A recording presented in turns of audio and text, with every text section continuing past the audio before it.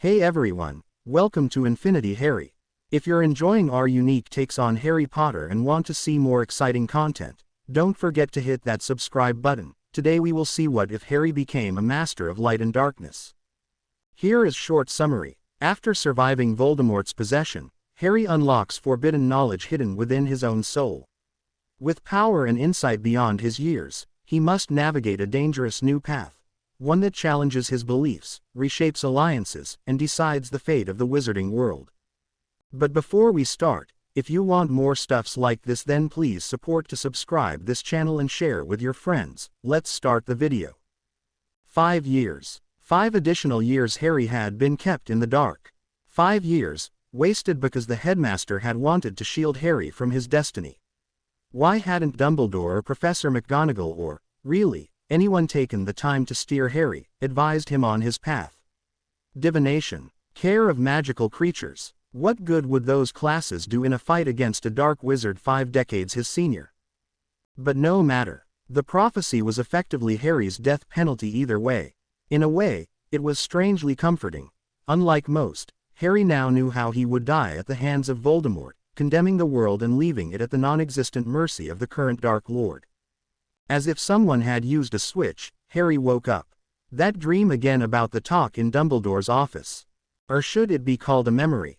He wasn't sure, as they had started to blend together, his real experiences and the worst possible assumptions his mind could come up with. Either way, Harry's eyes snapped open. The room was a blurry darkness, which told him that it was still very early. But Harry couldn't sleep anymore.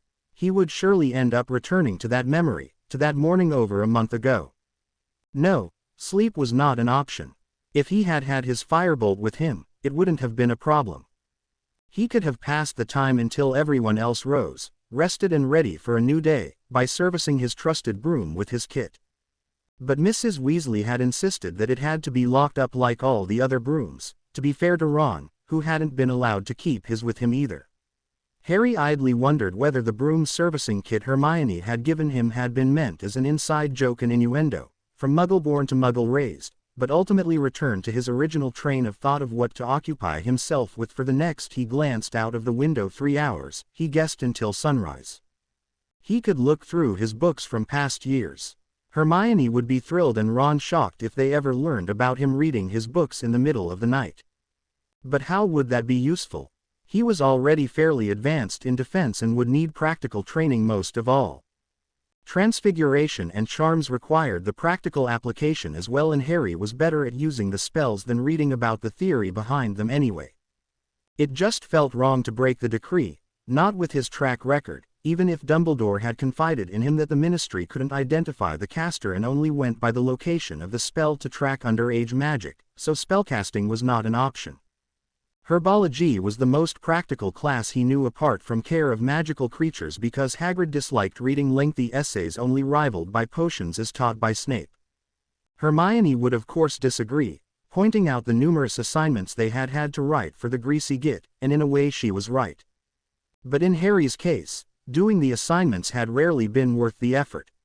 Snape would sooner start a sensational singing career as the lead of a boy band than grade the son of his childhood enemy fairly. And as useful as potions knowledge was to Harry, he simply couldn't forget the acquired dislike for that course. Astronomy, divination, history, none of these would be of significance to Harry. His classmates would begin their own lives in a few short years, but it wasn't meant to be, not for him, at least. He, Harry, would continue his course towards his ultimate destiny and end. The only question was how he would meet it, cowering at the feet of a megalomaniac, too weak to cause any change, or standing upright, fighting, and taking as many Death Eaters with him as he could. It had taken over a day until Harry had realized the truth he had said in the broom shed with Dumbledore. Life was too short at least, and when his time would come, he would fight until his dying breath, maybe even taking Voldemort with him. The last subject to consider for that goal, care of magical creatures, certainly wasn't boring. In fact, with Hagrid teaching, it was anything but boring. Yet Harry was already decently familiar with a lot of creatures, and with the sheer number of possible beasts in Voldemort's service, that class wouldn't prepare him efficiently and be more of a stab in the dark. In the end, He picked up one of the books from Practical Defensive Magic and its use against the dark arts, the joint gift from Lupin and Sirius from previous Christmas. Even if he couldn't actually use the spells, watching the movements being performed in the pictures and reading about the spells itself would hopefully teach him a bit. As soon as he would be at Hogwarts, he would have to try to learn them properly, of course. Why did the Ministry have to prohibit underage magic in the first place? Didn't they know how important continuous training was? Great, now he sounded like Hermione, he mused. But still, she had a point. If he wasn't able to fly over the summer at the Weasleys, his skills on the pitch and broom would surely suffer severely, and the same had to apply to his other abilities as well. Should he give up Quidditch? Refuse the captaincy? As much fun as the sport was, wouldn't his time be better used on defense? But then, being captain brought certain privileges. He would have a ready-made excuse to go out, leave the common room, supposedly to devise new plays. Or get a bit of alone time to hone his combat skills. And Quidditch would keep him physically in shape. So no, he would stay on the team. At shortly after 8:30, Harry put down the book and stuffed the notes he had made about one spell or the other in one of his envelopes from his past letters from Hogwarts.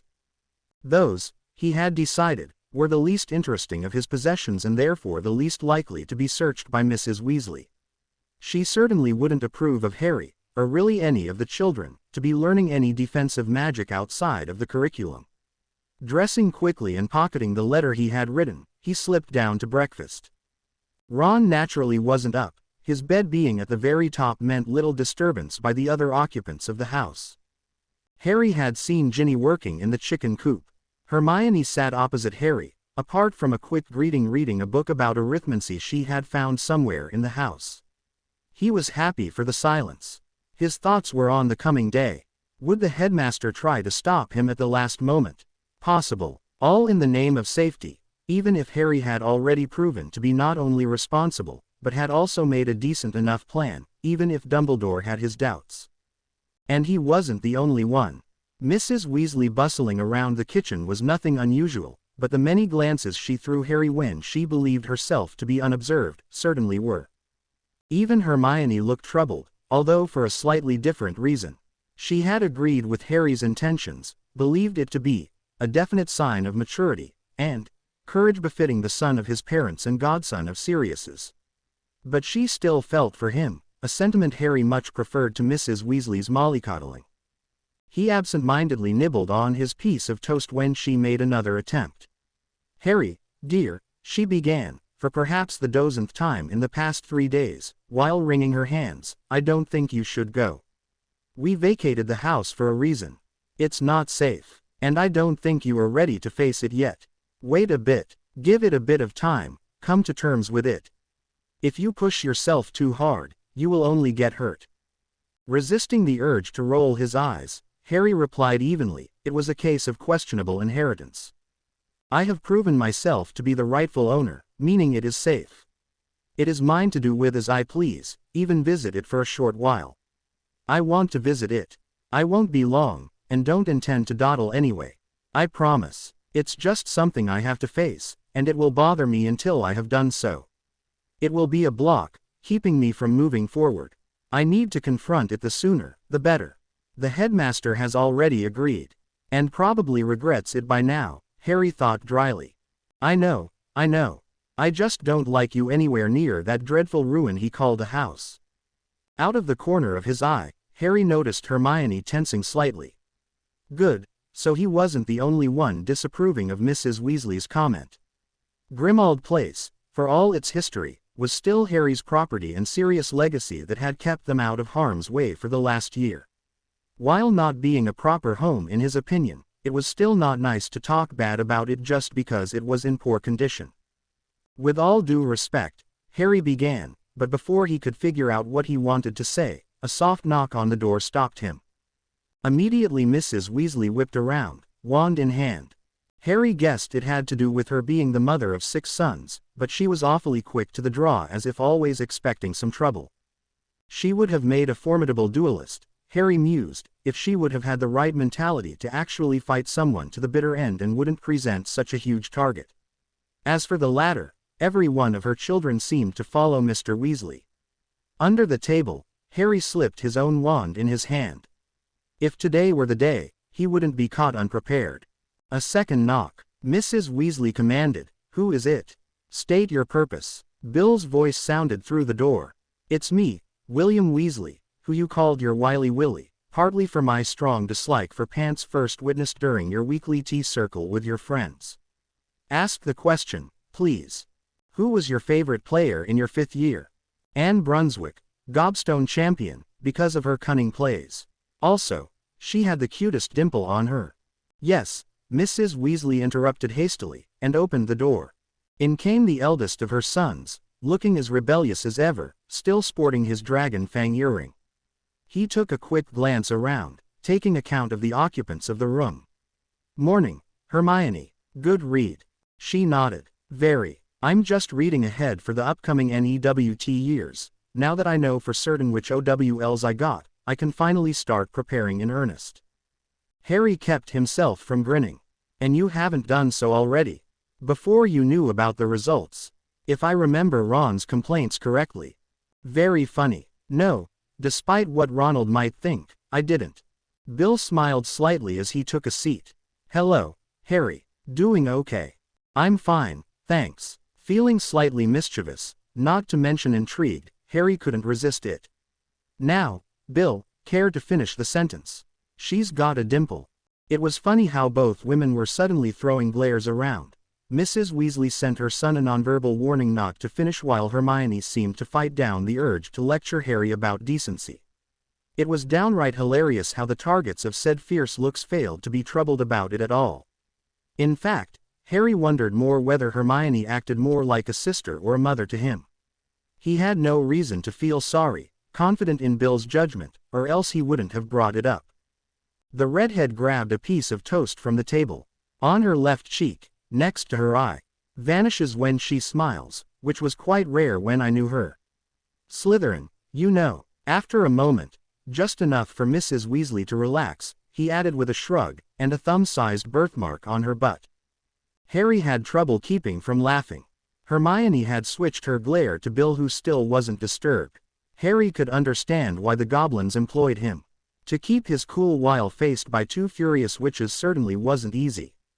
Then he noticed, somewhat belatedly, the meaning of what Bill had said. "Wait, you dated a Slytherin?"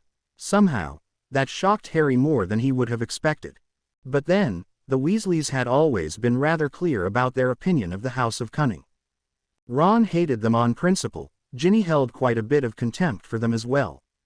Fred and George categorized them as idiotic and notorious cheaters, not without good reason, though. Mrs. Weasley usually took a bit of time each summer to take the children aside and reminded them about staying cautious around the Slytherins. Even Mr. Weasley had been overheard making disparaging comments about some of his coworkers, calling them Slytherins to the bone, with not a shred of humanity. Learning that the very well-liked Bill had actually dated one. "We didn't date, Harry," he replied, and for the first time that morning, he looked a bit uncomfortable. Understandable, Harry reasoned, since it didn't take 3 years of divination to predict the reaction. Hermione blushed furiously. Mrs. Weasley jumped about a foot. "William Weasley," screeched his mother and continued, louder than before, we raised you better than that. Never in my life would I have expected you to. Don't you have any shame? What did you do to the poor girl? Of all the..." If he hadn't seen it, Harry wouldn't have believed it. With nothing more than a glare of his own and a raised hand, Bill stopped his mother in her tracks. Not that he could fault Mrs. Weasley, because her son did look quite impressive and commanding. Yes, Harry could understand why his siblings looked up to him, even the straight-laced Percy. While he could joke like every other, he now radiated a power that would shock everyone into silence. "You did raise me better, yes. I did what I had to do reluctantly, mind you, and informed her head of house when I found her during my patrol. That was when I saw her in a state of undress. She was actually pretty decent about it, joked about it later even, and took it in stride. So, yes, you did raise me better than that, but you also raised each of your children with the exception of one to have a sense of humor. Not to mention that I have already told you not to jump to conclusions so fast. I didn't sleep with Anne, but even if had, it wouldn't be any business of yours. And I also remember distinctly to have asked you not to butt into my talks with my brothers and to trust my judgment. Harry had a feeling he knew the underlying issue the man had alluded to. Fleur, whom every female in the house seemed to hate for no reason. Well, not exactly no reason, since the French witch had a tendency to be tactless unintentionally. But while the irrational fear of losing her eldest might cause Mrs. Weasley to resent the girl, it still left Hermione and Ginny. The latter was actually pretty similar to the part Vila, now that he compared the two, but with a small difference. Ginny was intentionally rude and downright nasty to the other witch. The first morning at the Burrow, Harry had associated it to her temper when she had cruelly imitated Fleur. Even the most reasonable of people could be incensed, after all, and it would have been highly hypocritical of him to hold it against her. Harry had spent a bit of time around the French witch since the first morning and could understand them a little. She had a talent for saying just the wrong thing from time to time. But just the day before, Harry had overheard the youngest Weasley make insinuations about Fleur's love life he quite doubted. Unless he was very much mistaken, Harry couldn't really see the witch in question leading Bill on or lust after every piece of meat that crosses her way, or sink her claws into every guy around. The only one Harry had seen Fleur with apart from Bill had been Roger Davies at the Yule Ball. That had been over a year before she had started dating Bill. 2 guys over the course of 18 months was hardly a lot. And that was counting Davies, who had been her date for exactly 1 evening. Applying these standards, Ginny had had 3 boys in the same time: Neville, Michael Corner and Dean. And around the house, apart from Ron, no one fell for Fleur's allure, meaning, she certainly didn't sink her claws into every guy around. Now that Harry thought about it, he wasn't even sure whether he actually had to fight against the allure. He was aware of it, yes, but at the same time, he could still think clearly. It was as if he was constantly resisting a mild compulsion or the whisper of an imperious curse. Maybe there was some similarity between the two influences. While Mrs. Weasley and Ginny were somewhat understandable if irrational, Hermione was a curious case. She and Fleur shared a love for reading and learning, both were female intruders on the predominantly male family, both loved Weasley men. What's more, Hermione was capable of logical thinking. And hadn't she claimed to know the ways of love just the year before during Harry's debacle with Cho? But it seemed like Hermione had chosen to side with Ginny instead of reason. Perhaps she simply wanted to be the loyal friend to the youngest Weasley who still lacked a compelling reason to hate Fleur as well, aside from her having an easier time with boys without much evidence to prove it and the fear of losing her brother. Then again, Hermione might just be jealous, a thought Harry found hilarious. If she were, then she would also be a hypocrite. Hadn't she treated Ron's jealousy of Krum as childish? Hadn't she shown exasperation just last year when Ron's feelings of jealousy had flared as soon as Krum had been mentioned? And Ron's jealousy did have at least a bit of a reason. There had been something between Krum and Hermione. Whatever it was, they had gone to the Yule Ball together and had spent quite a bit of time away from attention and watchful eyes. Ron, however, had no chance at all with Fleur. He was merely weak to the allure of the villa and repeatedly looked like a fool. If Hermione was jealous, then, yes, she would be a hypocrite. And human, of course. Harry's attention was drawn to the talk in front of him again. Doing her best to come up with a counter to her eldest son's statement, Mrs. Weasley pursed her lips. Harry isn't your brother, William, and you know it. He's not your son, Molly. He's as good as. Do you remember? Bill held her gaze for a moment. If you can claim him as good as yours, then so can I. Harry felt a sudden rush of blood to his face. He hadn't thought the red-haired man would see it that way. He really was a brilliant older brother, even if he wasn't Harry's. Mrs. Weasley didn't seem to know a good reply. After wringing her hands, she changed tactics. It's still disrespectful to speak about the girl like that. She'd be quite angry if I didn't. Humanizing Slytherins. Yeah, that'd be something she'd get behind. We joked about it, gallows humor, in a way.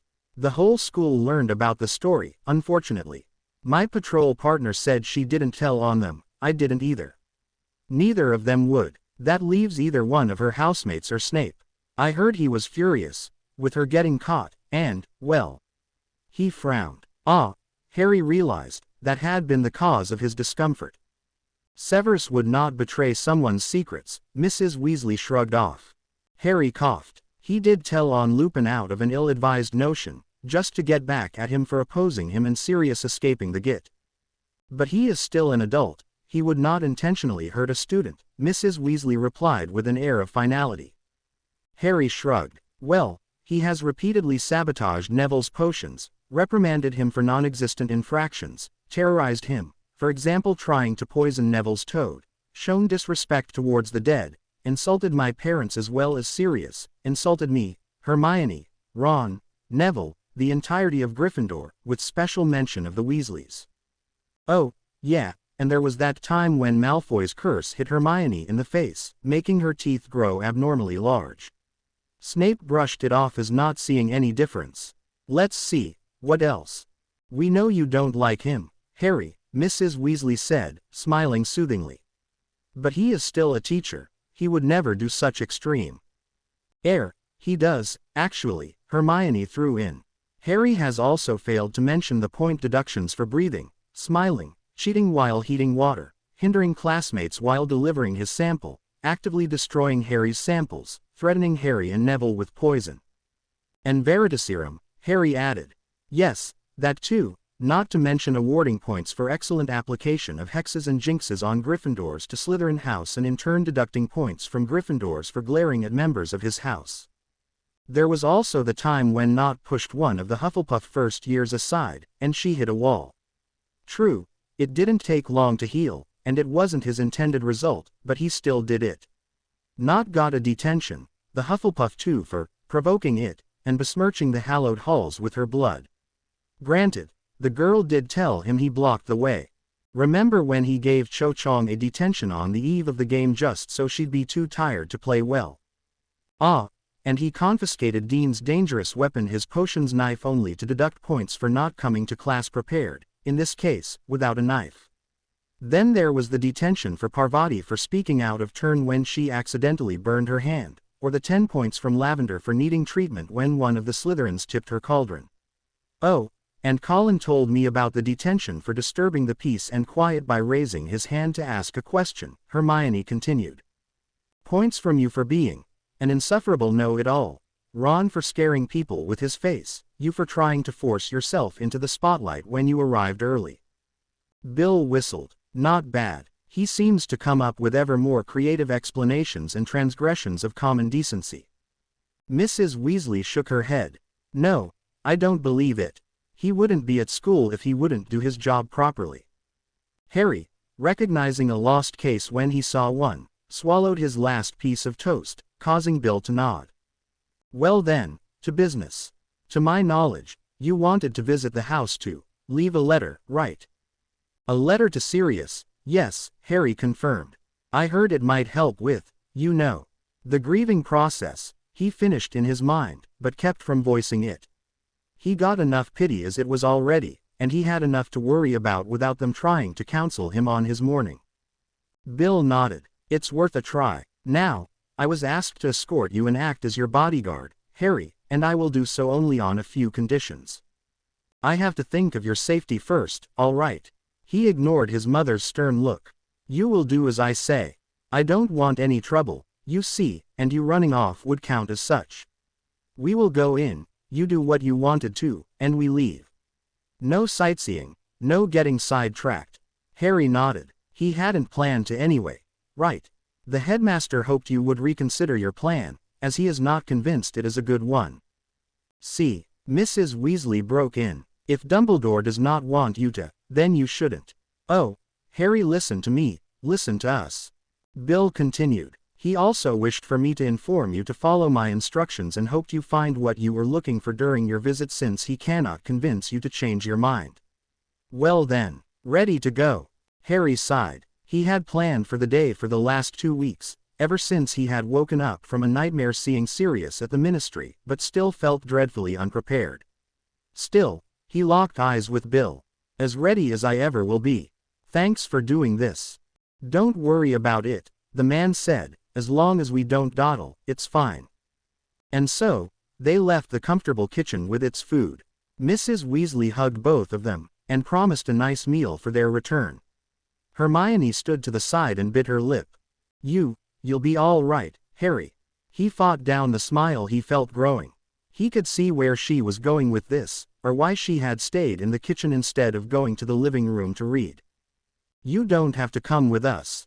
Yes, I will be all right. That's the whole reason for this, isn't it? We'll be back before you know it. Although, if you want to do something for me or to just occupy your time. Yes, my herbology essay. It looks like a lot of work, so.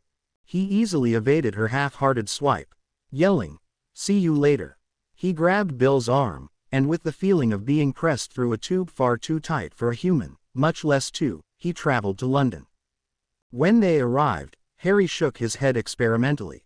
He might never get used to wizarding traveling. Looking around, he found himself standing precisely on the stairs to number 12, Grimmauld Place, the house Sirius had left him. Yeah, that is really something to get used to, apparition. But don't worry, it really is better when you do it yourself. Or perhaps you don't notice it when you are busy. Bill didn't look at Harry. Instead, he scanned the surrounding area for signs of an ambush. Seeing none, he relaxed a bit. All right then, let's do it. He tapped the door with his wand, and Harry frowned. He understood why Bill did it. Dumbledore and the Order had to have added that part so anyone from them could come and go at will. It made no sense to have one of their own waiting to be let in. But it still irked Harry a bit to see someone else granting him access to his own house. Number 12, Grimmauld Place was his now, every wall, room, door, lock and key. But he shook his indignation away. It was his property, but he had no intention of ever living in the house or visiting more than necessary. Not like he would have a lot of opportunities anyway, just until he would die, he added in his thoughts. With the way the war was going, there was a strong likelihood of that happening soon. What would happen to the house then, he wondered. Normally, it would fall to his heir. Who would that be? Well, in the absence of a will, his relatives, mostly likely. Oh yeah, that would be awesome, wouldn't it? The Dursleys inheriting a wizarding home. A hoot, but perhaps they wouldn't scoff at it. A house is a house, and once they realized they could sell it to earn a bit of money for themselves.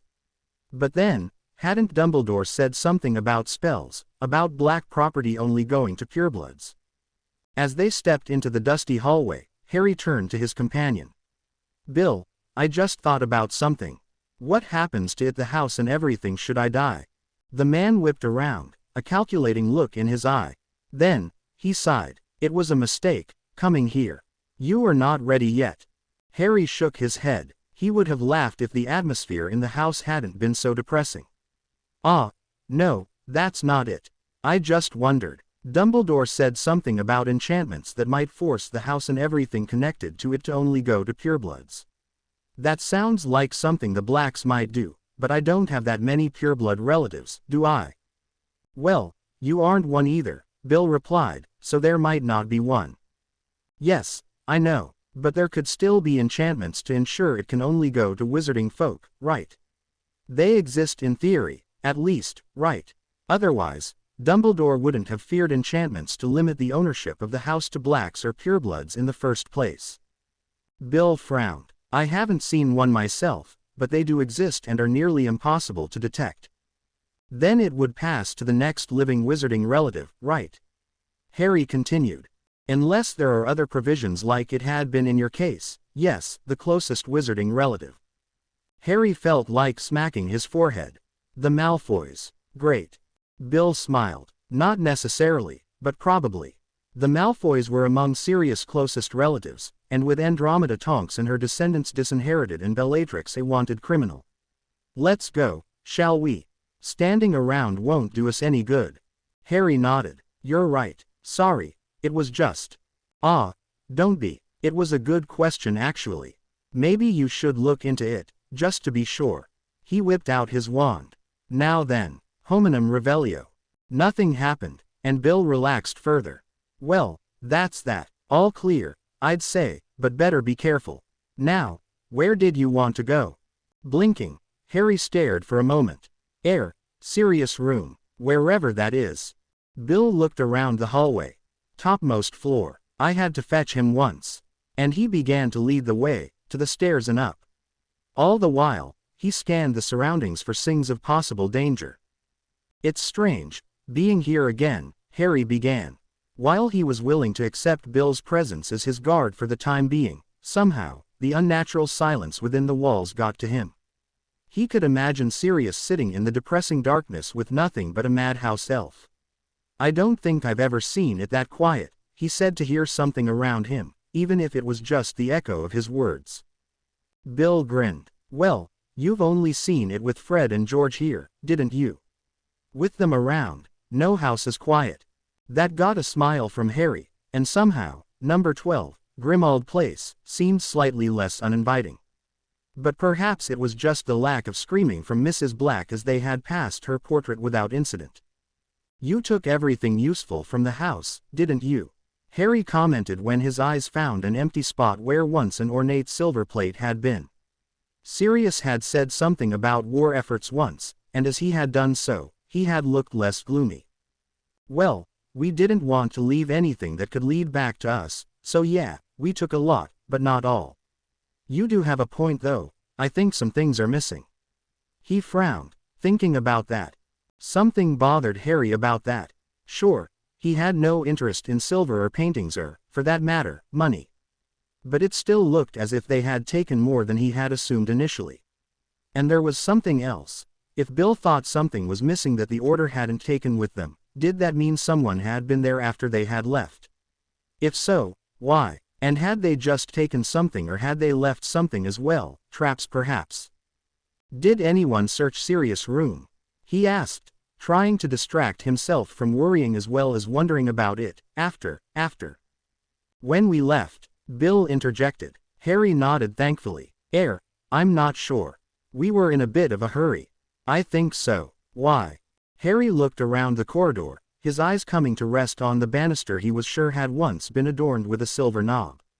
Well, I was just wondering, if anyone might have been there, or whether we'll be the first. Whether something had been removed, or disturbed since the building had been vacated. Silently, they ascended another flight of stairs. Bill once again scanned the surroundings. Removed. Harry, what do you think we did here? Someone might have removed anything connected with the Order, and we might have taken some things we deemed useful, but, well. That's it, I believe. Or rather, he bit his lip. I'm sorry, Harry, but I took something else, too.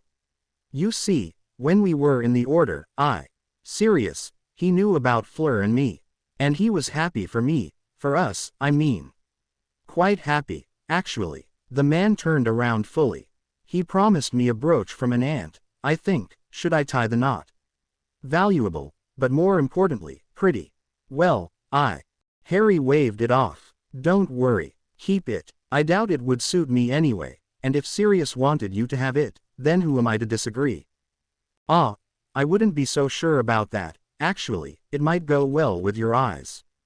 Bill turned again with a smile and walked towards the next staircase. And I'm happy, too, Harry added to fight the silence once more. I'm sure Fleur and you will be a very loving couple. Thank you. I wish we could have told you earlier, but... Harry shrugged. Don't worry, I heard it quite early. Well, yes, but I would have preferred to tell you with the rest of the family, Bill explained, and for the second time in one day, he had referred to Harry as family. It was strange, Harry mused, how much it moved him. True, he never really had a family of his own, but had also believed to have outgrown such sentimentalities. He was, for all intents and purposes, almost an adult, so why hadn't he outgrown this childish longing for family? After all that he had endured, all the losses, the hardships, after the injustices the Dursleys had called an upbringing, the many disappointments from authority figures, why had he still not learned his lesson? More to distract himself than anything, he asked, that spell you cast when we were downstairs. Hominum Revelio. What about it? Bill glanced over his shoulder, yet Harry couldn't help but notice the careful look around the redhead sent through the hallway. I just wondered what it does. I gathered it is some kind of security spell from the way you used it, and I do know a bit of Latin. It's something about revealing people, right? Something like that. Yes, Bill confirmed. It shows whether other people are in the house. I checked whether someone was waiting for us. It's not fail-safe, sadly, but still very good. It takes a lot, and I mean more than most would be able to trick that spell. It shows other people. I was right about that. How does that work? I didn't notice anything. Bill shrugged. Well, you wouldn't see it. The caster gets something like a gentle push, a vibration from the direction someone is. And as for the distance, well, that's a bit of experience coming in. Quote. Why? Harry had already forgotten why he had asked initially. Somehow, the topic intrigued him. Was it perhaps the connection to defensive magic? He had always been interested and talented, to be fair, in defense against the dark arts. And if he had to fight a Dark Lord anytime soon, knowledge like that might come in handy. Bill blinked, and Harry explained, why would the spell cause a vibration? Ah, well, the spell sends out a wave, you could call it. If this wave hits a person, it is reflected back towards the caster, who feels it is something like a shove. A wave, a vibration. Pick what you want. It's like watching waves break on a rock in a lake. Even if you don't see the rock itself, the waves tell you something is there. And how would one trick that? It seems pretty straightforward. Bill smiled genially. Curious, aren't you? Well, I already said people, not matter in general, reflects it, or it wouldn't pass through the ceiling and walls. I should have said, it is reflected by people's core, their magic, if you will. Exceptionally skilled witches and wizards might be able to prevent that, I'm not sure. But I thought about something else, actually. Any idea? Harry frowned. How should he know how to trick such a spell if he had no experience with it? No. People's magic, you said. Perhaps a muggle. Bill shook his head a bit. No, but not that far off. Even muggles have something of a core, they just can't use it. No, the answer is fairly simple. By not putting a person here. Inferior, as far as the spell is concerned, objects. They don't reflect, but would still be quite able to attack. Or by setting a trap. Just because no one is waiting first doesn't mean there can't be any danger here. There is a reason why I still look around, and it's the reason you even need someone coming with you. Harry's frown deepened. But the spell penetrates walls and ceilings. Laughing, Bill nodded. Of course, otherwise it would be kind of stupid, no. But it only shows people in the house. Shouldn't it have shown you? Well, everyone.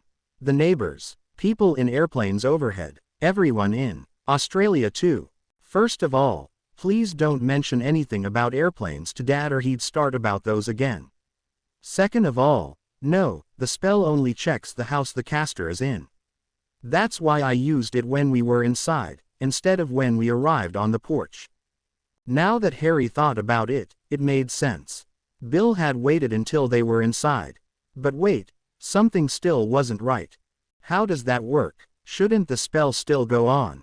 You said the spell only checks the one house, not that you willed it to do so. Bill chuckled. Hermione does seem to have an influence on you, it seems. She would have asked the same.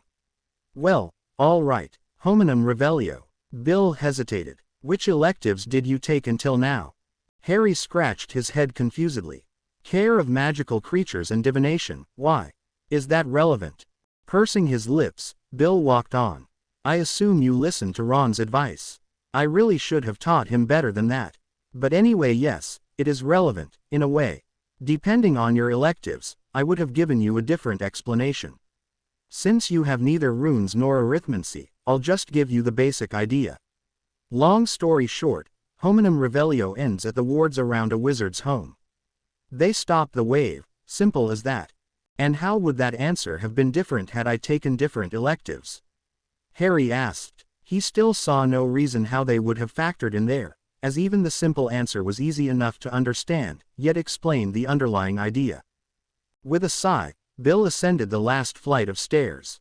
Had you taken runes, I would have pointed out the specific wards and the reason why they stopped the wave, because, believe it or not, implementing a specific ward just for that would be ridiculously stupid, not to mention complex and dangerous for the protection of the house as a whole.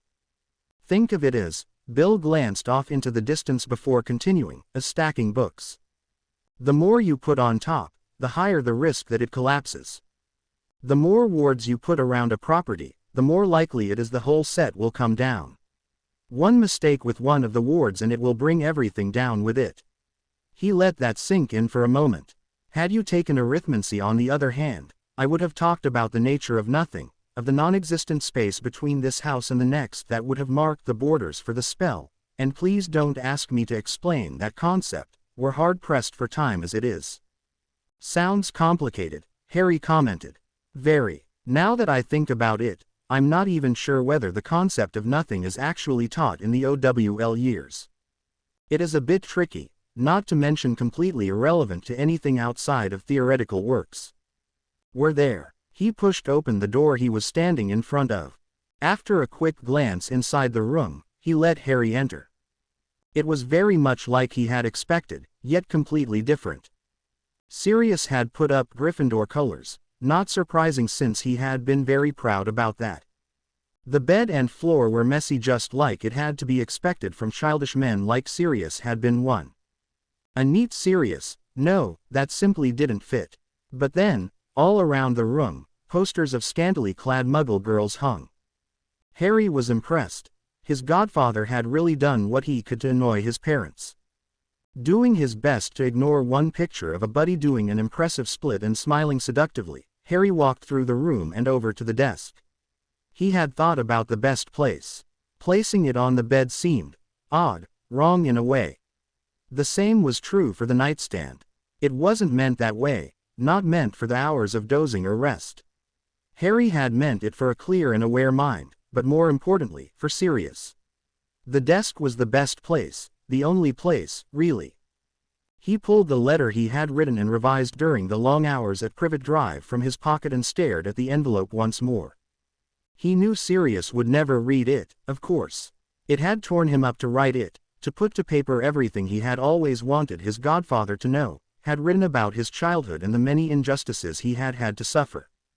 About each and every painful memory that he had, about the hopes he had found to be crushed by cruel reality and every fear that had been proven to be justified.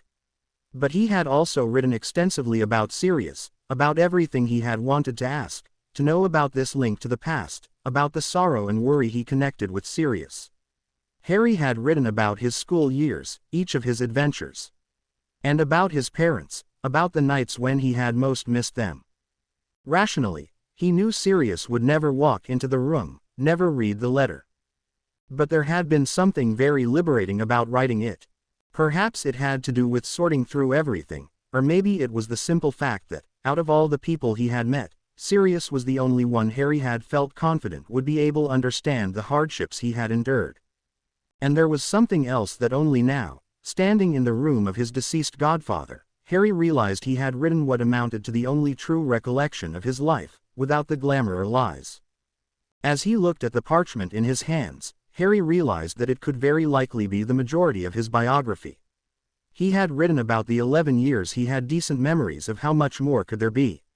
1 year, 2, how long until he would be struck down, killed in the war or maybe dying in a freak accident, a fitting and ironic end for a freak like he had been told he was. He really had to write a will, and soon. Harry shook his head slightly. No sense in grieving what could not be changed. Unless some miracle happened, Harry's days were counted. He placed the envelope on the desk like he had planned and envisioned. He had even dreamed about it, which had been a welcome deviation from his usual nights. It was just like he had thought it would be, except for one small detail. The book was unexpected. It looked heavy, a thick leather cover around what looked like maybe 1,000 thin pages. Harry could imagine his godfather doing many things in his free time, but reading a book, and one that big. No, he glanced around the room. Posters, Gryffindor banner, a few photos. A comfortable-looking bed and a closet. There wasn't even a bookshelf, no schoolbooks lying around or maybe an underwear catalog like one would find in Dudley's room. The book, Harry decided, was very out of place, very out of character for Sirius, but still undeniably there. For some reason, it reminded Harry of the restricted section of the Hogwarts library. It would have fit there for sure. Maybe it was even from there, Harry thought, before remembering what Hermione had said about those books, especially how difficult it was to get one in the first place. There was no doubt left that books from the restricted section didn't leave the grounds. His hand edged closer to it. Hadn't he wanted to learn something about Sirius? He couldn't ask him, but if he knew what his godfather had read before his passing, he would have something at least. And Dumbledore had thought this trip to be useless, a waste of energy. For only a moment he wavered in his determination. A book where there should reasonably not be one. An oddity, something that should alarm him, worry him. Perhaps a Death Eater had planted it. They would know Harry had inherited the house since the Malfoys hadn't. But then, how would they have entered the house? And even if they had, how would they have known he would visit Sirius' room? That was very unlikely, and they hadn't faced anything unexpected on the way up as far as Harry could tell. And really, his whole doubts hinged on his belief that Sirius hadn't read a book in his life, not even out of boredom. Preposterous. Surely the son of a pureblood family would read books. And who's to say Sirius hadn't been researching something? He had had very little he could do for the Order, so why not use the time for some reading? And most importantly, Harry wanted to know. He wanted to know what this book was about. He grabbed it. For the briefest moment, he held it in his hand. It was heavier than expected. But before he could think much about it, Harry heard a yell, and dropped it. With a bang, it fell to the floor. Bill had jumped into the room. What were you thinking? His eyes wandered over everything, checking for discrepancies or attackers. He saw the book and Harry standing beside it with a surprised look on his face. Realization dawning on him, Bill groaned. Please, Harry, tell me I was imagining things and you didn't pick something up. He shook his head. Does it hurt? Anything strange? Harry blinked. Sorry. No, it doesn't hurt anywhere. I merely wanted to see this book. Sorry, I didn't want to startle you. Startle. Harry, you came here to leave something, not to touch or pick up. It could very well be cursed. It could be a trap, a portkey, for example. We do not need a repeat of the tournament. How would Death Eaters plant a book here? How would they get it into the house? Harry replied mulishly. Yes, he knew he should have been more careful. But it was his, wasn't it? His book since it was in his house, so why should he defend himself? Bill pinched the bridge of his nose. Creature could have left it there, Harry. Do you trust him not to assist in your death? He doesn't exactly have the best of track records. He sighed. I'll run a few diagnostics, and you will hold still if you know what's good for you. And they did just that. Bill cast spell after spell on Harry, without so much as looking away, and Harry stood rooted to the spot. He hadn't thought about Creature. Of course the little worm would have been delighted to plant something like that, a nice little surprise for the new master. Maybe he should order the house elf to kill himself, gut or drown himself, maybe to get rid of the constant risk. But he also knew he couldn't do it. Creature, for his many faults, was still a living, feeling being, and letting it kill itself would not be right, ordering it to do so would be even worse. After a while, Bill bent down to the book and started his casting again. Having nothing better to do, Harry let his gaze wander over the smooth skin of the pictured girls. That was something Dudley had never dared. Had his mother seen her little Duddekins putting up such disrespectful trash, would she have reacted? Harry guessed she would have taken action, and was silently grateful Dudley hadn't let himself get caught bringing anything risky home. Aunt Petunia would have acted, yes, and Harry would have had to suffer the consequences. She'd likely have thought up some conspiracy with Harry as the lead instigator, trying to incriminate her poor son with filthy pictures. Well, I can't find anything dangerous, Bill announced. You were lucky. So it's safe to touch? Harry asked. He didn't want to challenge the man. There was a reason, after all, why Bill had been sent with him. I'd rather you didn't, actually. Just because I can't find anything doesn't mean there is nothing there. Every curse and poison is encountered once for the first time. I learned that the hard way in Egypt. And it's not what we came here for. You wanted to leave the letter, no getting sidetracked, remember? Bill pointed out. His worry was still evident and Harry couldn't fault him. True, the book seemed harmless. But then, they were still in a house with potentially dangerous artifacts and no backup. I just want to see what it is. Sirius in a book. Come on, you're curious too, and we are already here, Harry told Bill with a mischievous smile. Sirius in a book. Sounds like a good start for a joke. Bill swished his wand, and the tome opened. Bent low over it, he read, The Mind Arts, by Josephina Smith. He frowned, suddenly alert. Harry felt a jolt go through him. A book about the mind arts. Suddenly everything fell into place. That wasn't something Sirius would read. It was, however, something Sirius would find for his godson, him, Harry, who had had to learn occlumency the last time they had really talked to each other. Whose was it? Harry asked. Somehow the presence of the book reminded him of just how bad a godson he had been. How had he repaid Sirius this thoughtfulness? By luring him into a trap. And here it was, indisputable evidence of Sirius' care and love for his godson. Bill swished his wand again, and going back to the first page, bending very low, he read, Elidora Black. He raised an eyebrow. Ring a bell. Harry shrugged. Kind of. I'd have to look at the tapestry. Out of the question. No getting sidetracked. Harry, you agreed to that. We really should be going. Actually, the goblins are waiting for me. Well, all right. I think she was some ancestor of Sirius. Something like that. He mentioned her once if I remember correctly. Well, seems like Sirius had found something to occupy his time. Good for him. He sent the book a wary glance. Well then, are you finished? No offense, but this place is really intimidating, and I deal with goblins on a daily basis. Yeah, I know what you mean, Harry agreed, remembering his first visit to the bank. He wouldn't want to get on the creature's bad side either. Before we leave, could you do me a favor and cast a slight notice me not on the letter? Don't want mice to find it. Bill walked over to the desk and quickly waved his wand. Harry didn't have eyes for him, though. Following a sudden impulse, he picked the book up and stuffed it under his shirt. It felt right to do so. Sirius had surely spent days looking for it, had meant it to go to Harry, perhaps as a present. Not taking it would have been disrespectful, foolish, inconsiderate. He couldn't say. All he knew was that he had to take the book with him. It was a memento of his lost godfather. Still, the leather was cold, clammy even on his skin. Bill, having finished, returned. Done. His eyes traveled to the spot where the book had been before. Glancing to Harry with a frown, he looked at the bulge under his shirt as if he wanted to say something, but hesitated for a moment. Then he shrugged half-heartedly. All right then, let's get going or Mumm'll have measles. And I still have to report to Dumbledore. Harry nodded mutely, thankful Bill hadn't said anything about the book, the last present of Sirius to his godson.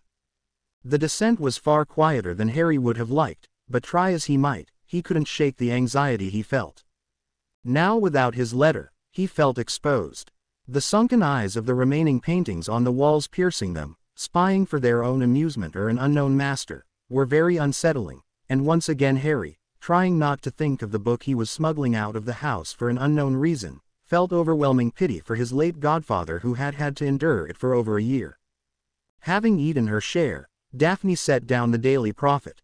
It was luck that kept both of her parents busy that morning, her father probably already deeply immersed in some obscure research about long-lost secrets of potions, and her mother, if she remembered correctly, out with her friends, for lack of a better term.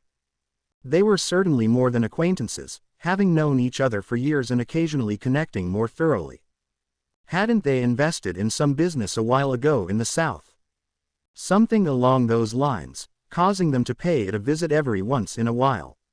Or maybe they just wanted to go restock their wardrobes while the summer sun was still shining down on them. It didn't really matter to Daphne. Her mother was not at home, which was fortunate, otherwise, reading the paper while eating wouldn't have been possible.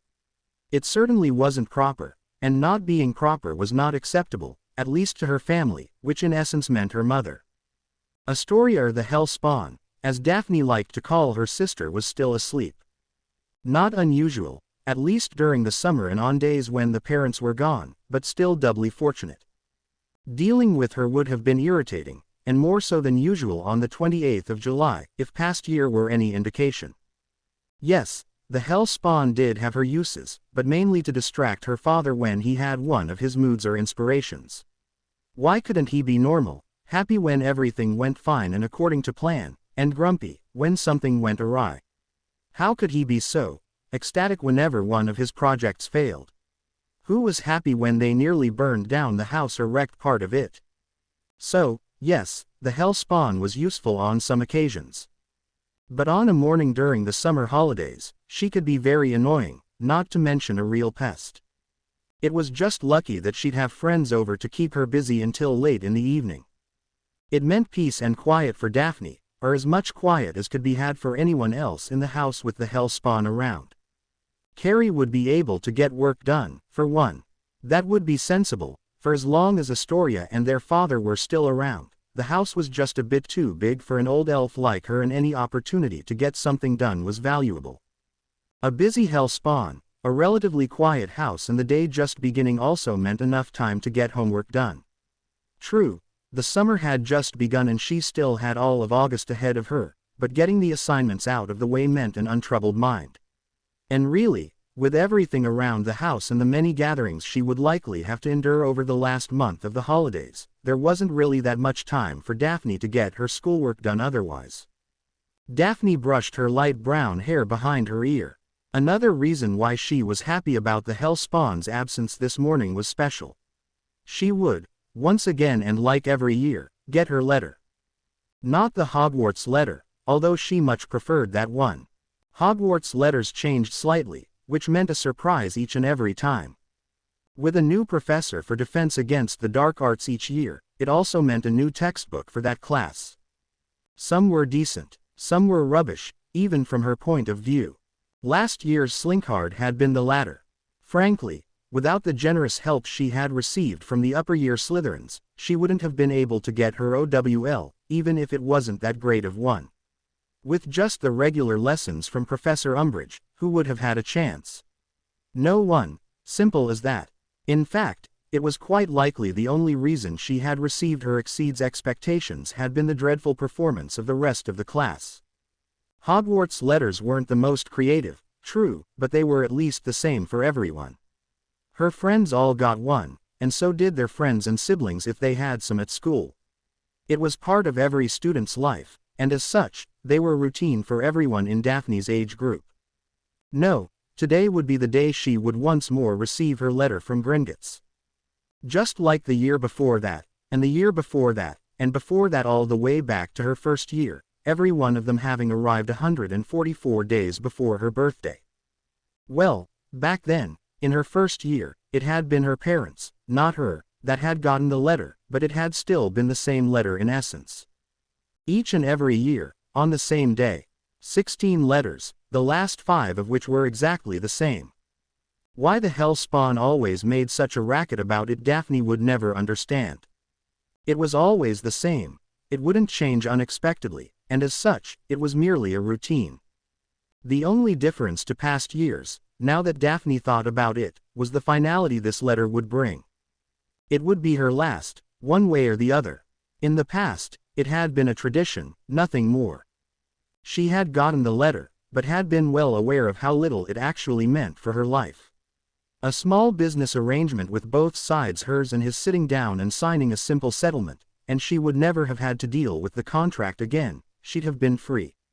It should have been solved that summer, the summer before her 17th birthday, if all had gone according to plan. But that wasn't to be anymore. It was no longer a simple formality. Her father couldn't free her from it. He didn't have the required assets to settle it on hand. Her mother wouldn't do it even if she believed in her daughter's plans and intentions or simply respected Daphne's wishes. His mother Narcissa couldn't sign if she even wanted to, again the nasty business, the same as Daphne's father's a lack of funds. But why should Narcissa Malfoy want to dissolve the contract in the first place? The situation had changed dramatically in the last 2 months. Back then, she had been the wife of a powerful political advisor, in contact with the most powerful, with the Minister for Magic, it was said, and with several of the department heads, that had been the Lucius Malfoy back then. Reformed and a productive and upstanding citizen, he had claimed to be. Horrified about the escape in winter, he had been. Dreadful business, he had lamented. Then Malfoy had been caught, red-handed, marked, he had been in the company of numerous of the escapees, among them his sister-in-law. No idea, not even a doubt, the minister had claimed. Dreadful, the minister had lamented. It probably was for him. With one of his backers literally unmasked as a Death Eater and imprisoned, the minister hadn't had a chance to stay in power. Frankly, Daphne agreed with his removal from office. No matter where someone stood, a minister who was that inefficient, either getting caught in shady business with Death Eaters without any form of security or plausible alibi or not standing against the rising power of the Dark Lord, had no place as a leader for either side. Whether Scrimgeour was a good choice remained to be seen. But the 18th of June had been the day Daphne's life had changed, too. Where before, there had been a vague risk of the contract activating, to be eliminated by a simple agreement that would have increased her family's wealth a bit, nothing more than a formality. Actually, from the morning of the 18th, her life had taken a turn, and one for the worse, she thought, even if she hadn't known at first. Sure, she had known there might have been complications, that the ultimate settlement might not be signed until close to his birthday.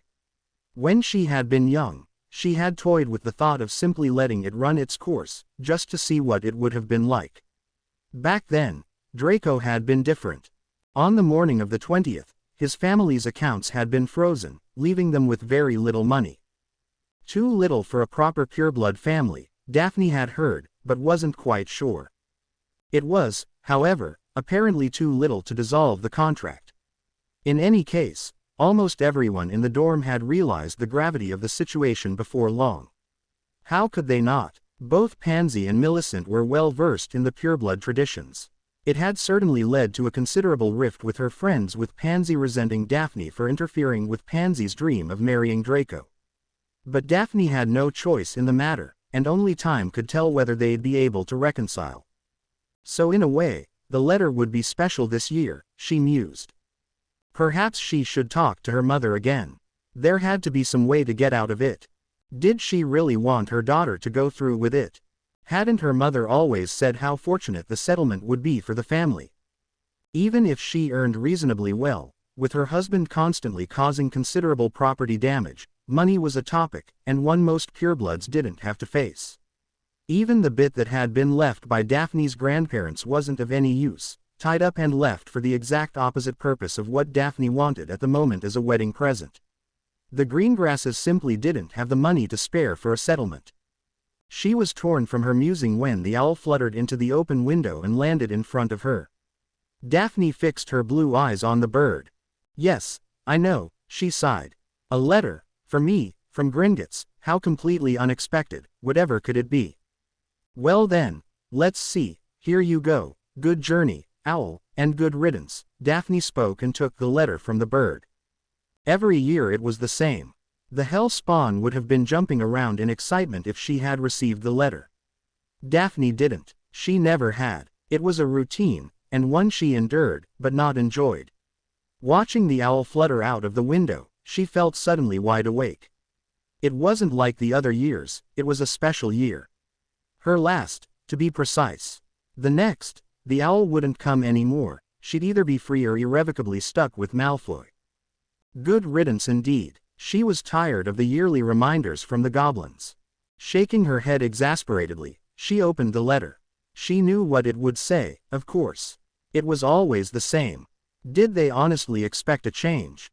Not really. But it was tradition to send the letters, and traditions were important with purebloods, even if only to find new loopholes to abuse. Daphne fingered the letter. If she hadn't opened it, she would have had to lie to her parents about it. Because they would ask, there was no doubt about that.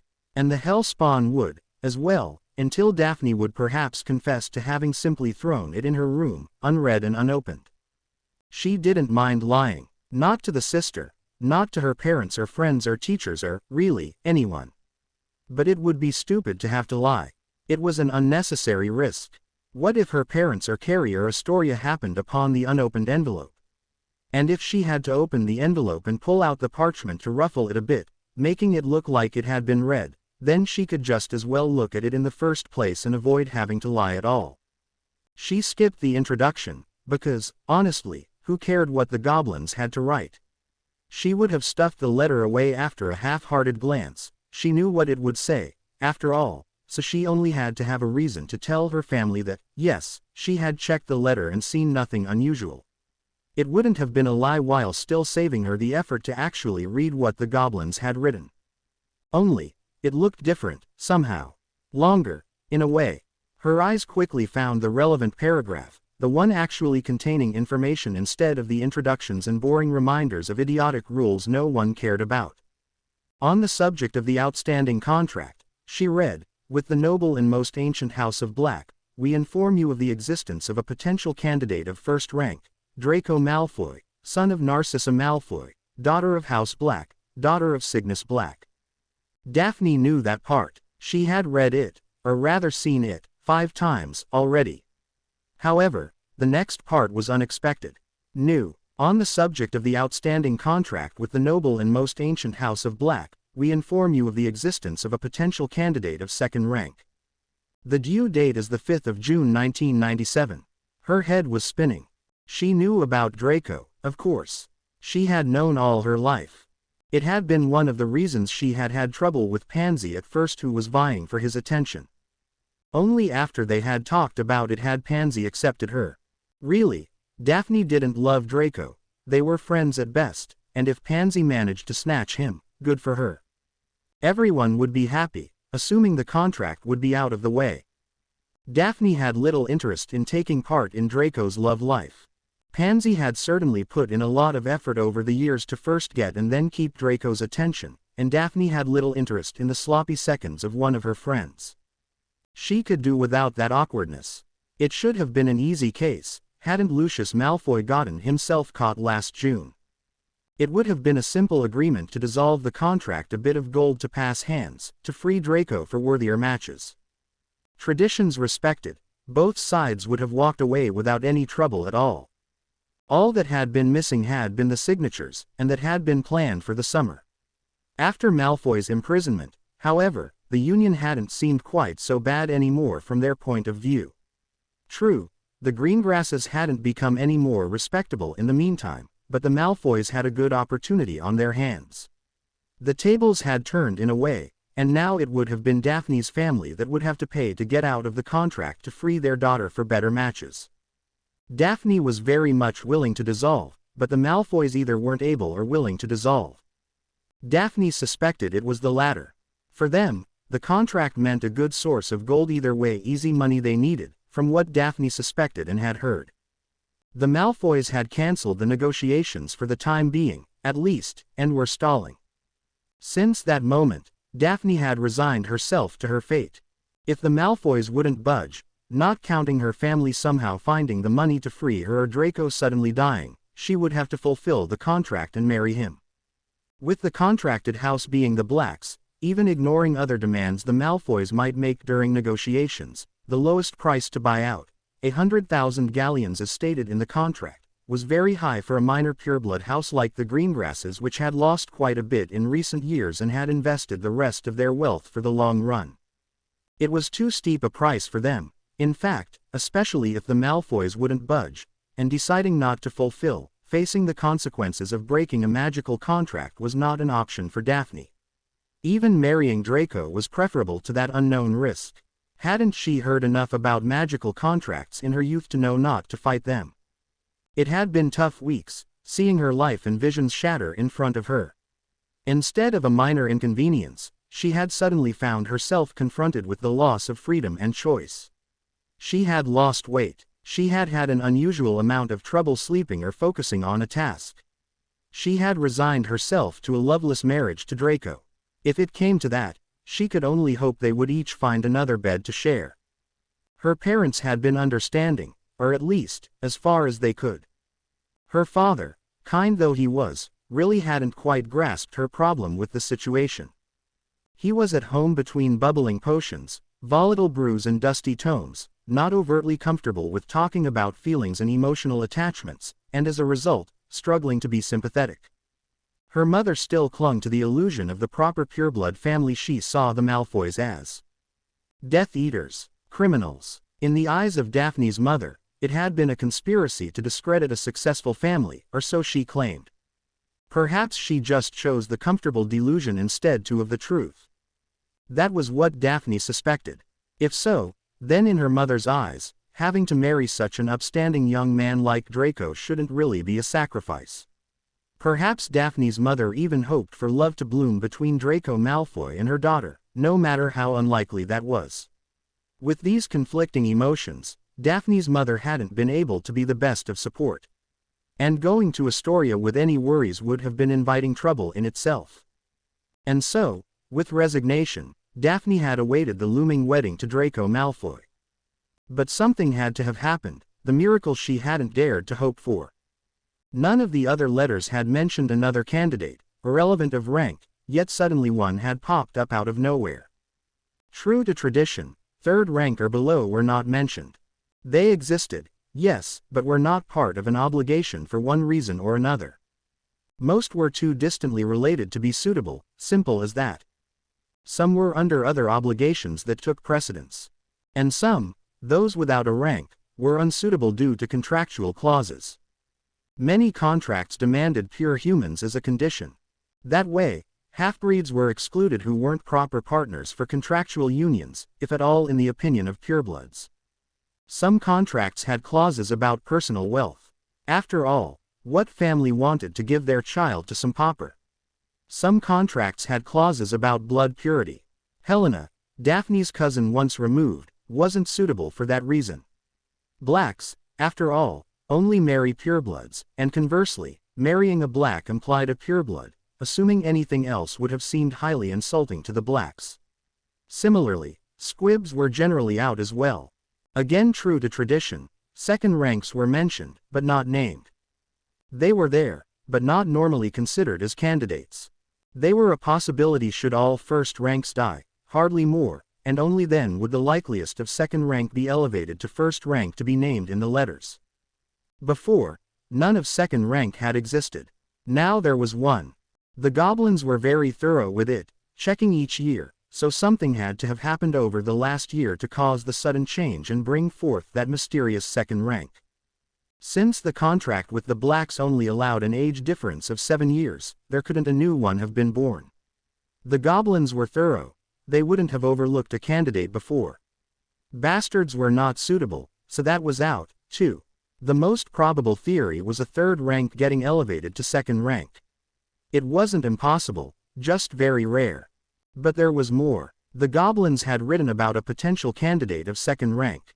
That was more than just a phrase, the implication being that this new candidate had a realistic chance to become her contracted partner despite Draco still being around.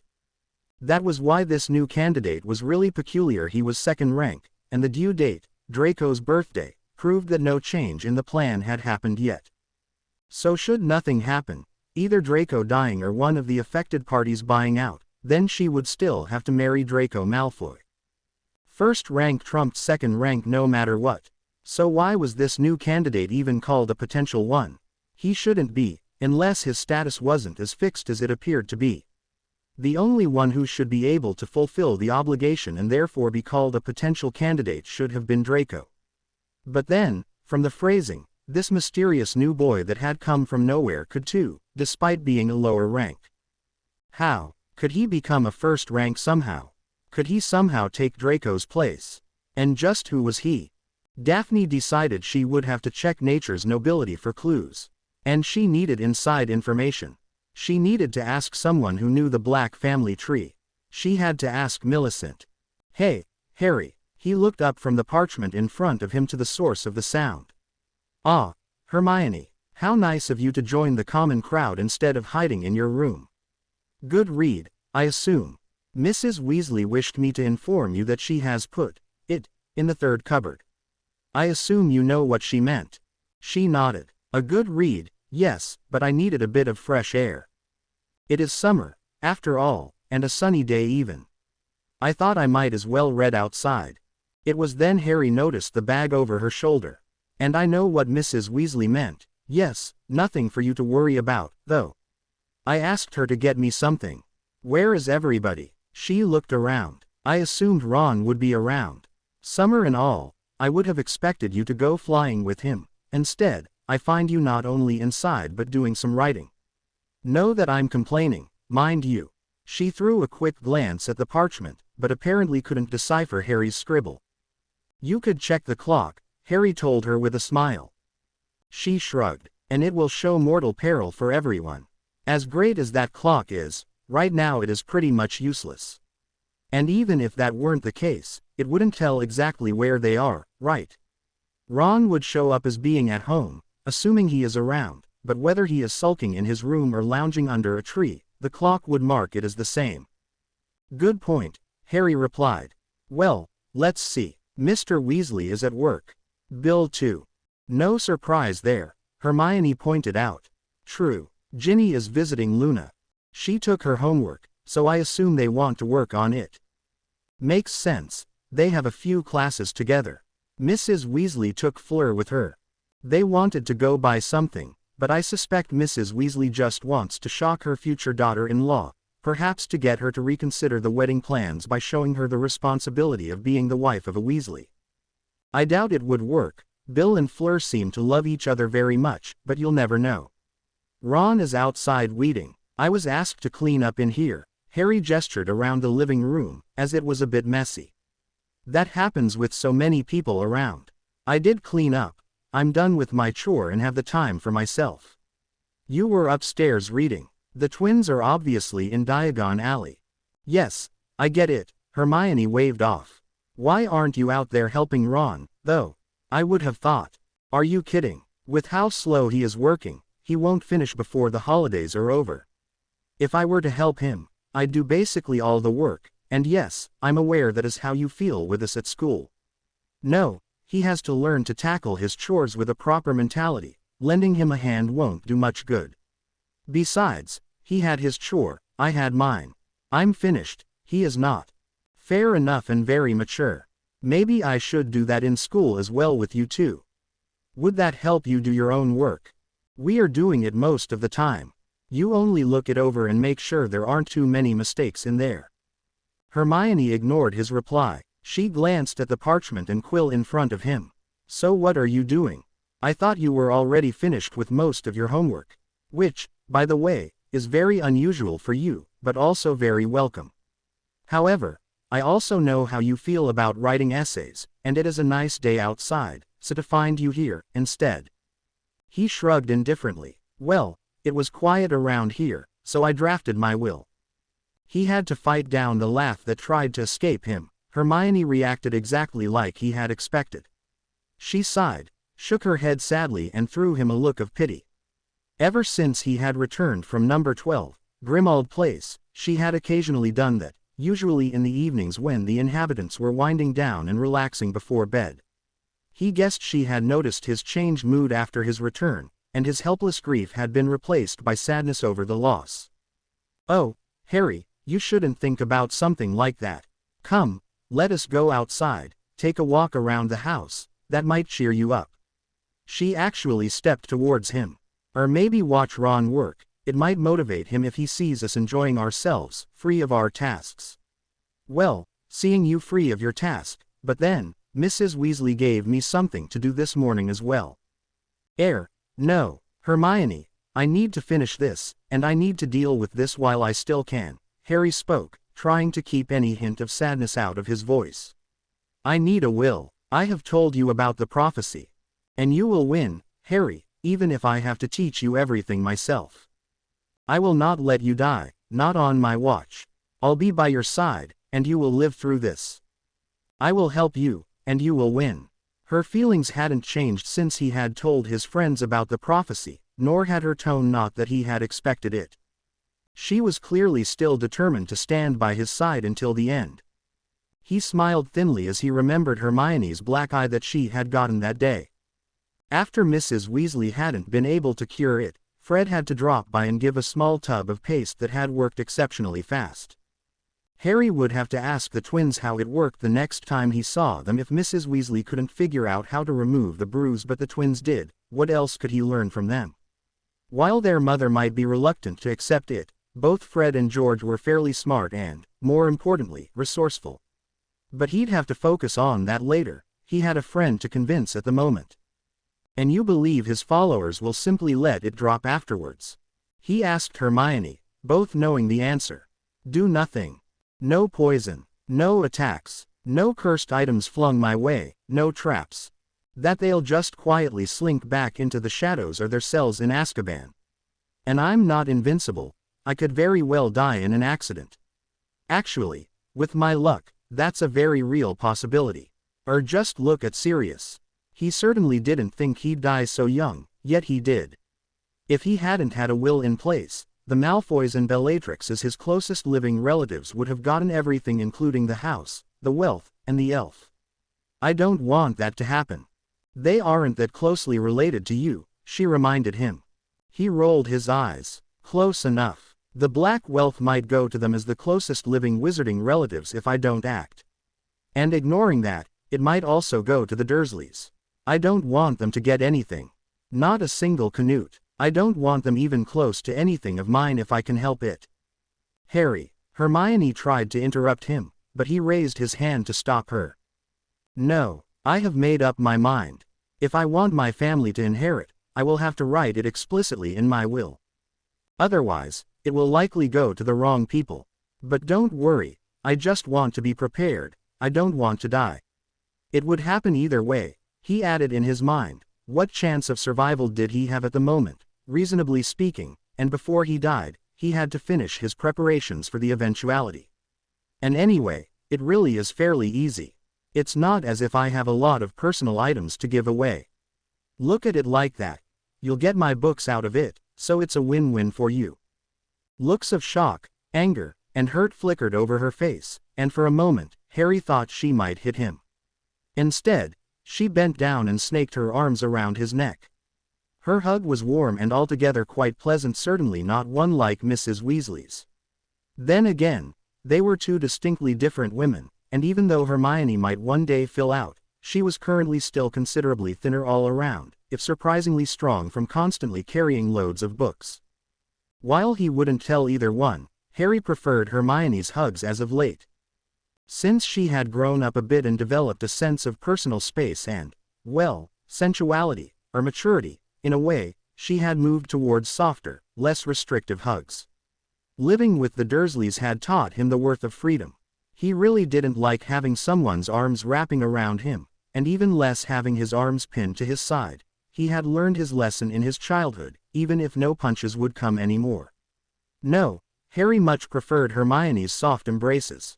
Hermione pressed her face against his cheek. Never think that way again, Harry. Her whisper was barely audible and her breath felt like fire. You are irreplaceable, and no gift will ever lessen the pain of losing you. Please, Harry, never, say something like that again. Please. He sighed. He understood her. He did. He didn't want to die. The thought of leaving her or any of his friends behind was heavy on his mind. But he couldn't allow himself any illusions. Hoping blindly for his survival wouldn't help, wouldn't protect him or anyone else from the reality. His chances were very slim. He was horribly unprepared to face the challenges ahead, ironically because people like Dumbledore had wanted to protect him from harm, and simply not equipped to get out of it alive. The war would probably claim his life, one way or the other. When it did, if it did, he would be reunited with Sirius and his parents, he was certain of that. They were waiting for him, calling him from behind the veil. He had heard his parents that night in the ministry, he was sure of that. Maybe that was part of the power of the veil to hear those close to you who had died. I'm sorry, I hadn't thought it through. She let go with teary eyes. Swallowing, Hermione turned away, and when she faced him only moments later, she looked resolute. Well, then, I understand what you mean even if I don't like it.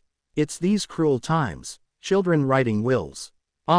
Listen to me, I sound like my great-grandaunt Maud. Next I'll scare little boys from my lawn. She laughed humorlessly before sitting next to him. Her bag dropped to the floor. Let me see what you've got. If you have to this, and as much as I hate it, you probably do have too, then at least I can try to speed it up. No need wasting time, right? Obediently he pushed the parchment towards her. It wasn't as if he had anything to hide. Strange, he wondered, as she read the few lines he had put down. He really didn't have a lot of secrets from her. Actually, most things he had refrained from telling her had been times he had covered for others. She didn't have to know about the talks in the dorm, not her business and not important. Guy talk stayed in the dorm. He assumed a similar code of honor existed among girls, and thought it better not to know girl talk.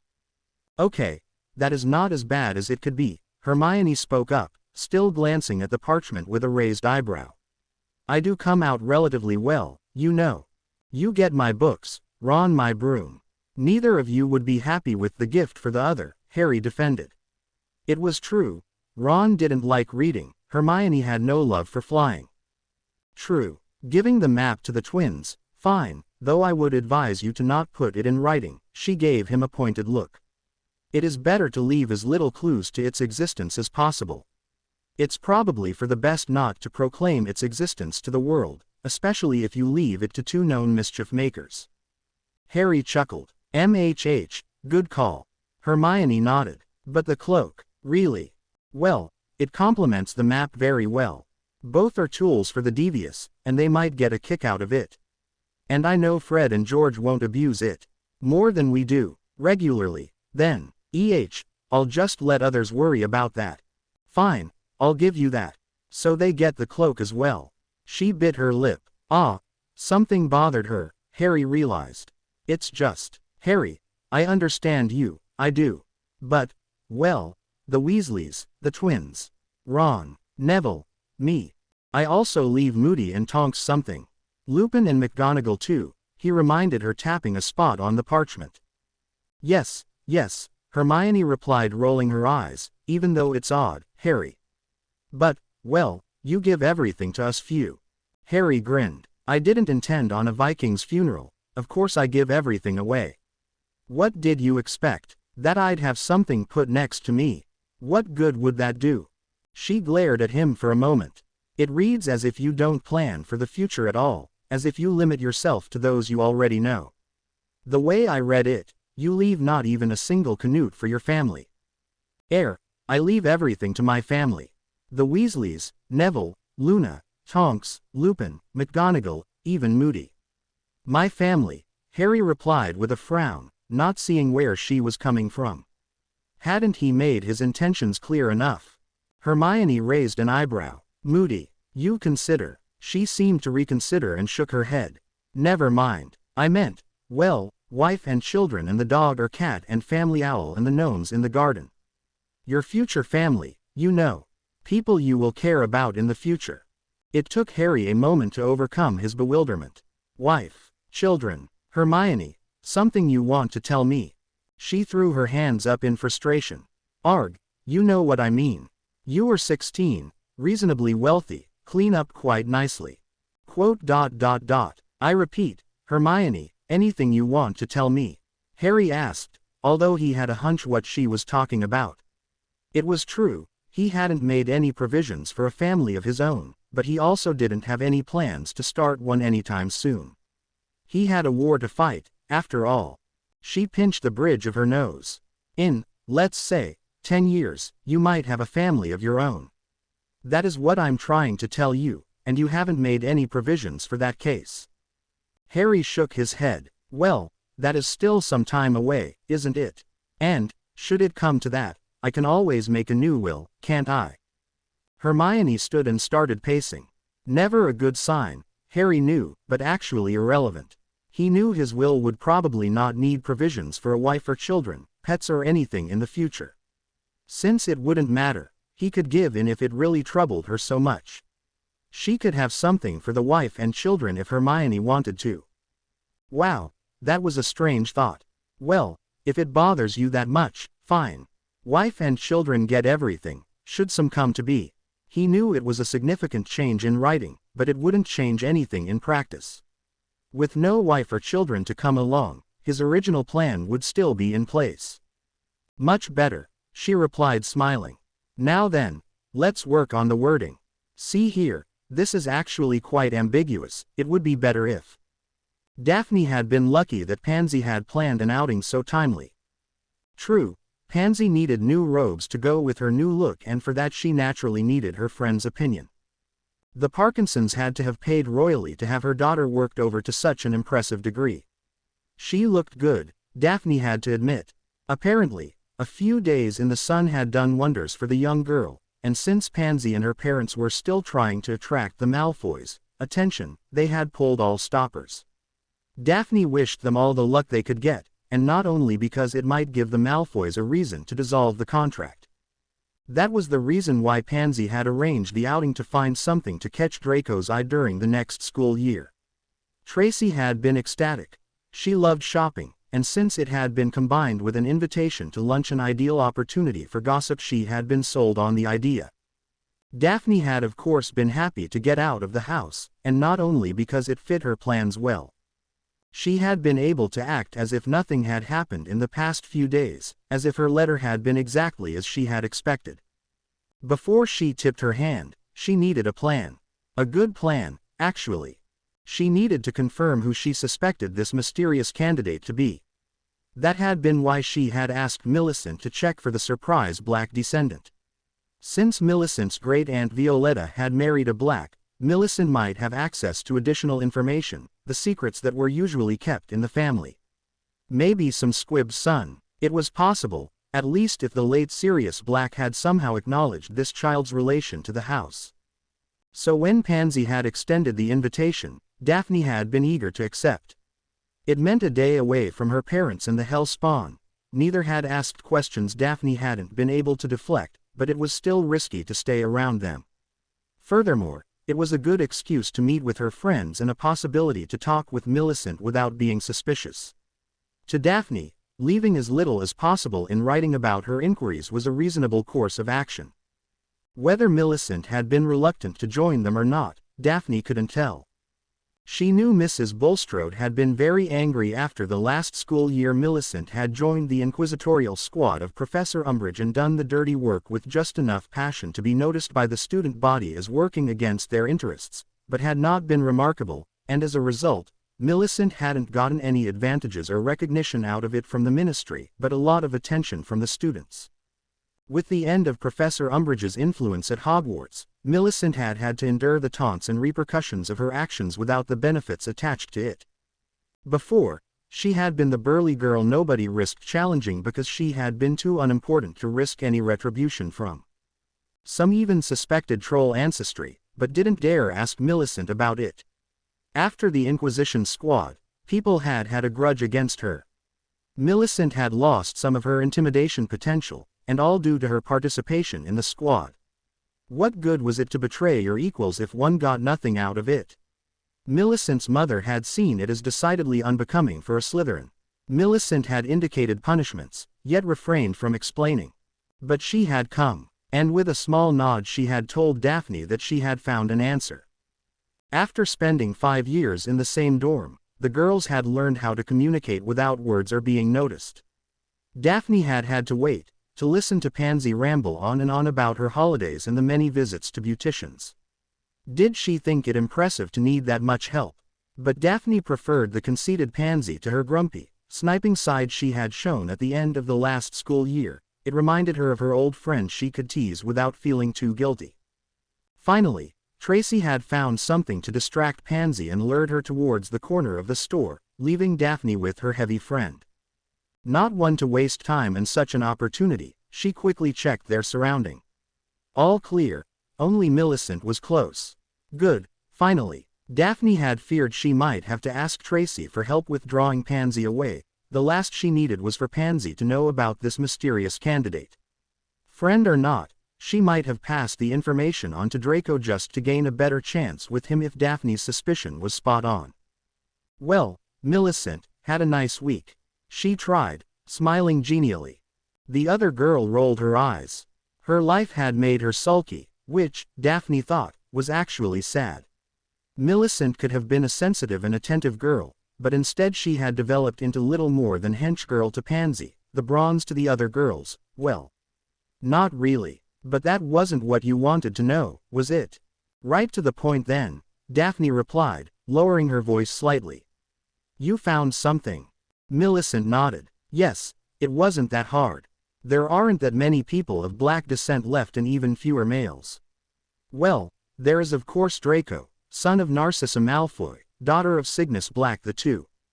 Yes, I know, but I already knew about Malfoy, and he's still the most probable candidate as well as a first rank. There has to be another one. So, who have you identified as the mysterious Black? Daphne waited with bated breath. Had she been mistaken? She was fairly certain she was right in her assumption. Well, there is only one other who it could be. Millicent glanced around nervously before whispering, Potter. His grandmother was Doria Potter, daughter of Cygnus and Violetta Black. Yes, Daphne interrupted, struggling not to smile.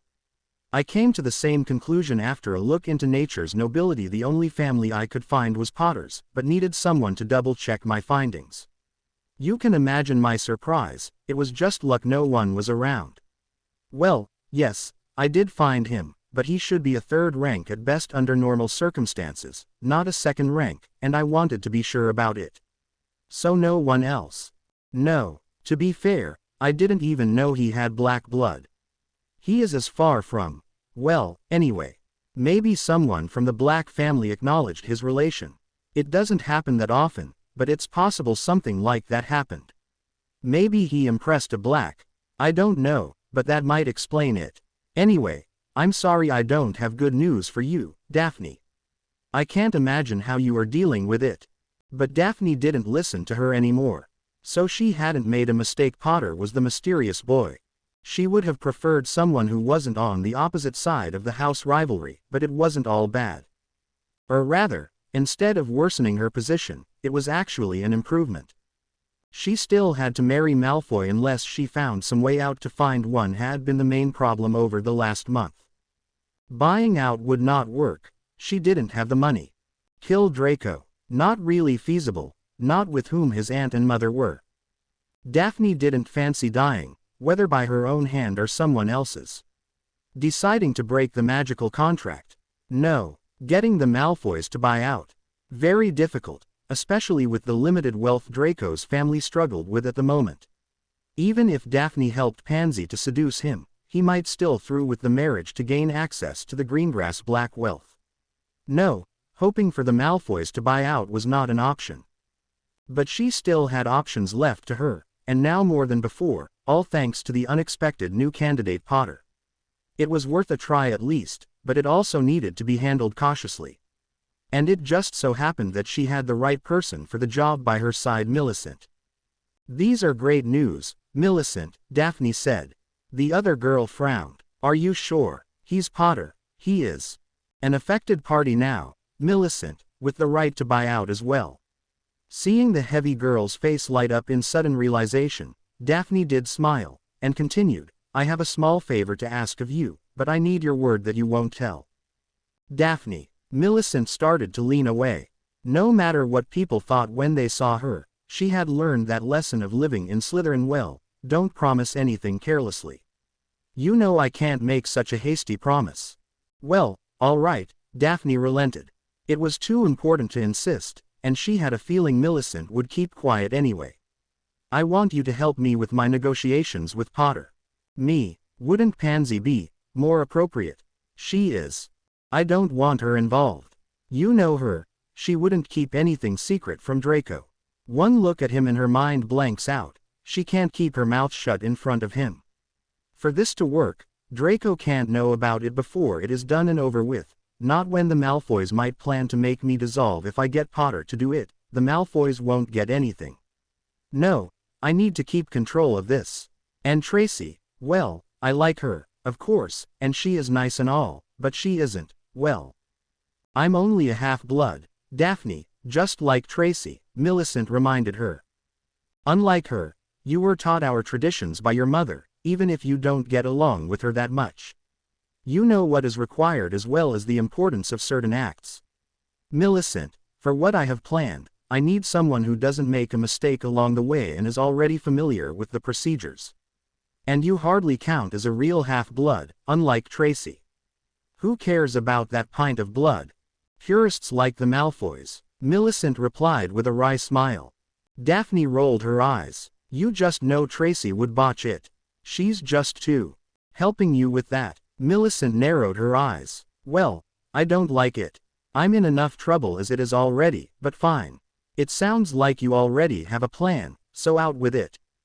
Daphne smiled delicately. Well, The Malfoys won't buy out, and I doubt my family can. Our money is tied up for years to come, unfortunately. But Potter could if we convince him. He is an affected party. After all, should Malfoy die before his birthday, Potter would have to step in. I'm not sure he would want to marry a Slytherin, or what do you think about that? Of course, should he decide to buy out. Millicent blinked once. I figured as much. You already had that plan in mind when you came here, didn't you? You only wanted me to confirm what you had found out on your own, the identity of that second candidate. Yes, I did, Daphne admitted. But then, it's the simplest of solutions anyway, once you take everything into consideration. If I can convince Potter to buy out, then he will naturally also cancel my obligation towards Draco. My family gets a bit of gold, Malfoy his freedom, whether he wants it or not, everyone is happy. I just can't risk my mother interfering, and I can't let the Malfoys try something. They might have plans for whatever gold I might bring into the marriage. If so, then they wouldn't like Potter paying me to get out of it. You haven't planned anything for Potter, other than have him pay you, Millicent observed. Well, who knows what he might want, but everyone has a price.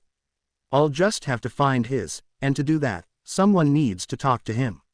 Naturally, the first step is to get in contact with him and make him understand what this is about. That's where you come in. So, will you do it? Millicent stared towards the window front. All right. First though, Potter needs to be informed. I don't think you should send him an owl, not if you want to keep this as secret as you indicated. Potter will also need someone to explain it to him, unless you think he knows it already. Or do you want to overwhelm him with the contract? No, I think he should know what we are talking about. I need him to go along with it and show him just why he should get himself involved. This is an important matter. You could speak to one of his friends to have them deliver a message about the contract. Someone who knows the traditions, so not Granger and won't talk, Daphne added. And you'd best tell them to keep it secret as well. Oh, and about the curious status of Potter as a potential candidate of second rank. Maybe it will help them. Let's see, Millicent spoke, pursing her lips. Definitely not Granger, no. Weasley wouldn't work either. I can't work with the idiot, and he would never speak to a Slytherin. And the other Weasleys, I doubt they'll learn what to do anyway, never mind getting in contact with them. Why not Longbottom? Daphne proposed, knowing the boy had learned the traditions. He's from your extended family, isn't he?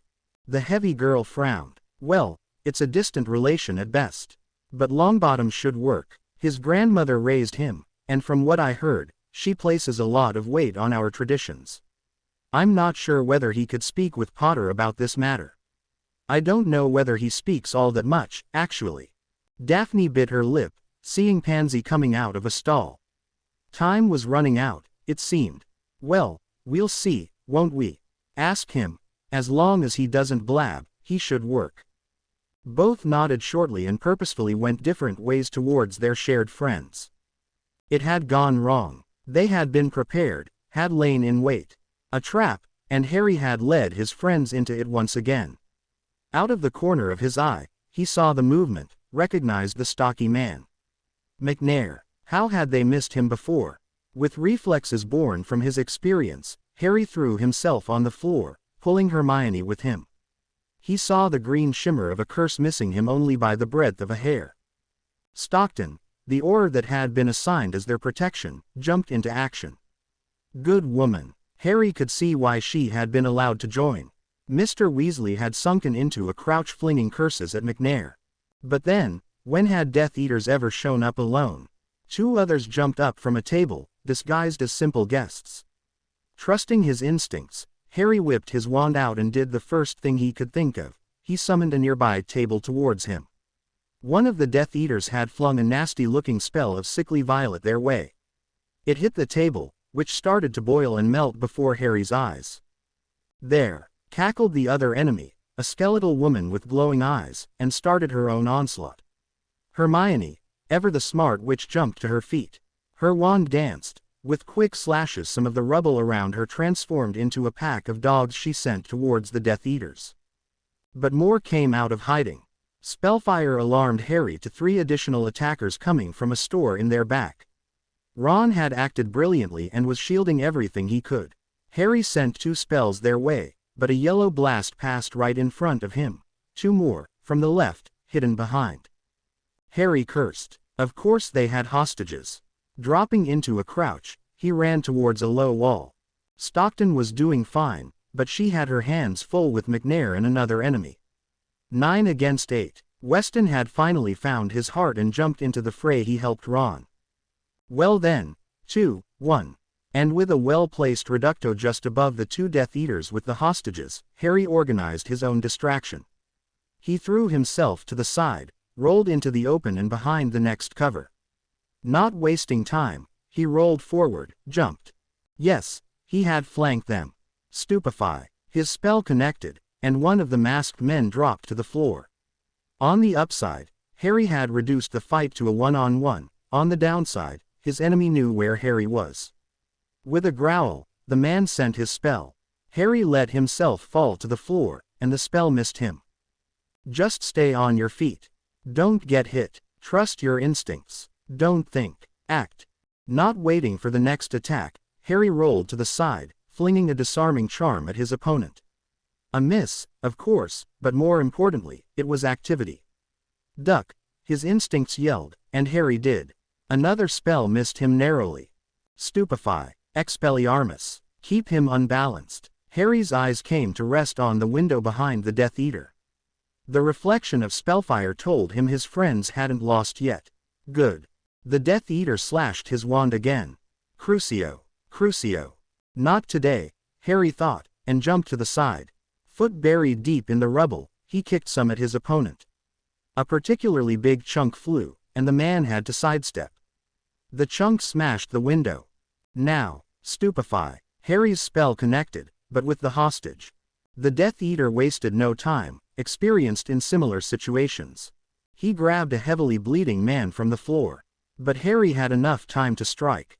Praying to everyone who could hear him, he cast his best reducto at the ground, right in front of the Death Eater.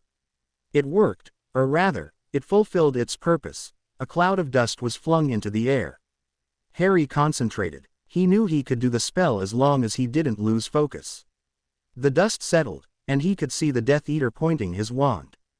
You're finished, Potter. Now or never. Harry focused. With a nearly inaudible crack, the piece of glass from the broken window broke free and shot towards Harry in a straight line.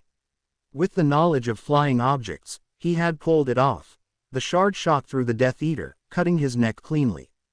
Harry rolled to the side, the glass crashing ineffectively somewhere behind him. The masked man fell to the side, head following just a bit too slowly in a shower of red.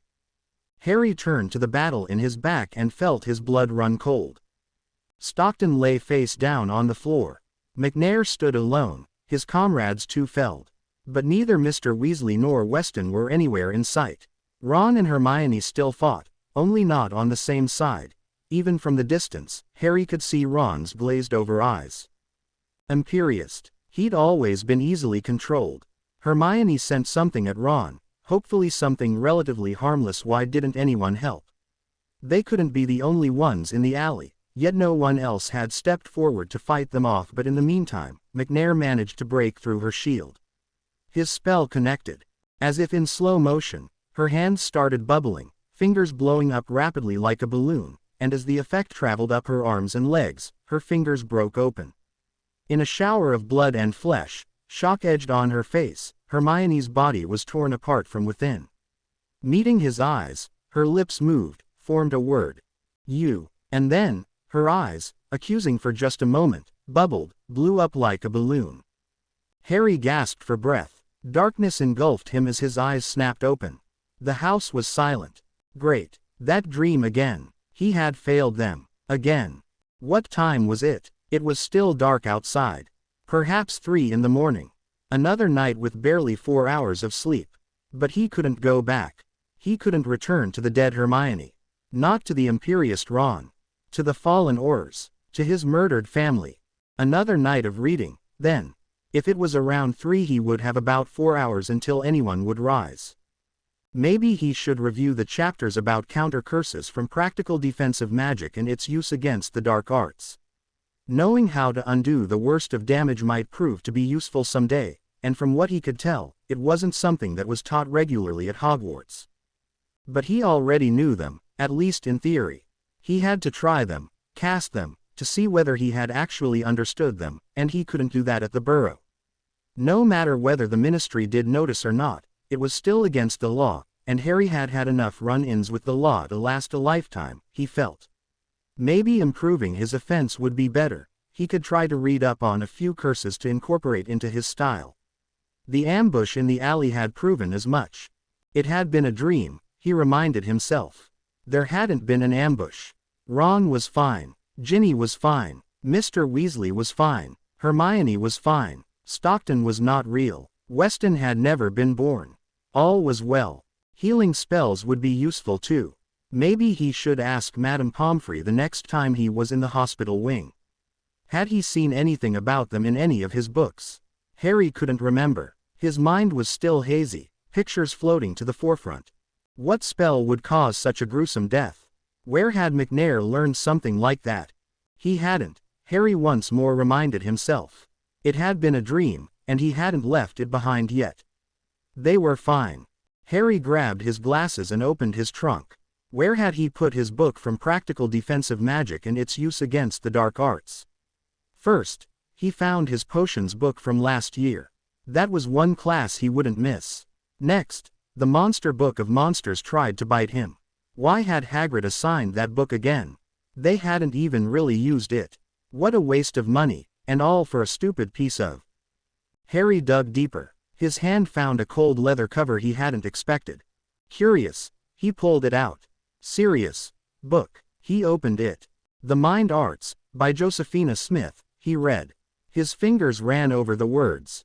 Since he had thrown the book into his trunk the day he had visited Grimmauld Place, he hadn't thought about it. He hadn't told anyone about it. He had been ashamed of his moment of weakness, of taking the book in the first place, and of literally doing it behind Bill's back. Then it had slipped his mind, in a way, while he had been helping around the house. And then, when he might have explained it to the others, it had been too late to mention it without looking suspicious. The Mind Arts. Occlumency. Dumbledore had wanted him to learn it. Sirius had wanted him to learn it. Lupin had told him to learn it. Yet Harry had failed. He had no talent for it. Snape had said so. No, Harry wouldn't give up so easily. Just because Snape had said so didn't make it the truth. Maybe there had been some reason for Harry to struggle with it. Learning how to protect the mind, wouldn't that be vital when fighting Voldemort? Or his Death Eaters? What good would it be to know obscure spells when the enemy could read which one he would use? Yes, Harry realized it might be the most vital aspect of his preparation. Why hadn't Dumbledore arranged for lessons right from the start of Harry's 5th year? But no matter. The Mind Arts. Well, it was better than nothing. It was something new to read. It was something he might need. It was something that interested him. He leafed forward a few pages, skipping the table of contents. Chapter 1. The Nature of the Mind. Harry began, getting more comfortable. The sound of movement on the stairs shook him out of his reverie. Turning, he saw Mrs. Weasley coming into the room. Harry, oh, you're awake, good. Ron said you had gone for a nap. Harry blinked. He hadn't said anything about a nap to his friend when he had left earlier. Well, all the better, he thought. If they thought he had slept a bit, who was he to correct their mistake? He could imagine the faces if he told them he had wanted to read, especially since they still didn't know about Smith's book. No one could be more surprised than he was, though. Harry had expected a difficult read when he had first picked up the book after waking from his nightmare. After the first chapter, he had been tempted to burn the horrible tome just for existing and taunting him for his own inadequacies. It had been ridiculously complicated, and he had understood nothing from the text. Not even an inkling. The nature of the mind. Not worth the headache, apparently. Only morbid curiosity had tempted him that night into giving the next chapter a chance. It had been equally bad, and he had regretted ever opening the book when, literally on the last page of the second chapter, he felt something take root in the back of his head. The chapter had been an introduction into the relation of magic and mind. True to form, Harry hadn't understood what Smith had wanted to tell her readers. Why even include a chapter about something like that? Smart wizards and witches were more capable. There. One sentence, and everything that mattered and was true, right? Well, no, apparently not. Instead, she had written extensively about P-lines and J-peaks, Lyra intersections and a lot more that Harry had never heard anything about. Utter crap, the whole book, he had decided, when that strange feeling had risen in him while reading the last page. There had been something important buried within all these paragraphs. Smith had written about categorizing magical people according to the outlined characteristics. He may not have been able to follow her complex theories, but he still had the impression that there had been fundamental aspect of the mind arts, or perhaps magic as a whole, hidden within the elaborated explanations. Could people have different strengths, depending on their intersections and peaks and loops and lines, dots, angles and whatnot? If so, perhaps there was more to the mind arts than what Snape had made him believe. With that suspicion occupying his mind, he had decided to read on. That was the reason why, when the others had wanted to play Exploding Snap a few hours ago, Harry had excused himself and left for his room to read in Smith's book. "Ah, no, I'm up," he replied, forcing himself to smile. Just a few more pages and he would have grasped the underlying idea, would have understood the relation between magic and mind Smith had spent so much time building up to in a book about the mind arts. He knew it. Just a few more pages, just a few more minutes would have sufficed. All he had learned was that the mind had some influence on magic, but not the nature of it. Did strong magic help with the mind arts? Or was it the other way around? Did a strong mind help with the magical protection of itself? But it didn't matter. He'd figure it out later. "I'm up," he repeated, closing the book and putting it on the nightstand. Good, good. Well, I came to tell you dinner is almost ready," Mrs. Weasley said. "There was also an owl for you," she added, pulling an envelope from her pocket and handing it to Harry. Curious, Harry opened it.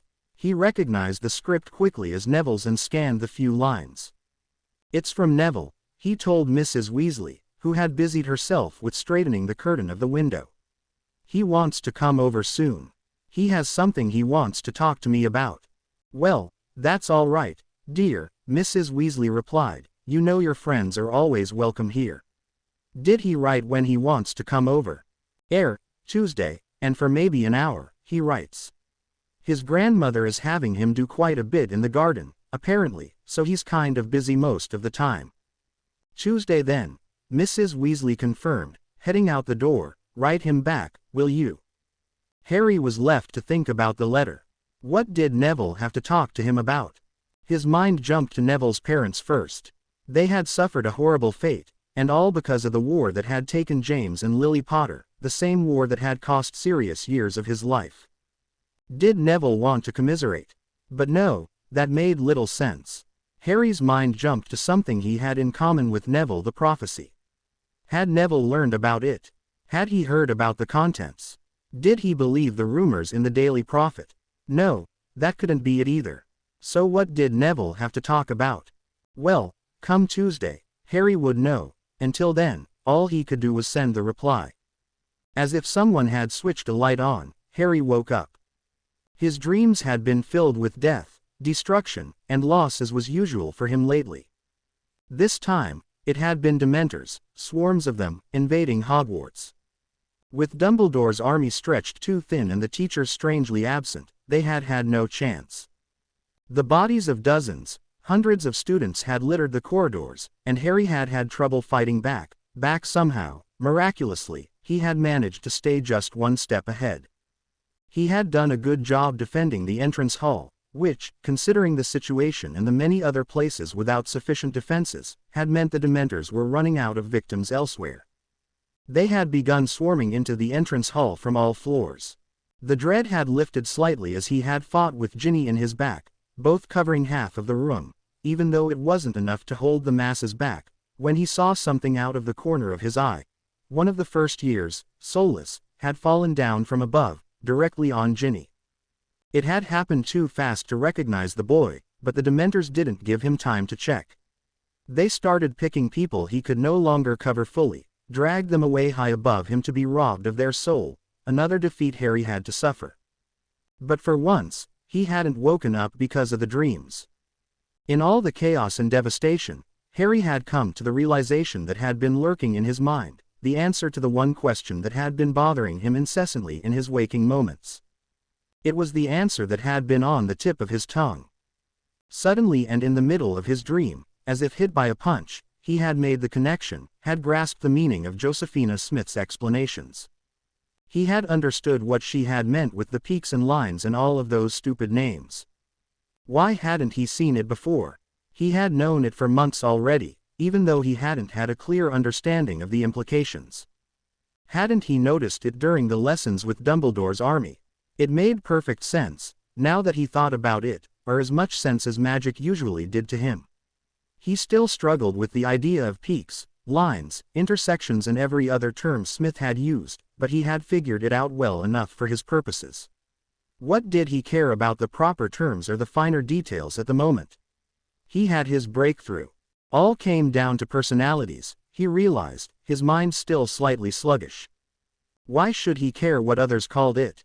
He understood its basic principle. Magic and the mind, or the personality, to be precise, were linked. Of course they were. Hadn't he wondered why Ron had learned the Patronus faster than Hermione?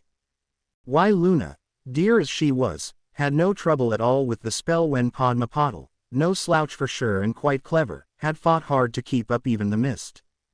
But he hadn't thought about the people in terms of character.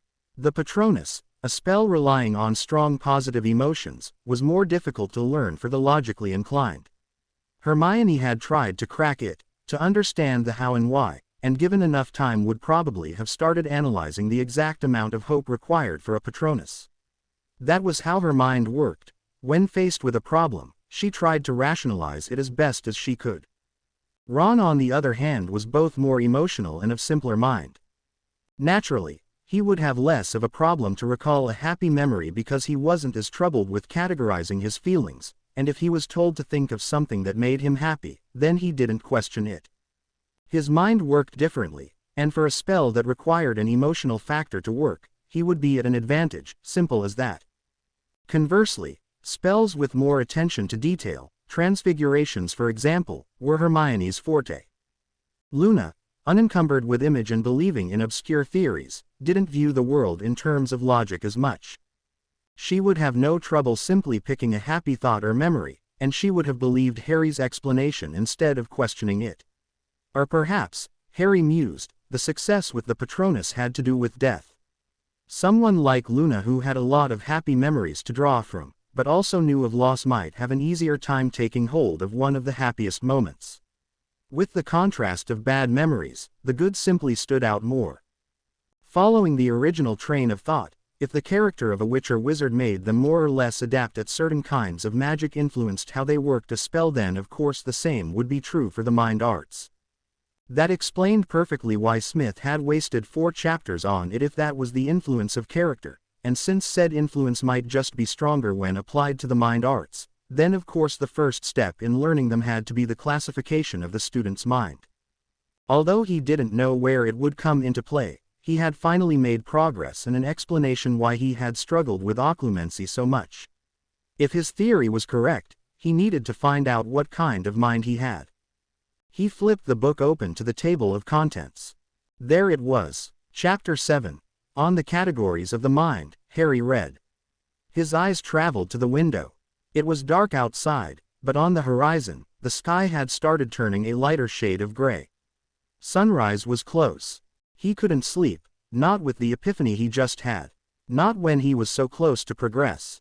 So he was the emotional chaotic, instinct-driven, strong-willed type, Harry thought for the dozenth time, as he adjusted his grip on the broom. Naturally he was. What else had he expected? It was surprising how predictable that had been. Perhaps, deep down, he had known beforehand. How could he not? The difference between him and Hermione was glaring. No one in their right mind would think of them as comparable. According to the book, people like him were fairly adept at emotionally powered spells. Well, That was true, in a way. His Patronus was quite strong. What worried him more was the flip side of that realization: the spells classed as emotionally powered were quite often dark, and he didn't consider himself to be dark by any sense of the word.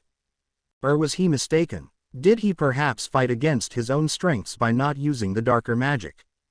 Smith had made a good point in her explanations. A lot of spells were classed as dark simply because they were harmful to a varying degree.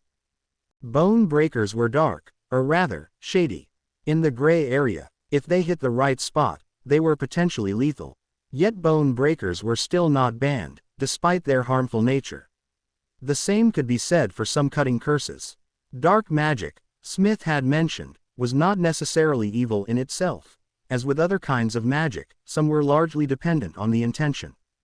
Turning his attention elsewhere, he focused on the next part of his findings. He could understand the aspect about his chaotic mind. It was true, he made the strangest connections under the unlikeliest circumstances. Hadn't he made his breakthrough by stuffing the knowledge in his head and letting it rest for a while? Hadn't he found the answer while dreaming about his dying friends? Yes, it made sense. Since his mind wasn't orderly, forcing it to work that way was working against his type. He needed the mess, to a point, or had to have his mind completely recreated. That had to be the reason why Snape's lessons hadn't worked properly. It had been working against his nature. Snape had to have made some kind of mistake. He had likely chosen an ill-suited method to teach Harry. Why hadn't Snape done a few of those handy tests and checked first what he had to work with? Because it was Snape, a part of Harry told him. When had the bitter man ever done anything right when it came to Harry? But he didn't have time to focus on that. Instead, continued his previous thought. He had always been rather good with his instincts, Harry mused, catching the quaffle from Hermione as if to prove a point. Easily evading Ginny, he thought about his past. His instincts, honed during his life at the Dursleys, had always helped him during Quidditch. And he had only survived his duel with Voldemort because he had trusted those instincts. So, yes, instincts were a strong point of his, Harry agreed. That they also made him more receptive to foresight was strange, but inconsequential. He knew he didn't have the inner eye. Years in divination had proven he lacked the talent, so why should he worry about that? Then again, Harry thought with a smile, even the fraud might not know she had the gift, so it was entirely possible he had some skill in divination after all. With a lazy flick of his hand, he scored again. "Ah, Harry, what's gotten into you today?" Ginny groaned. "I'm the chaser prodigy around here." He shrugged and returned to his spot. The strong will wasn't unexpected, and it fit. Strong will, the book had said, granted resistance to external influences. It allowed shaking off the effects minor love potions and mind-altering spells. It increased the likelihood of a witch or wizard noticing manipulations as well. Harry couldn't remember ever having been dosed with a love potion, but assumed Smith's theory was nonetheless true. Perhaps it also helped Harry shake off the Imperius. It would make sense, he mused. As far as he knew, no one else had ever successfully shaken off Voldemort's Imperius curse, yet Harry had done it in the graveyard. And then there was Fleur's allure. That too made sense once he took it into consideration. The first time he had met Avila at the World Cup, he had been captivated just like every other guy, even though they had been all the way down on the field. He might have jumped down just to impress them. He had been captivated by their power in the stadium, yet the same evening, he hadn't reacted to the Velas in the forest at all, despite passing them close enough that he could have touched them. He hadn't thought about it much back then, not with the attack of the Death Eaters and the other incidents that night, but while Ron had once more fallen for the Velas' charm and allure, Harry couldn't even say whether he had felt anything special in that moment. And Fleur usually had no effect at all on him. Perhaps his strong will did help him overcome some of the hardships in his life. If so, Harry was thankful for that. But even though he knew all that now, he still had no idea how it would help him learn the mind arts. Sure, it factored in somewhere. But where? Unfortunately, Mrs. Weasley had sent Ron to wake him just as he had wanted to start on the chapters about occlumency. Tough luck. He swerved, but failed to stop the pass. Ginny easily caught the quaffle, streaked up the field past Hermione, who did something. It looked as if she had waved, but she had probably hoped to block something with it. No matter, Harry reasoned, Hermione and he were on the offense. He easily caught the ball and evaluated the situation. Ron was starting to get used to Harry's play. Ginny had shown her talents as a chaser, and both knew on whom to keep an eye on. But he was still far better at dives.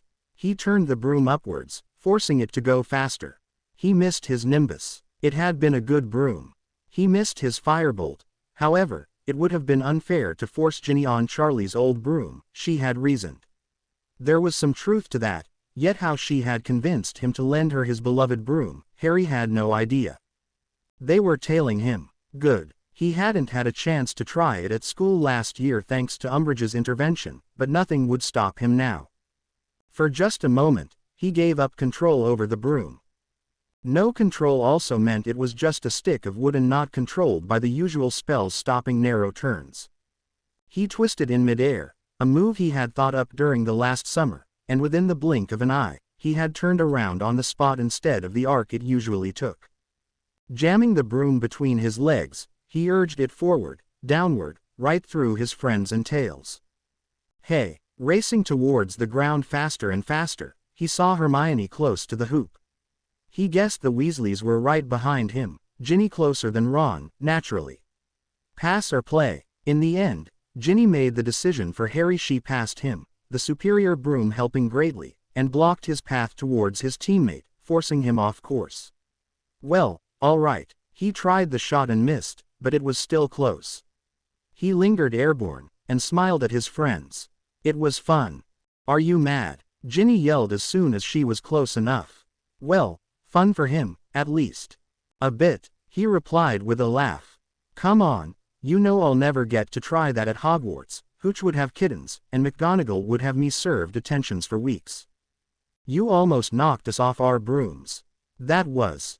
You're just jealous because he thought of it and not you, Ron interjected. But she's right. Utterly mad, you are. Brilliant move, but mad. Any idea what you'll call it? Movement below caught his attention. Mrs. Weasley walked over to the pitch, but she wasn't alone. Neville was with her. Harry blinked, surprised his friend was there. Had they really played that long already? They had to have, but he couldn't quite believe it. He had thought they still had an hour at least. Harry flew over to them. Ah, good, Mrs. Weasley began. Did you have fun? Yes, I had, Harry replied, landing softly. Hello, Neville. Mrs. Weasley smiled warmly. No problem. Will you stay for dinner? Ah, good Mrs. Weasley, Harry thought. Always trying to feed everyone she came across. At least with Neville she couldn't say he needed fattening up. He was properly fed and looked it too. No, Gran will expect me, I'm sure. The elf will have started already. You have an elf. Hermione's voice cut in. Great. Another discussion Harry would have liked to go without, especially since he really wanted to learn whatever Neville had found out. The boy scratched his cheek. Yes, we do, but then, a lot of pureblood families have one or more. He was a wedding present to my parents, and he's helping my Gran and me now. But don't you see how awful that is? That is everything Spew fights against. How can you a member? Just stand by. You don't even call him by his name. Neville shrugged half-heartedly. Well, mostly because I can't. He's from a distant relative who, gave him a name consisting mostly of X, H, F and G and no vocals. She had a speech impediment, you see, and thought it funny to have others struggle as well. And I don't consider it awful to let him work. I don't intend to free him any time soon. It would be stupid, actually, because he feels obligated to work for the Longbottoms. If I set him free, it'd break his heart. Additionally, shortly after leaving school, my father arranged to set a bit of money aside each week for the elves and their wishes. Harry would have laughed at Hermione's expression of disbelief. Someone being kind to their servants seemed to have left her speechless, not to mention had left her robbed of her strongest arguments. After another moment, she caught herself and changed topics. How did you do in your OWLs?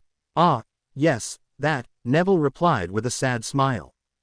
Gran was not happy, but it could have been worse. She was very disappointed with my potions grade. I'm happy with my acceptable. At least I don't have to see Professor Snape anymore. Acceptable, really. I wouldn't have expected it, to be honest. Luck must have been on my side. Could you imagine me continuing? Honestly, I'm surprised I managed and exceeds expectations in Defense Against the Dark Arts. I know I picked up quite a bit during our meetings, but... Don't sell yourself so short, you were very determined, Harry interrupted. I do think you deserve the grade, you are talented. Neville nodded slowly. Thank you. I already heard outstanding. Well deserved, Harry. You were a great teacher. Ron and Ginny, who had joined them, agreed loudly. Hermione nodded, but her smile looked a bit strained. After years around her, Harry could read her like, well, maybe not a book, but a brochure. While she was happy for him, not being the best did bother her more than she was willing to admit. So, I assume you came to talk to me. You said so in your letter, Harry began. No need to waste time, and best to extract Neville before Hermione got over her shock and distracted them more. Ah, yes, you do have a bit of time, right? Harry looked to Mrs. Weasley. He would have loved to talk, but ultimately had to follow her plans, and dinner was drawing nearer.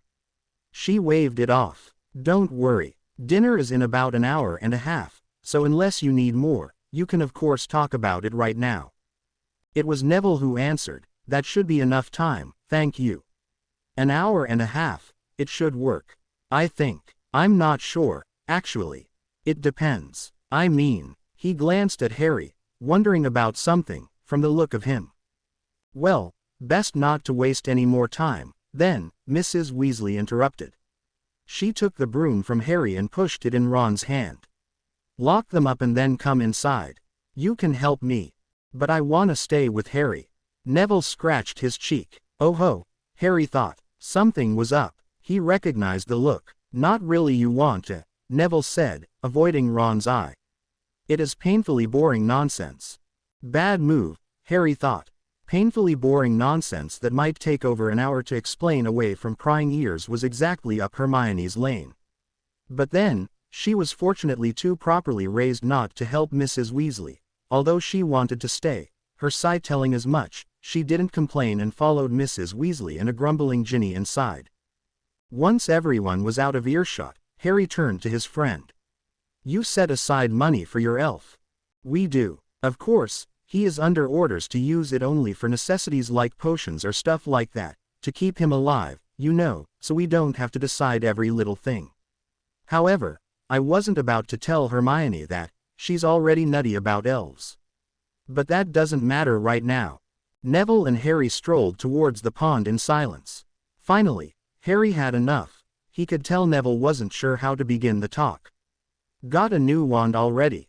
Harry tried. First thing Gran and I did after school let out. Now that you know who was out in the open, well, it's just the two of us, you know. And she fears. He shook himself, but the grim look in his eye didn't completely vanish. But that's not why I came here. He threw a glance over his shoulder. I was approached yesterday. Bulstrode Millicent, asked me to deliver a message to you. Harry stared at his friend. When no further explanation followed, he stared out over the water. Is that so? Bulstrode Millicent, asked you to deliver a message. What are you, an owl? Why did she not talk to me directly? Well, for one thing, you are kind of hard to get into contact with. And this is about a pureblood tradition, and they aren't that important anymore. Only feuds come to mind. Well, feuds and marriages, but, I can't remember ever dating someone long enough for marriages to matter, and I don't think it's a feud either, Harry replied, trying to move the talk along. So what is it, then? Neville smiled nervously. It's not easy to tell you, Harry, it requires a bit of an explanation, and it doesn't concern the Potter family, but the Blacks. Do you have any connection to them? It was Harry's turn to tense. A tricky question, he realized. He did have something to do with them. Sirius had left him a lot, but he wasn't sure he wanted to say that. Neville, do you remember our first year? When we took a stroll through school at night? It had been a sudden inspiration, and Harry was quite happy with the idea. When you lot dragged me to the trophy room? The buddy boy asked, raising an eyebrow. And that crazy, Three-headed dog. That stroll for which you still haven't apologized. Or did you mean that one time when I tried to warn you about Malfoy and the dragon? Or perhaps that time shortly before school let out, with, we, meaning Hermione, Ron and you. You went out a lot that year. He was Neville all right. All of them, I guess. You never told anyone about the dog. You never pressed us for details either. You know how to keep a secret, and you have proven you can be trusted. You are a good friend. I have a connection to the Blacks, yes, but I'm not sure whether it's wise to tell people. Sirius left me a lot in his will. His house, gold, a few trinkets, I guess. I had no time to look through everything, so I can't tell you what exactly. I'll do that later, maybe, but with everything going on. Sirius Black, well, I guess that makes sense. Neville nodded slowly as comprehension dawned on his face. What are you talking about? Harry asked a bit more sharply than he had intended. Why does that matter? Did he do something wrong there? Sorry, Neville spoke, blushing. No, he didn't do anything wrong, it's just, it had consequences he might not have thought of. I don't know how. Well, all right. Yes, he took a deep breath, steadying himself for the uncomfortable revelation. There's no easy way to tell you there's a marriage contract for the Blacks dating back about 100 years, and there's a small risk it might affect you. Harry stumbled, but caught himself. Any talk with marriage in it was far too serious for his liking. Any talk with the word contract in it coming from a wizard made him even more wary after the Tri-Wizard tournament. Any talk with the two combined could only spell disaster. A very bad feeling settled in the pit of his stomach. What do you mean by that? His mouth felt very dry all of a sudden. Neville sighed. Am I correct in assuming you know nothing about contracts? No. What? Where? Why would? Harry blinked. If he had thought his mind had been chaotic before, it was nothing to how it was at the present. Neville stared over to the pond. Before I start, Harry, there is a strong likelihood that you might never have anything to do with that contract. Currently, you are only a candidate of second rank, although I'm not sure, so you are basically just a replacement should something happen to the current candidate for the Blacks. The way things look right now, there is only a small risk that it might concern you, however, there still is that small risk. All right, thanks for pointing that out, Harry said, feeling his head clear somewhat. While still not good news no matter what Neville said, there was a difference between a small risk and no chance of something happening. Harry knew what to expect. With his luck somehow, he would get roped into it. So, marriage contracts. You said Bulstrode talked with you. The contract isn't for Bulstrode, she was just asked to help get in contact with you. The contract in question continued down the line from Alphonse to Daphne Greengrass. From Slytherin? Harry asked, surprised. Yes, a Slytherin, Neville replied. Not that surprising with Bulstrode involved, but it doesn't really matter all that much, does it? Some of my relatives were Slytherins in their time. Uncle Algy, for example. Granted, he is still frighteningly ruthless when he wants to be, but the point still stands: Slytherins aren't bad by definition, those at Hogwarts just act like that. Sorry, it's just, I don't know. I hadn't expected her name to come up, I think. Start from the beginning, please. Start with, what are these contracts? I don't want to assume, but... Neville smiled at him. To understand what I'm talking about. Well, I don't have time for the long version of it right now. There's over 1,000 years of traditions connected to it, but I'll go over the important aspects. In essence, marriage contracts are something like that. Two families decide to wed two people, one child of each family.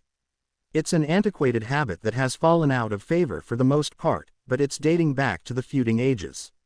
Back then, it was a means to stop a feud or strengthen the bonds between two lines by forming an alliance.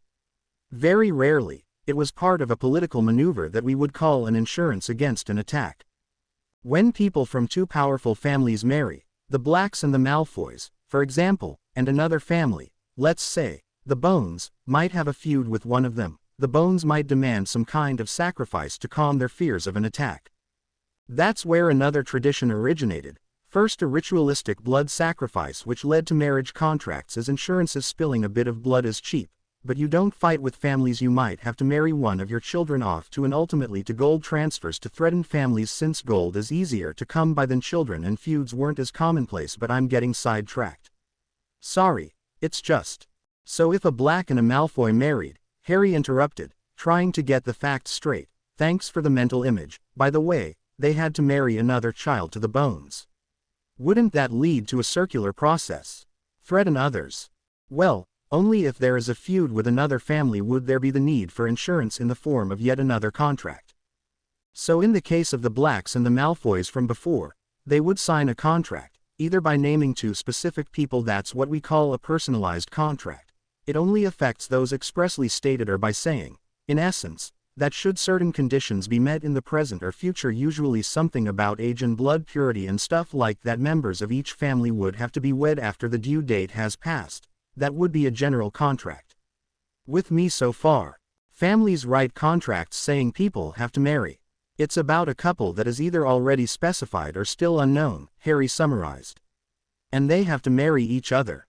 Well, in the case of a general contract, should two people come along who fit the requirements, they will either have to marry or buy out, which is to say, pay a bit of gold to cancel the contract before a certain date, the due date I mentioned. And it's not certain a general contract has to be fulfilled. The conditions in the contract can be ridiculous. You see, a son born on the 29th of February in the light of a new moon, or the couple has to be born exactly 14 days apart, stuff like that. As long as it's still possible, it can be put in the contract as a requirement. And most families preferred to buy out in the past, should a contract threaten to take effect, so general contracts were something of a moot point anyway, for the most part. All right, Harry said, so if two people meet the requirements, then that contract can be dissolved by buying out, or fulfilled by marrying. Got it. That's idiotic, but not unusual for purebloods. So now that I know what you are talking about, what's that got to do with me? Ouch. Well, as long as the contract isn't activated, either family can buy out and dissolve the contract in its entirety, even if there is no one in the other family the contract applies to. Anyway, it just so happens that you are one of at least two candidates for a contract for the Blacks. You said something about ranks, Harry recalled, slowly understanding what his friend was talking about. Yes, exactly. Well, these contracts, they were set up by purebloods. Which means they assign ranks according to one's relation to the family in question. In your case, your grandmother was a Black Doria, to be precise, married to Charles Potter. Which would make you the grandchild of a Black, a third rank under normal circumstances, and unsuitable for the contract.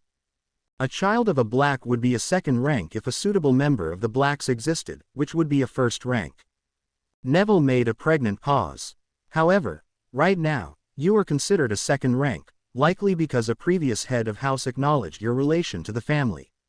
Think of it as that head saying, that Harry Potter, that is one fine boy and paragon of the Blacks. There is one other second rank around, Malfoy, and since no Black is around to be a first rank, the second rank with the best claim at the moment is elevated to first rank. That's Malfoy right now. I didn't know my grandmother was a Black. Didn't notice her on the tapestry. Harry spoke more to himself than Neville, thinking about what he had been told. Malfoy, then, he's a son of a Black Narcissa. I saw him on the tapestry, yes. So he's a first rank. Only since there is no suitable, living Black, Neville reminded Harry, nodding. Should everything continue as it is, he would either have to marry according to the contract or buy out. Harry snorted. Okay, that's kind of funny. Can you imagine Malfoy marrying? Or rather, marrying Greengrass, what with him being with Parkinson? Does Malfoy know already? Neville rolled his eyes. Yes. People of first and second rank get informed yearly and exactly 144 days before their birthday. They might have to fulfill the contract, after all, so. Why 144 days, Harry? 12 goblins and 12 humans of their negotiation committees were present and still alive when the treaty was signed that gave the goblins the authority in this matter. Now back to topic or we'll never finish. Yes, he knows, and has for all his life. He might have to marry according to the contract, yes, unless the contract is dissolved before the due date, which in this case is the day the younger of the contracted parties becomes a fully recognized member of the family, usually the 17th birthday. Well, fine, but what's that got to do with me? It's Malfoy and Greengrass, neither of whom is someone I'd call a friend. And anyway, what could I do? Harry grumbled half-heartedly. Just once, I'd like to watch from the sidelines, Neville, and not be part of the action. Then I could send Greengrass my condolences and be done with it. Harry chuckled a bit at that thought. Do you think they sell cards for that? Sorry you had to marry the idiot. He shook his head. Right, so, that's what Bulstrode wanted. To tell me about this contract with Greengrass because she couldn't get in contact with me. Neville bit his lip. Well, should Malfoy die before the due date, or is bitten by a werewolf or something like that, then he won't be eligible anymore, and then you might have to step in. And Greengrass too has known all her life, but had expected the Malfoys to buy out. A reasonable assumption that is what practically every family does, but they've fallen on hard times with Draco's father imprisoned and their accounts frozen. That's a problem, you see, because the Malfoys would have to be worth as much. It's a sacrifice here and now, not 10 years in the future or from someone else, so borrowing the money is out. Greengrass fears they might decide to go through with it to get their hands on some of her gold, either through marriage or by having her dissolve the contract. That might be why the Malfoys are stalling right now. That's why Greengrass is interested in meeting you, the new player, and one who might be useful to her. Since you might have to fulfill the contract, you can dissolve it on behalf of the Blacks. I think that's what Greengrass is aiming for you buying out. That would free her and she would earn a bit of gold. Well, she wants to talk to you about it and suggested Gringotts, but she wants to keep it secret for the time being, especially from the Malfoys. If her fears are correct, they might try to intervene otherwise. Well, I think I get it now. Unless something happens to Malfoy, I'm good, but I can still do something for Greengrass, Harry summed up. And these contracts, am I right in assuming they are magically binding? He asked, following a shrewd feeling. Neville nodded. Yes, they are. Of course they are. Harry sighed, scratching his head. Of course purebloods would use magically binding contracts. Why not? Why not simply trust the other side to keep their word? Promises can be broken, Neville offered half-heartedly. But there is something bothering me, your rank. If you were simply the grandson of a Black, you would be a third rank and out of trouble. Even in the worst case, with Malfoy dying, you would still be a third rank and improper for the purposes of the contract. With the recognition by a previous head of the house, you are a second rank now, which is rare, but not unheard of. It might spawn questions, though. But the letter Greengrass received indicated you could somehow trump Malfoy's claim. It mentioned a potential candidate of second rank, and that doesn't make any sense. You are younger than he is, and you aren't a Black by birth. Unless something happens to Malfoy, he should be the only potential candidate. Neville started pacing. You inherited a lot from the Blacks, you said. Harry nodded. Dumbledore said so when he brought me here. Yes, but I don't know what I got exactly, yet. He only said Sirius left me everything he owned. What does it matter? When he, never mind. Frowning, Neville walked a bit further, Harry following him. Well, if Mr. Black had left you a lot or even everything he owned, that'd be enough recognition to elevate you to second rank, all right, but nothing more. Why would you be a potential? With a jolt, Neville whirled around. Mr. Black was the head of house, and the title passed to you. Of course, he was the last of the Blacks. It's reasonable that you'd inherit the title as well. Confusion spread across Harry's face. He had talked about his family with Sirius, but never had they spoken about that. Sirius never mentioned, well, stuff like that.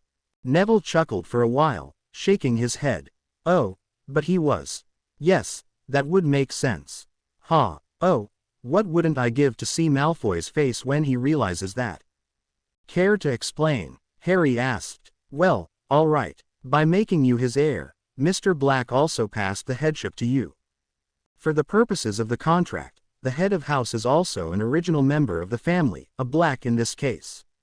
Someone who is to lead the house is effectively the house. With you being underage, you cannot claim the title of head of house and logically aren't a Black, yet you are a second rank at the moment. Normally, The headship would rest until you were of age 17, that is. Yes, Dumbledore mentioned that too. Coming of age at 17, I mean. Dumbledore mentioned that, Neville repeated disbelievingly. One of the most influential wizards of our time told you about the coming of age. What, did he sit you down over a cup of tea? Harry said, it was a glass of mead, actually. One day, I will make you tell me these stories, Neville sighed. So you would gain the headship on your birthday. The thing is, Malfoy is younger than Greengrass. He's born 5th of June and the contract would take effect once both candidates are fully recognized members of the family, can sign contracts and things like that in its stead. But then, there is no current head of House Black. As such, you can gain your headship earlier, or rather, you can be the acting head of house for a short moment, for example to sign off on some business deal that cannot be postponed. Nothing major, though, just a few galleons. Gran mentioned it once, since. Anyway, he shook his head. Harry guessed where the comment would have gone. Neville's parents. It would mean nothing, really, but as long as you are acting head, you are a fully recognized member of the house, even if it is only a moment in time before you step down from the position with the deal signed. Now then, if you were to take on the headship, become the acting head for a while before June 5th, Malfoy's birthday, you would be old enough and of first rank for a time, and with a better claim than Malfoy, who'd be demoted to second rank. If Greengrass were an adult at that time, the contract would have found a match, Greengrass and you, respectively, and you'd have to marry her. The contract wouldn't allow you to step down before it would be replaced with a personalized contract for Greengrass and you, and would keep you stuck as acting head. If you were take up the headship after the 5th, it'd be Draco who would have to deal with the contract. You can actively influence the outcome of the contract. That's really idiotic, Harry pointed out. Could it be any more complicated? That's how purebloods work sometimes. It's all about sticking to the rules. But it isn't that complicated. There are 5 possible outcomes. Draco buys out, Greengrass does, or, the family buys out in the candidate's name, since signing the settlement requires a fully recognized member of the family, but.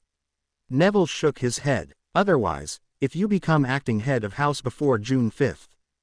I'd be me who'd have to marry Greengrass, otherwise Draco has to. No, if you claim the headship before Malfoy's birthday, but after Greengrass, only then would you have to marry her. If you only do something before she comes of age or after he does, nothing changes and Malfoy has to marry her. See, not complicated, just highly unusual.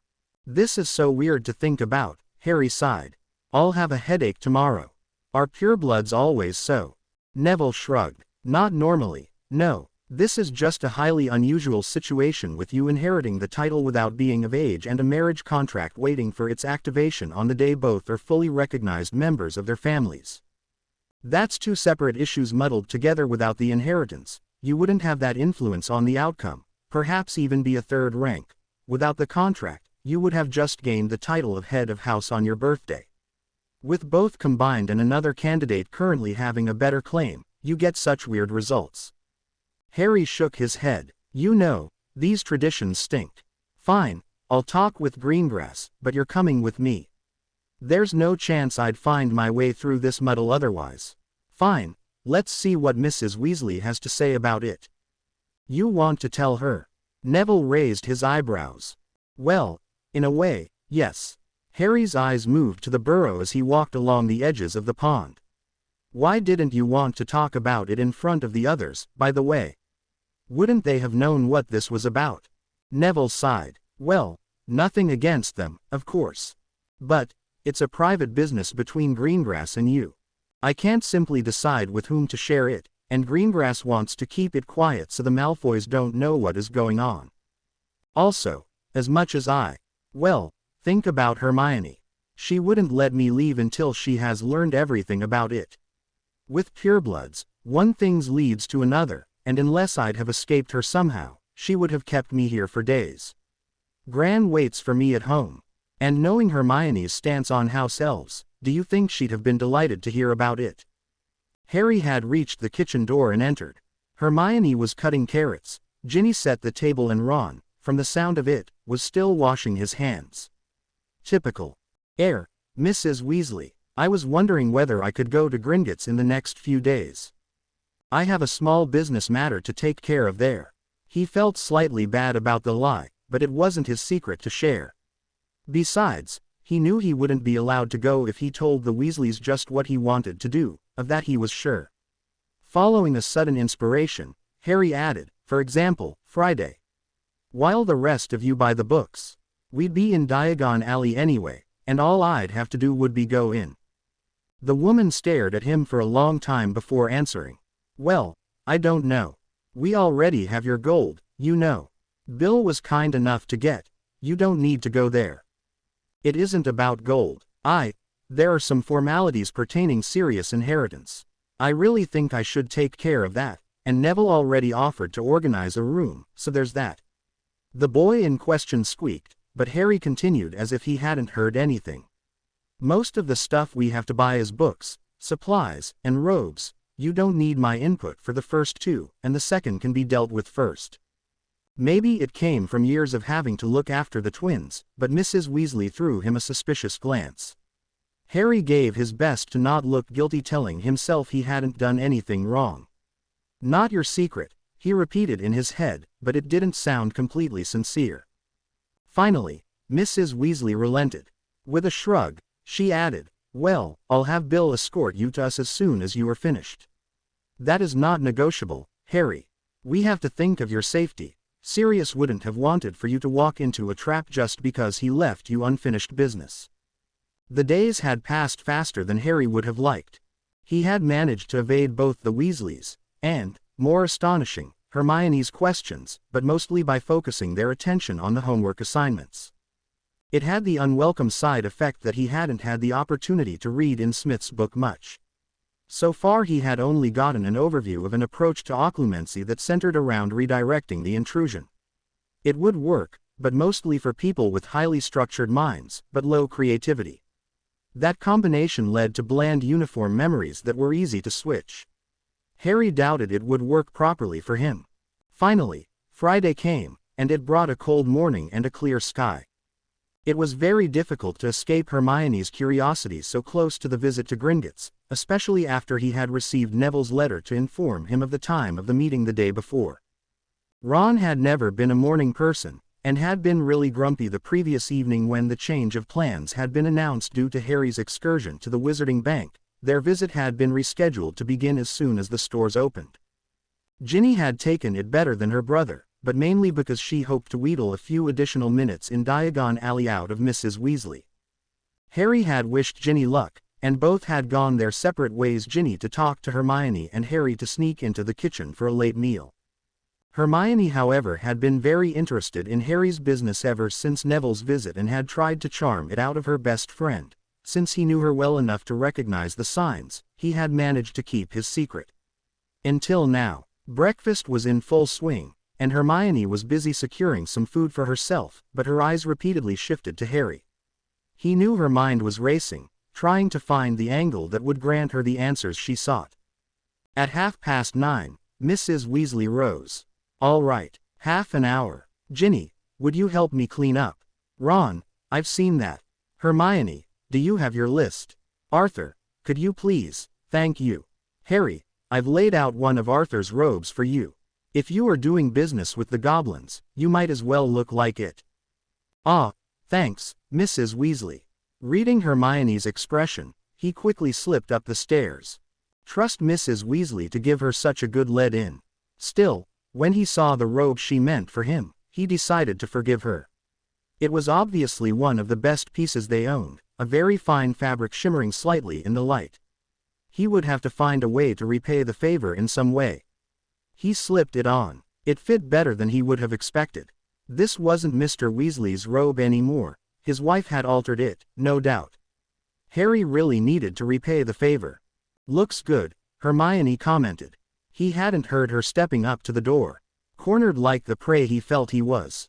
Thanks, I do try to stay in shape. Well, don't. You could use a few more pounds, she countered. Potters always stay thin. Sirius said so. Crap. Why did he have to give her openers as well?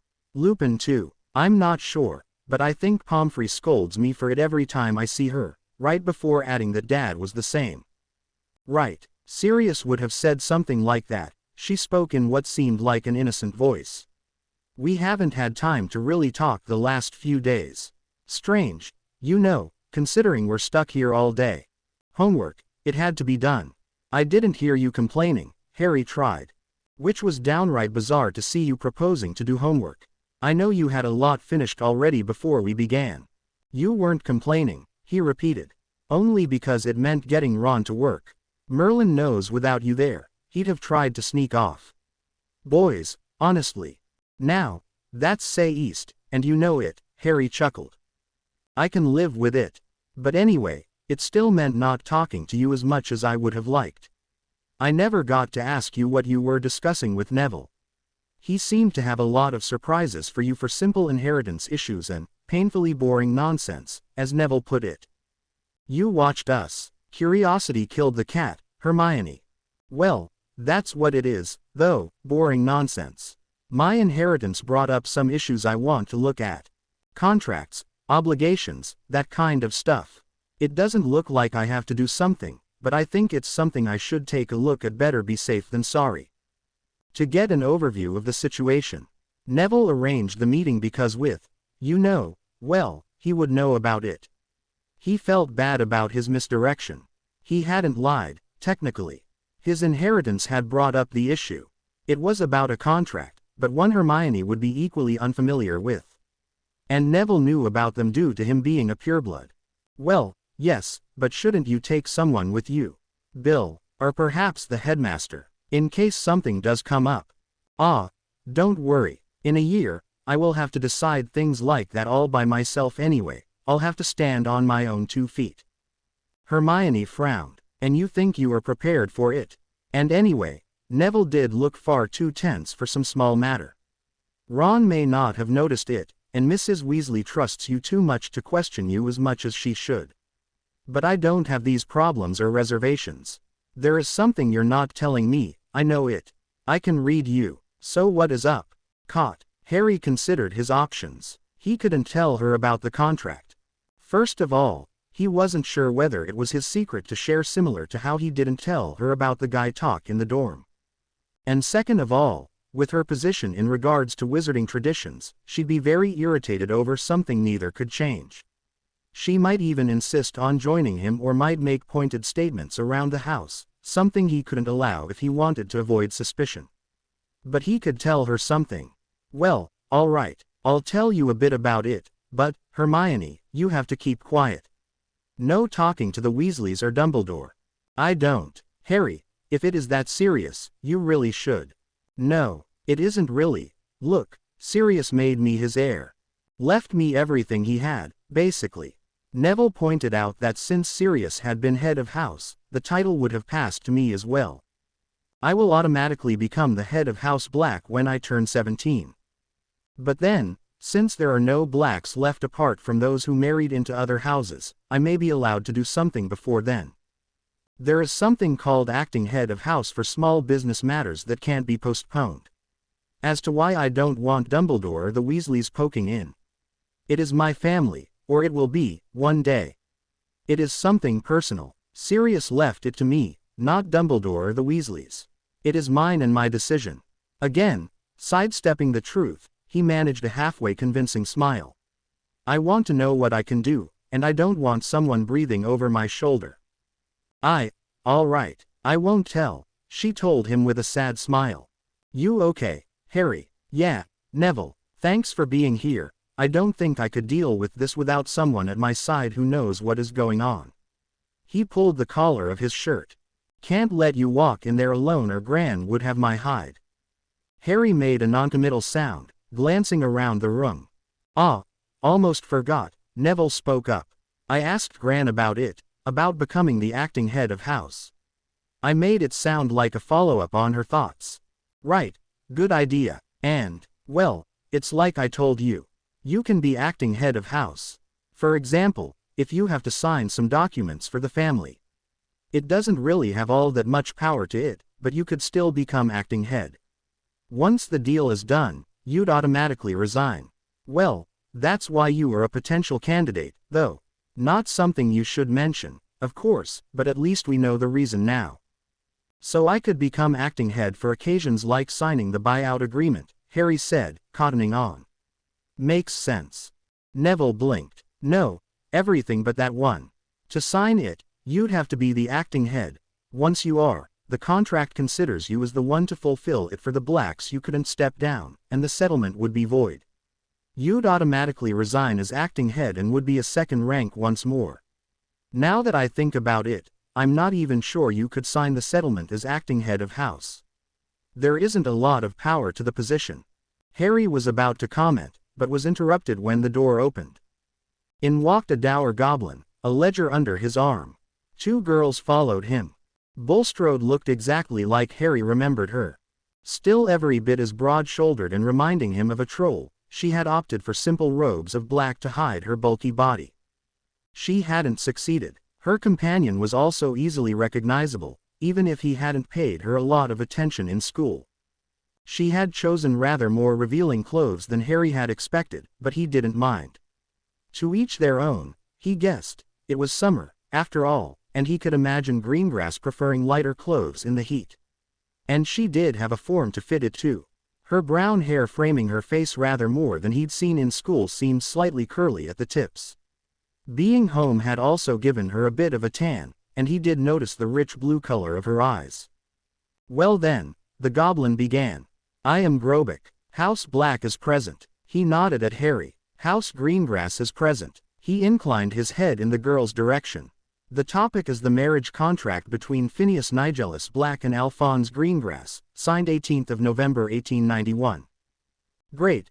Him, Harry sighed. Phineas Nigellus. Knew he'd have something to do with it. Yes, as is custom, since House Greengrass requested the negotiation, they may begin.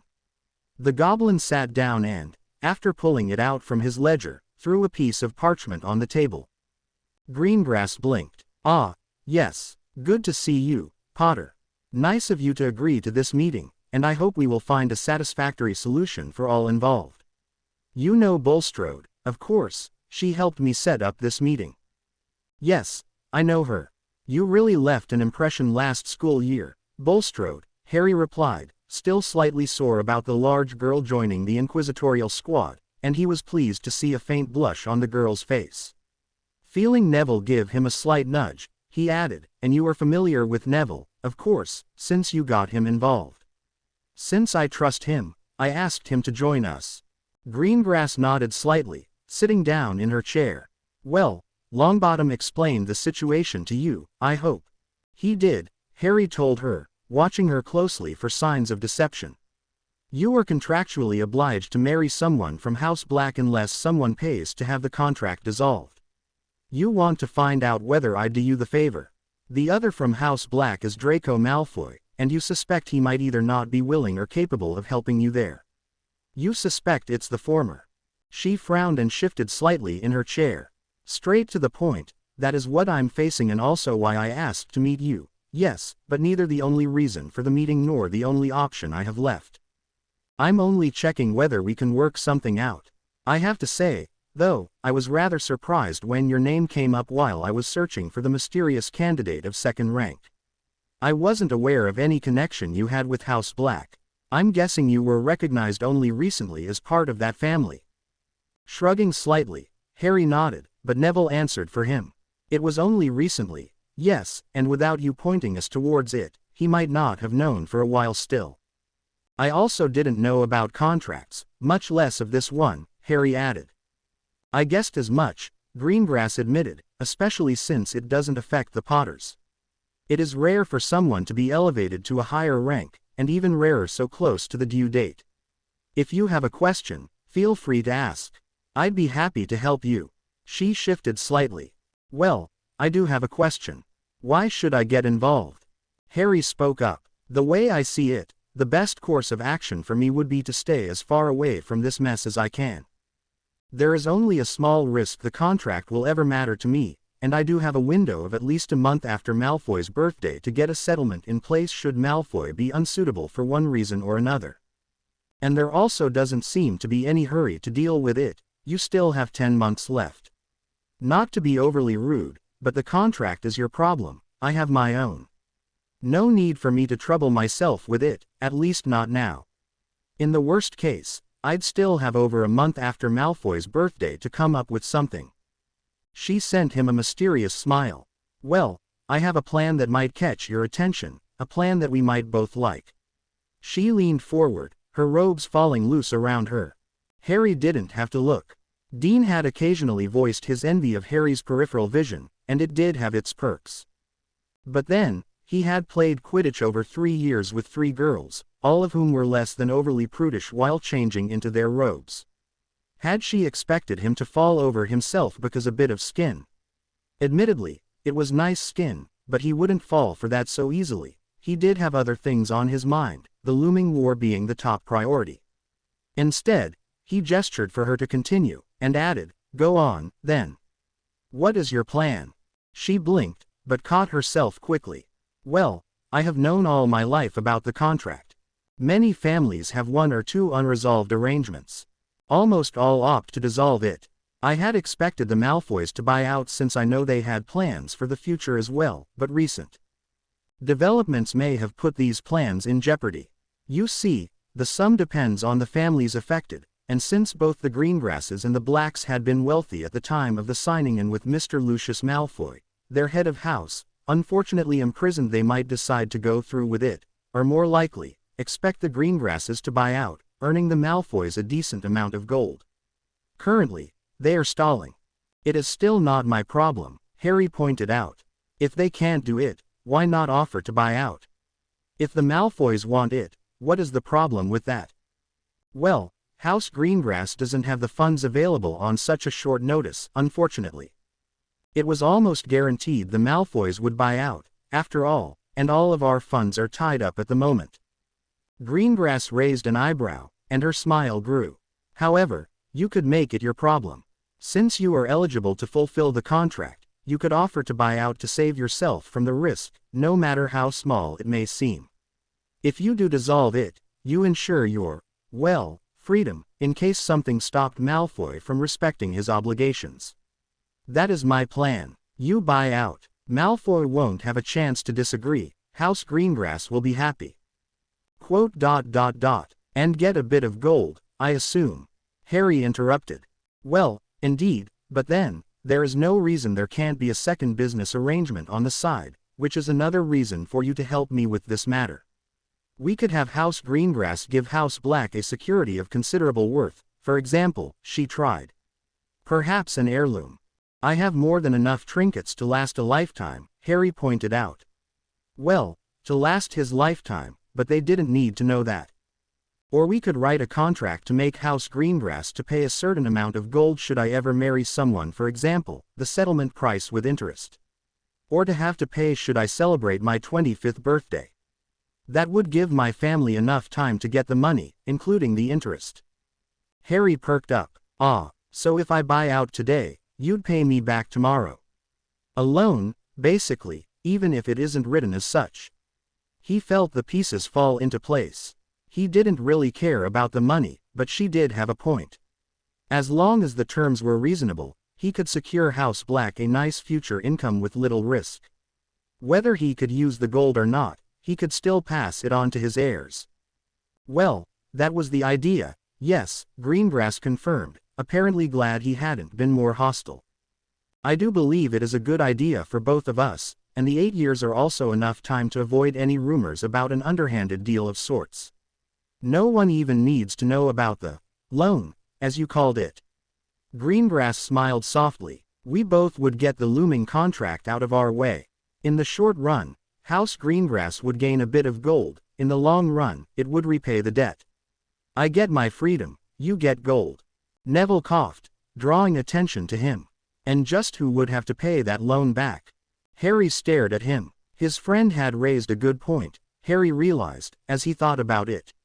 Better safe than sorry, so to speak, and even more so since he was dealing with a Slytherin. If he wanted the gold, he needed to make sure she had no loopholes to abuse. Greengrass rolled her eyes. House Black and House Greengrass, of course. We could disguise it as a bet I will lose without a doubt. That way, I would have to pay my debt, and no one needs to know just why. I can cite humiliation or something equally flimsy if necessary, or come up with a reasonable excuse. It's not like I won't have time to think of something. With that done, it is a simple enough matter. We set up the necessary parchment to dissolve this marriage contract. We both get someone from our families to sign the papers for the houses and then. Wait, Harry interrupted. Why have someone else sign it? It was funny, in a weird way, to see both Bulstrode and Greengrass blink so rapidly, trying to grasp his question. In the end, it was Neville who leaned over and whispered to Harry, "Neither of you can. I explained that earlier, remember? It has to be done by fully recognized members of the family. If you wait for your birthday, the contract will already be active with Malfoy.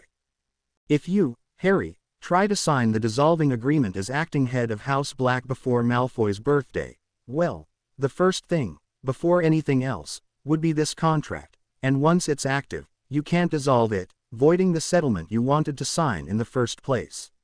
Without anything to keep you as such, you'd resign as acting head, but the settlement would still be void.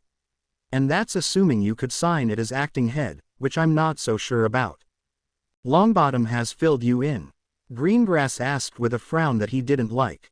True, he had made a few mistakes as far as he could tell, but he still thought he had done well, especially considering he had had no idea of any of these procedures a week ago. Did she expect him to be born with this knowledge? Well, perhaps, since she had probably been taught these things from her childhood. Was that why purebloods looked down on muggleborns? Because they didn't act according to etiquettes they had no idea existed? Shouldn't it be the job of someone, really, to teach these rules to them? That sounded like a good idea for Hogwarts. He'd have to remember that thought for his next talk with Dumbledore. Was it odd to consider a talk with one of the most influential wizard of the time as normalcy? Harry nodded, returning to the present meeting. He did, yes. So you want me to dissolve and get an adult to sign the settlement for me? In return, you would pay me back sometime in the future, or rather, House Greengrass would. A good plan, or in theory, at least. Greengrass smiled. A nice smile, in Harry's opinion, but then, it was probably the first time in a while that she had a reason to. That is what I had in mind, she replied, yes. You do see the benefit of it, don't you? The way I see it, we both get something we want. You dissolve the contract. In return, you will secure a sizable amount of gold for House Black at a future date. I pay you back with interest and get my freedom. It is a deal, nothing more. Harry peered at her over his glasses. She seemed genuine, and even though Hermione had called him out on his tendency to help people, he would have liked to go along with the plan, partly to see how much he could get out of it. She needed him more than the other way around. But it wasn't to be. I don't think it'll work. I'm sorry I can't help you there. He rose to his feet. I wish you luck, Miss Greengrass. You still have time to come up with a solution, after all. We will see each other at Hogwarts in a few weeks, I guess. Blinking, she jumped up. No need to rush your decision, Potter. And I can assure you we will find a solution. After all, I only made the suggestion with that loan, as you called it. I'm sure we can find something else. There has to be something you want. How about that? Since you do me a favor, I could do the same. You help me and I help you. He heard the urgency in her voice. Well, he couldn't fault her. Having to marry Malfoy, he too would try everything he could to get out of it. I don't rush my decision. I was merely stating a fact. The settlement has to be signed by a relative, probably with ties to the Blacks. Beside him, Neville hummed. He had understood Harry's train of thought, but it left Harry wondering why no one else had thought of that. Greengrass and Bulstrode might not know it, but Neville at least should have realized Harry would not get one of the remaining Blacks to sign the settlement, not after Harry had helped send Lucius Malfoy to Azkaban in June. Greengrass nodded curtly. Yes, with ties to House Black. I don't see the problem, though. Well, Harry continued, of the Blacks, only Narcissa and Bellatrix remain. Their other sister, who I've forgotten the name of, has been cast out of the family, and I doubt she would be acceptable as a representative for House Black. Neville shook his head slowly. Very unlikely. She was disowned, right? If so, Then she can't act for the blacks. It would make the settlement easily disputable. And if there is one thing purebloods like, it's getting their peers in trouble without any risk to themselves. No, the third black sister won't work. Harry continued. That leaves either Narcissa Malfoy or Bellatrix Lestrange. I seriously doubt that I can convince either one to do me a favor. The latter is not only an escaped prisoner, but also loyal to a man who thinks I'm his mortal enemy. Bellatrix is also unhinged and will likely hate me as well after we met at the ministry. She doesn't like to lose, I think. Narcissa Malfoy on the other hand doesn't really like me to begin with, and after last June, she'll be even less willing to do me any favor. If they want you to buy out, they won't help me with the contract. And even if they don't, they're working for Voldemort. Harry ignored the shivers from the girls, and handing me over would be far more profitable than getting Draco's freedom. Either way, talking to Narcissa Malfoy is an enormous risk, especially since you still have some time left before it gets pressing. And lastly, I have no relatives who could be coerced into signing anything for anyone under any circumstance short of threatening them with death, and that's ignoring they are no blacks. In essence, since I have no one who could sign for me, so any talk would be useless. Or am I wrong? Beside him, Neville shook his head. You aren't. You can't sign, and if no one can do it for House Black. No, Harry, you were right. I'm sorry I didn't think of it before. Harry waved it off. Ah, don't sweat it. Grobic jumped up. Are you finished then with this exercise in futility? Harry didn't pay him any mind. Goblins were goblins, simple as that, and part of their culture seemed to be their bad-tempered personality. Instead, he searched Greengrass' eyes. He felt like he should say something to her, like it was the right thing to not just leave her without a few parting words. It wasn't her fault they couldn't go through with the plan, and he did want to help her, but he also couldn't see anything that might solve the problem. I am truly sorry. Maybe you can convince the Malfoys to do it. Should work, right? She laughed humorously and rolled her eyes. If they had the money, they would buy out, remember? He hadn't until she had said it.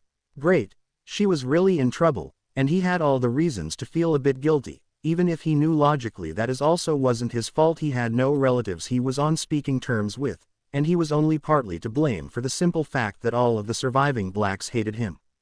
Harry hadn't made Lucius Malfoy a criminal, and Bellatrix couldn't solely blame him for the defeat that night, could she? Well, she probably did anyway. Didn't he have enough maniacs out for his blood already? Nodding to Greengrass, he sent her a small smile. Well, you still have about 10 months left. That should be enough time for you to see whether the Malfoys can't pay or don't want to. If it's the former, he left the sentence hanging. I'm not making any promises. I'm truly sorry I can't help you right now. Perhaps one of your other options works out for you. She nodded slowly. The moment they entered the twins' store, Mrs. Weasley began fussing over Harry. After making sure that he had indeed still all of his limbs as well as clear eyes, just to make sure nobody had altered his mind, she thanked Bill. Ah, don't worry about it too much. But I really should be going. The goblins don't like it when their human employees take unannounced breaks, and with me running duties for, well, you lot, they are already on my case. So, Mum, have fun with these rascals. He turned to his brothers. See you soon, I think. Ron, don't give our parents or Hermione too much grief. Ignoring the following protests from both, he turned to Harry, and I hope you have finished your errands. Don't get me wrong, I have nothing against helping you, but... Yeah, I get it. See you. With that, the eldest Weasley son left, and the family split. Mrs. Weasley tried to pry her husband from the Muggle joke items. Ron walked along the shelves with a longing look, tailed by one of the clerks. Hermione and Ginny strolled to a rather pinkish corner Harry had little interest in and was surprised to see his two friends heading to. He hadn't taken any of the girls to be the type. Then again, he mused, they needn't be. It was reasonable to assume a color coding to be applied within the store. Since pink was considered a girly color nowadays, using it as an indicator for products targeted at girls in general made sense. Like our shop, Fred had stayed behind. It's brilliant. You have really outdone yourself. The business is going strong. The redhead grinned. Better than we had ever imagined. And it's all thanks to you and your investment. Come on, I have to show you something. Let's, Mum's busy, quick, in here. And he shoved Harry through a curtain that tingled on the skin. Curious. Sorry about that, it's just. Mum and Dad, they think we sell joke items. We do, of course, and it is profitable, but the real money we make back here. Security products, see, he grabbed a hat from the shelf. Shield hats, for one. Won't help against anything serious, but they work, which is more than Dad can say about the crap he deals with on a daily basis. Peruvian instant darkness power. Just a pinch in the air and all around you is pitch black. If you're ever in a pickle, it's good for an escape. Decoy detonator. Funny story there, only, don't repeat it. See, it will walk into a corner and make a lot of noise. A decoy. But originally, we had thought about something more effective, more stress on the detonation part, only, the legs couldn't carry the load, and charms don't mingle that well with the other enchantments. They collapsed, and detonated a bit too close. Might have taken a leg with it had we not jumped away. Well, now they're decoys, and that is also useful. What else? Let's see. Oh yeah, he pulled something from the topmost shelf. You won't see this one anywhere else. We're not even sure whether we really want to sell it to anyone, and it is not finished yet. It's a two-part system. This here, he pulled a grayish ball out of the box, is what we call the eye. You plant it in a room, a corner, for example. Once activated, it will react to movement in front of it. If there is some, it will cause this pin, he pointed to a small piece of metal in the box, to hum. Granted, it is not much, but could at least work as a forewarning. Someone entering your house, well, you'll know they're there. George had wanted to add defensive capabilities, you know, shooting poison or something like that, but what if someone you like just wants to surprise you? Or you walk into your own trap? No, better just a warning. Only, we don't want it going around, picked apart, because what good is an alarm if the enemy knows it exists? Why show me all that? Harry stared around the room in wonder. You helped us. You gave us the money and we owe you a lot. You deserve to know what we have accomplished, and if you ever need anything, you can ask us, and we will help you. And you know what? For as long as you live, you don't have to pay. Whatever you like, just take it. You know I can't do that, Fred. Also, that too. You are one of the few who can tell us apart, and for that, you have earned that right. Or perhaps it's a bribe to make you keep the secret of how to do it, pick whichever explanation you prefer. Use your privilege or don't, but it is there for you. Now let's head out and let us be seen or Mum'll have measles. You should have seen her worry when you were at Gringotts. What did she expect? An attack on the bank? Even the Death Eaters aren't that stupid. As they walked out, Harry turned to his friend. There's something I wanted to ask you. How does that paste you gave Hermione work? I just wondered because nothing your mum tried seemed to work, and she does know about bruises, burns, and stuff. Has to, with you as her sons. Love you too, Harry. Fred quickly looked around. To be honest, it doesn't work. Or rather, it doesn't remove the bruise, just covers it up. See, we experimented a bit, wanted to offer products for the young witch as well. When we looked into cosmetics, we developed a couple of really nifty stuff, and one of the byproducts is that paste. It doesn't vanish the bruise, instead, it changes the pigmentation of the area. That's why we told her to work from outside in. Once it touched the skin, it took on the desired color and applied it to the affected area. It smears the color over the affected area. The bruise is still there, she can't see, that's all. And you develop that stuff. Sounds tricky. It is, and then again, it's not. Look around, Harry, and ignore all the cheap stuff, the joke items like taste-changing sweets. What's left are some of the most complex pieces of magic anyone in the family has done in the last 2 centuries. Something like that. Those patented daydream charms. A nightmare to get working properly, and then, they sell, less than we had hoped. On the other hand, they work, which is a reward far better than galleons could ever be. They're also decent advertisement. They had reached Hermione and Ginny, who were poring over a bowl of little flasks. Having fun, you too.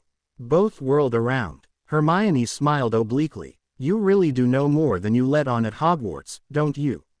Some of the stuff is amazing. If I didn't know it any better, I wouldn't believe you were behind it.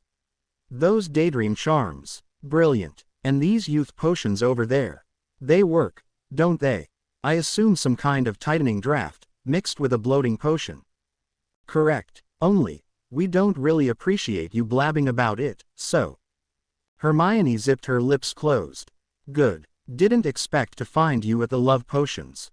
It took Harry a moment until he noticed the flasks next to them were, in fact, labeled as such. Why he hadn't seen it before he had no explanation. He raised an eyebrow. Love potions, Fred, you really have broadened your horizons. Well, they sell reasonably well, giggly girls get them generously. He shrugged. We do have to think of our business, need the gold, and since girls are apparently more willing to pay for this stuff than fantasies. But since we are all here, sister of mine. As if summoned, George appeared. Quote. We don't sell these potions to you. Not that you'd need it, Fred added. George nodded. Right you are. Ginny raised her hand to interrupt them. I can see where this is going, and I tell you the same I told Ron when he bothered me about it. Stay out of my business. Butt in and I will make you piss blood until your dying day. Get on my nerves and, well, let's just say, your girlfriends won't be very happy. The twins exchanged a look before shrugging. Fred began. We know. Still, you don't need love potions, if what we heard is true. Dean Thomas, little sister. When we left, you were with Michael Corner. Not that we ever liked him much, Fred said. Tosser. He is, George grumbled. Can't take a joke if it bit him. Yes, he told me about that, Ginny interrupted. Still not any of your business. I don't butt into yours. You told me not to bother with Katie, George interrupted. And warned us not to look too closely at any girl, Fred supplied. I could be mistaken, but didn't you also yell at us for sharing a raunchy joke with Alicia? One that she rather liked, if I remember correctly. Fred added. So, Ginny raised her eyebrow. George pursed his lips. How is that not butting into our business? Because it is completely different. I did it because you were stupid and gross. The only reason you try to bother me about my life is because you feel the need to protect me from the dangers of the world, and I'm not a fragile doll.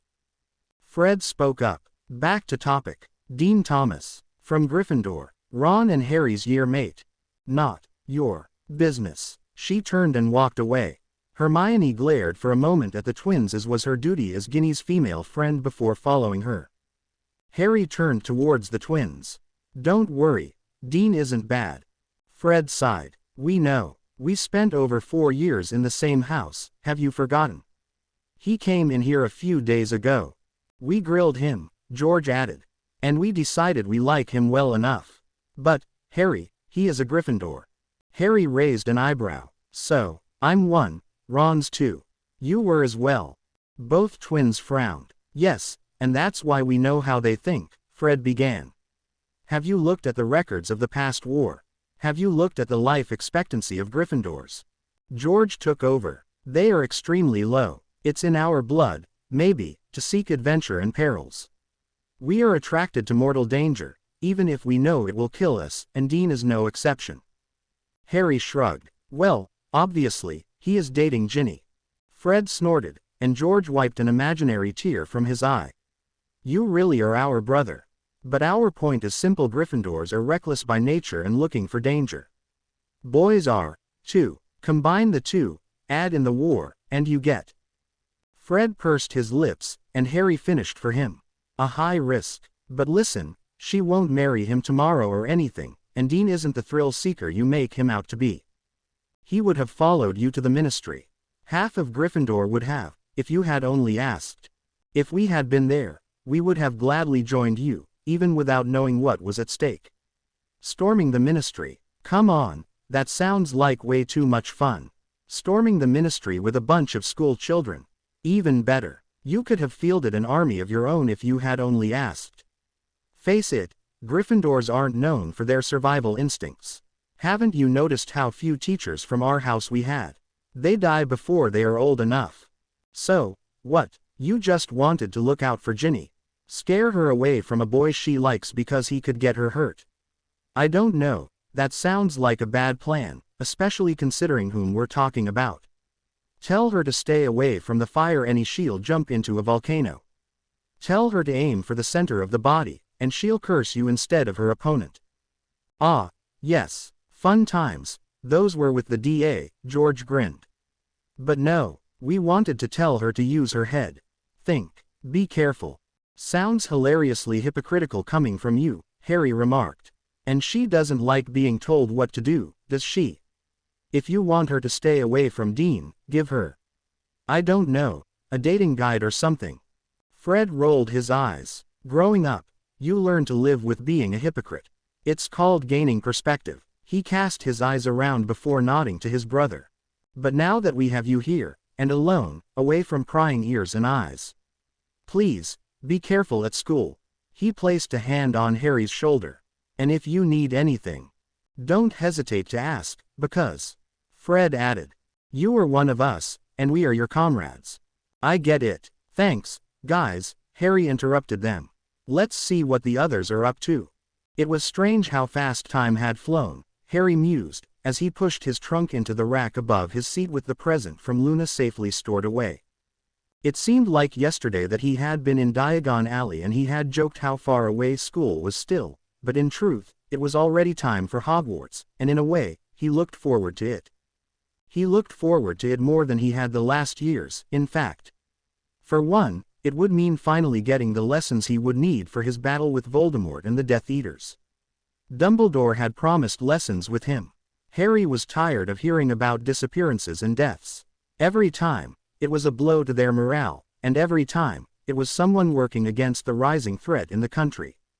Sturgis Podmore had had a very close miss, and only inconceivable luck had saved him. Learning how to fight his enemies more effectively was only one of the reasons Harry looked forward to school, though. It would mean returning to class, or more precisely, it would mean Hermione's return to class. Ever since she had gotten her books in Diagon Alley, she had convinced Red, forced her friends to join her in her preparations for the upcoming year.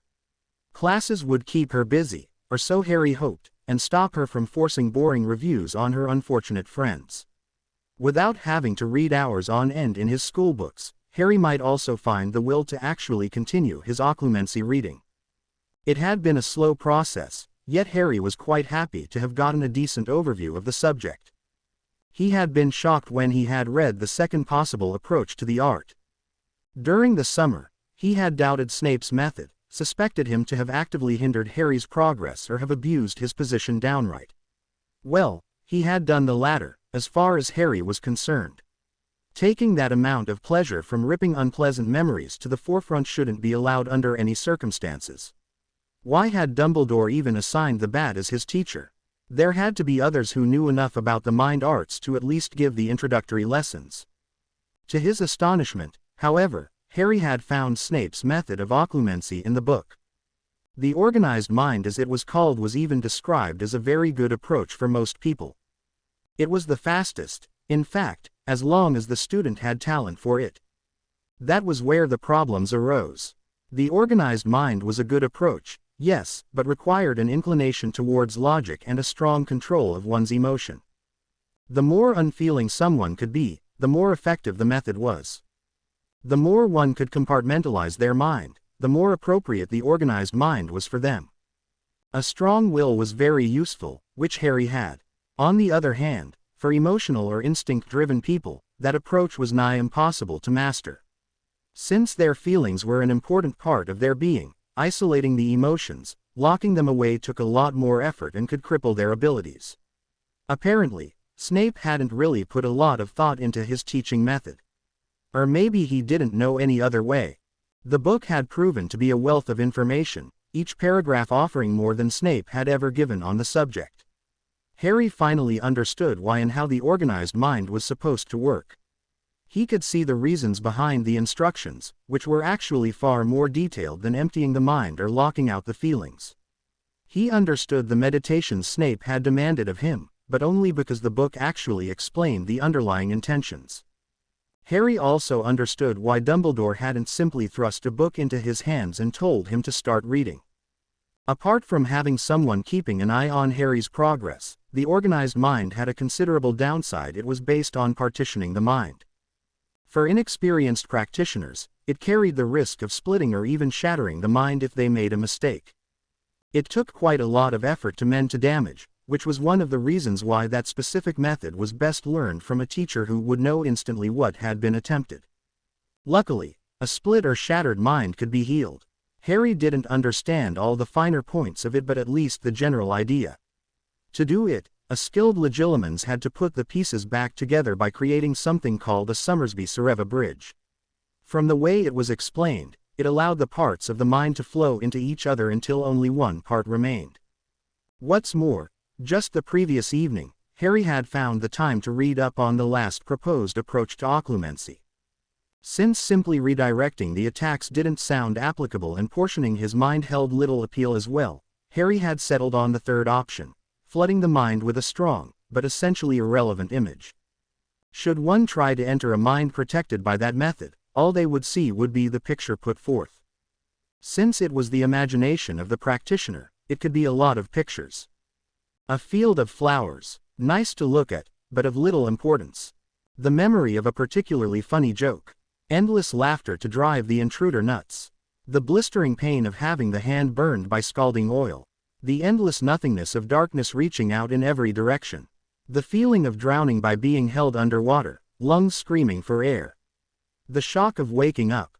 The sharpened senses, instincts flaring up and demanding a jump to safety. As long as the user could create the image, it worked. The more stimuli the image contained, the more effective it actually was. True, it was effectively a bastardized version of the redirection technique, but since it built on strong stimuli, on emotions rather than knowledge, it worked fairly well for emotionally inclined people like Harry. It also helped them focus their mind on single tasks and images, to branch out into traditional redirection later on. Combining the two allowed the redirection to a memory or thought that was condensed stimuli. Ultimately, of course, all approaches led to a similar result, but, lacking a physical matter to handle, the way to reach the goal played a significant role. Returning to school would mean more than that, though. It would mean finally leaving behind the feeling of inactivity. Every summer, he had felt limited, weak, stuck, waiting. After he had learned he was a wizard, he had sorely missed magic during the holidays, but especially after his problems with the ministry, he had had no wish to tempt his luck. The past summer had been the worst. He had known what awaited him: a war. He had seen the price of his inaction: death and destruction. He had experienced the heavy atmosphere around the burrow, but his hands had been tied. He had had to spend his time lazing around, reading, writing occasionally, or playing with his friends while others had fought for their lives. The chosen one, people called him, and with good reason. But what had he done with his time in the last months? What good had he done, while everyone had placed their hopes on him? And Daddy said we would have to try again another time. They are rather crafty. After all, they might have hidden as soon as we arrived. Luna stared at Neville, who simply shrugged half-heartedly. I guess so, he replied in the end. No clue then. That's too bad. The girl shook her head forcefully. No, it is the best I could ever hope for. Since we found no clue, Daddy and I will have to look another time. He really needs to get out more, and I like traveling with him. Harry decided to change the topic. Well, it's back to school now. Feeling excited for your OWLs? Oh, I think it will be a very interesting year, but I hadn't thought about my OWLs much. Daddy says they are without real meaning anyway, since they are only a way for the ministry to control the masses. That way, people will have to learn the ministry-approved theories and will stop questioning their government. And the marks from the OWLs and NEWTs don't really matter once you have a job, anyway. Didn't you know that, Harry? He would have loved to answer, but found himself unable to. Frankly, he had no idea how to reply to her outlandish theories since, for once, it made perfect sense. It would be very much like the ministry he had come to know over the years to invent an education system just to keep the country in their grip. Finally, Harry settled on a safe route. No, I didn't know that. Excuse me, I'll go wash my hands. I grabbed into something earlier. Once in the corridor, he felt the stares again. Did the people honestly have nothing better to do than watch his every move? Luckily, he found a bathroom not too far away and ducked inside. After thoroughly washing his hands and drying them far more carefully than he had been allowed on Privet Drive, he backed out, and immediately ran into someone. Whirling around, he came face to face with Susan Bones. "Sorry, I didn't look where I was going," he began. "No problem, really." An awkward silence settled, and Harry became painfully aware that he was standing next to an attractive girl, one he had run into and couldn't think of a single topic, or none he considered appropriate. In the end, she gestured towards the corridor, and he gladly followed her suggestion. "Enjoyed your summer?" she asked after a moment. He fought down the different impulses, to lie, to pour his heart out, to brag, and settled on the safe and noncommittal route. "It was all right. I played Quidditch a lot, read a bit. But nothing of importance." She stopped at a door, and Harry, glancing over her shoulder, could see a few Hufflepuffs staring back. Susan had her hand already on the handle when he placed his on her wrist. Curiosity flashed in her eyes, and Harry became aware of the raised eyebrows in the compartment. A year ago, he would have minded. But he didn't, not anymore. Why should he? He was Harry Potter, the boy who lived, the chosen one. At the beginning of last year they had believed him to be delusional, this year they would see him as a hero. He doubted he could take a leak without a drop-by-drop printed in the Daily Prophet. If he wanted to speak with someone, why shouldn't he just like every other person on the train? "Listen, Susan, I read about your aunt. I am terribly sorry for your loss. I cannot." He stopped. He meant it, but it still sounded so awfully wrong, so well rehearsed, even if he hadn't prepared for it. Instead, he pulled his hand back. Susan smiled sadly at him.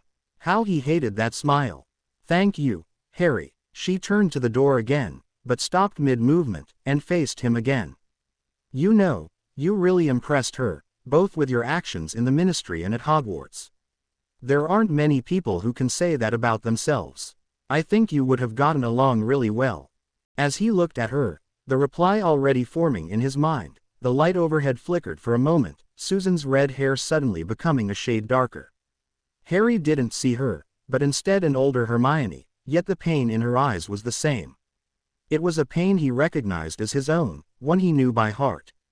The pain of being left behind mingled with the fear of losing more. With each loss, each disappointment, each crushed dream or hope, the pain lessened, in a way, but it never went away. Swallowing hard, he tried to say his thanks, but somewhere along the way, the words got jumbled, and all he managed was a feeble croak. She understood. Susan gave him a sympathetic smile and entered her compartment. Lost in his thoughts, he hardly noticed Susan leaving, or himself walking down the train and bumping into a glum girl maybe a year or two younger, and he also barely registered himself entering his compartment. Luna and Neville were talking about magical plants. Apparently, Luna had a certain fondness of them as well, or maybe simply liked hearing the podgy boy talk. Or maybe she found the obscure nature of the plants Neville talked about fascinating. Neville, yet another victim. His parents driven insane for information they didn't even have. Yet another defeat for the good side. The good side. Dumbledore's side, Harry decided. Neville had suffered just as much, probably even more than Harry, who knew his parents were no more gone, truly and irrevocably dead. So was Sirius. It wasn't easy, not by a long shot, but it was closure. He had no hope of seeing them again left to lose. Neville on the other hand visited what was left of his parents year after year. How long had he done that? Had he ever accepted the inevitable that his parents wouldn't get well again? It was possible, but Harry didn't believe it. He had seen Neville's face last Christmas, and had understood the stout defiance he had shown when faced with his friends. Neville hadn't given up. Rather, he clung desperately to the last shred of hope. Perhaps it kept him going. Kept him from drowning in his sorrow. And why had Neville become a victim in the first place? Because he could have been the one. It could have been him the prophecy had referred to. A possibility, nothing more, now no longer anything but a curiosity. Should he tell him? It would hurt Neville, surely. No one could understand that better than Harry. But Harry didn't want to be like Dumbledore, keeping people in the dark just because he wanted to shield them from their life and destiny. Only, it wasn't Neville's life, it was Harry's. He was the chosen one, destined to fight Voldemort until his dying breath either ones, though Harry would place all his money on the survival of self-proclaimed Dark Lord. Really, what chance did Harry's secret power love stand against 40 years of magical knowledge, wielded by a ruthless wizard hell-bent on power? And how was love supposed to stand against the sheer determination of a deranged mind? Dumbledore surely had an ace up his sleeve, a secret he hadn't wanted to share with Harry at the end of last year. He had decided to teach Harry a bit of this and that the coming year, so there had to be something useful the headmaster was finally ready to show. Advanced combat magic, risky spells. Perhaps Dumbledore had found a way to solve the problem creatively. Sending Harry back in time, or maybe just a message to the younger Dumbledore to fix the damage before it was done and Voldemort's rise to power had begun. Hermione had stressed the importance of not being seen when traveling into the past, but mainly, so no one saw the time traveler. There wouldn't be a Harry to run into, and Hermione hadn't said anything about messages, just people. But traveling back so far was very likely not possible, Harry knew it. There were too many factors to go wrong, and too many consequences to keep in mind. It wasn't Neville's life or fault his parents had been taken from him. It was Voldemort's. He didn't need to know, but ultimately could, once everything had been done, once the prophecy had been fulfilled. He needn't know the role he could have played had things gone differently. The Longbottoms had simply been a casualty like many others. More victims of the war. It would change. He, Harry, would learn from Dumbledore. They would work together. They would end the war. They would stop as much suffering as possible. They would finally make the change for the better and put a stop to all the nonsense. And Harry would tell Neville. He deserved to know what he had sacrificed for the betterment of Wizarding Britain. The door opened, and Hermione and Ron walked in. Ah, finally, the witch sighed. Really, I'm starting to wonder whether it is really worth it to be prefect. The bath is nice, Harry countered. And you do love to have influence on people. Plus, thinking about the girls in our year, there is no real alternative. You are the only one who is both daring enough to try and responsible enough to manage it. She is right, though, Ron sighed. Not that I care much about the job, mind you. It takes forever to get anything done, and once you're finished, there's little time for fun. Anything important? Harry asked to change the topic. He had heard Ron's complaints the last year. He didn't need an early start on this one. Not really, Ron replied. A few rule changes, mainly concerning punishments. Apparently, the teachers learned their lesson from last year. They don't want the students getting out of hand. The fifth-year prefects are new, of course. Anyone we know? Neville asked. I don't think so, Hermione said. Well, the Gryffindors, of course. Jackson and Tabard. I think they'll do reasonably well, but only time will tell. I had hoped Parkinson would have lost her badge after last year. Such abuse of power should not be allowed under any circumstances. She's still a prefect, Harry questioned. He had wondered how she had gotten the badge in the first place, why she would be allowed to keep it after her obvious misbehavior was beyond him. And Malfoy too, Ron grumbled. Probably had to call in lots and lots of favors, or perhaps threatened all other sixth-year boys. Although if Parkinson had already secured her badge, that'd be threat enough if you ask me.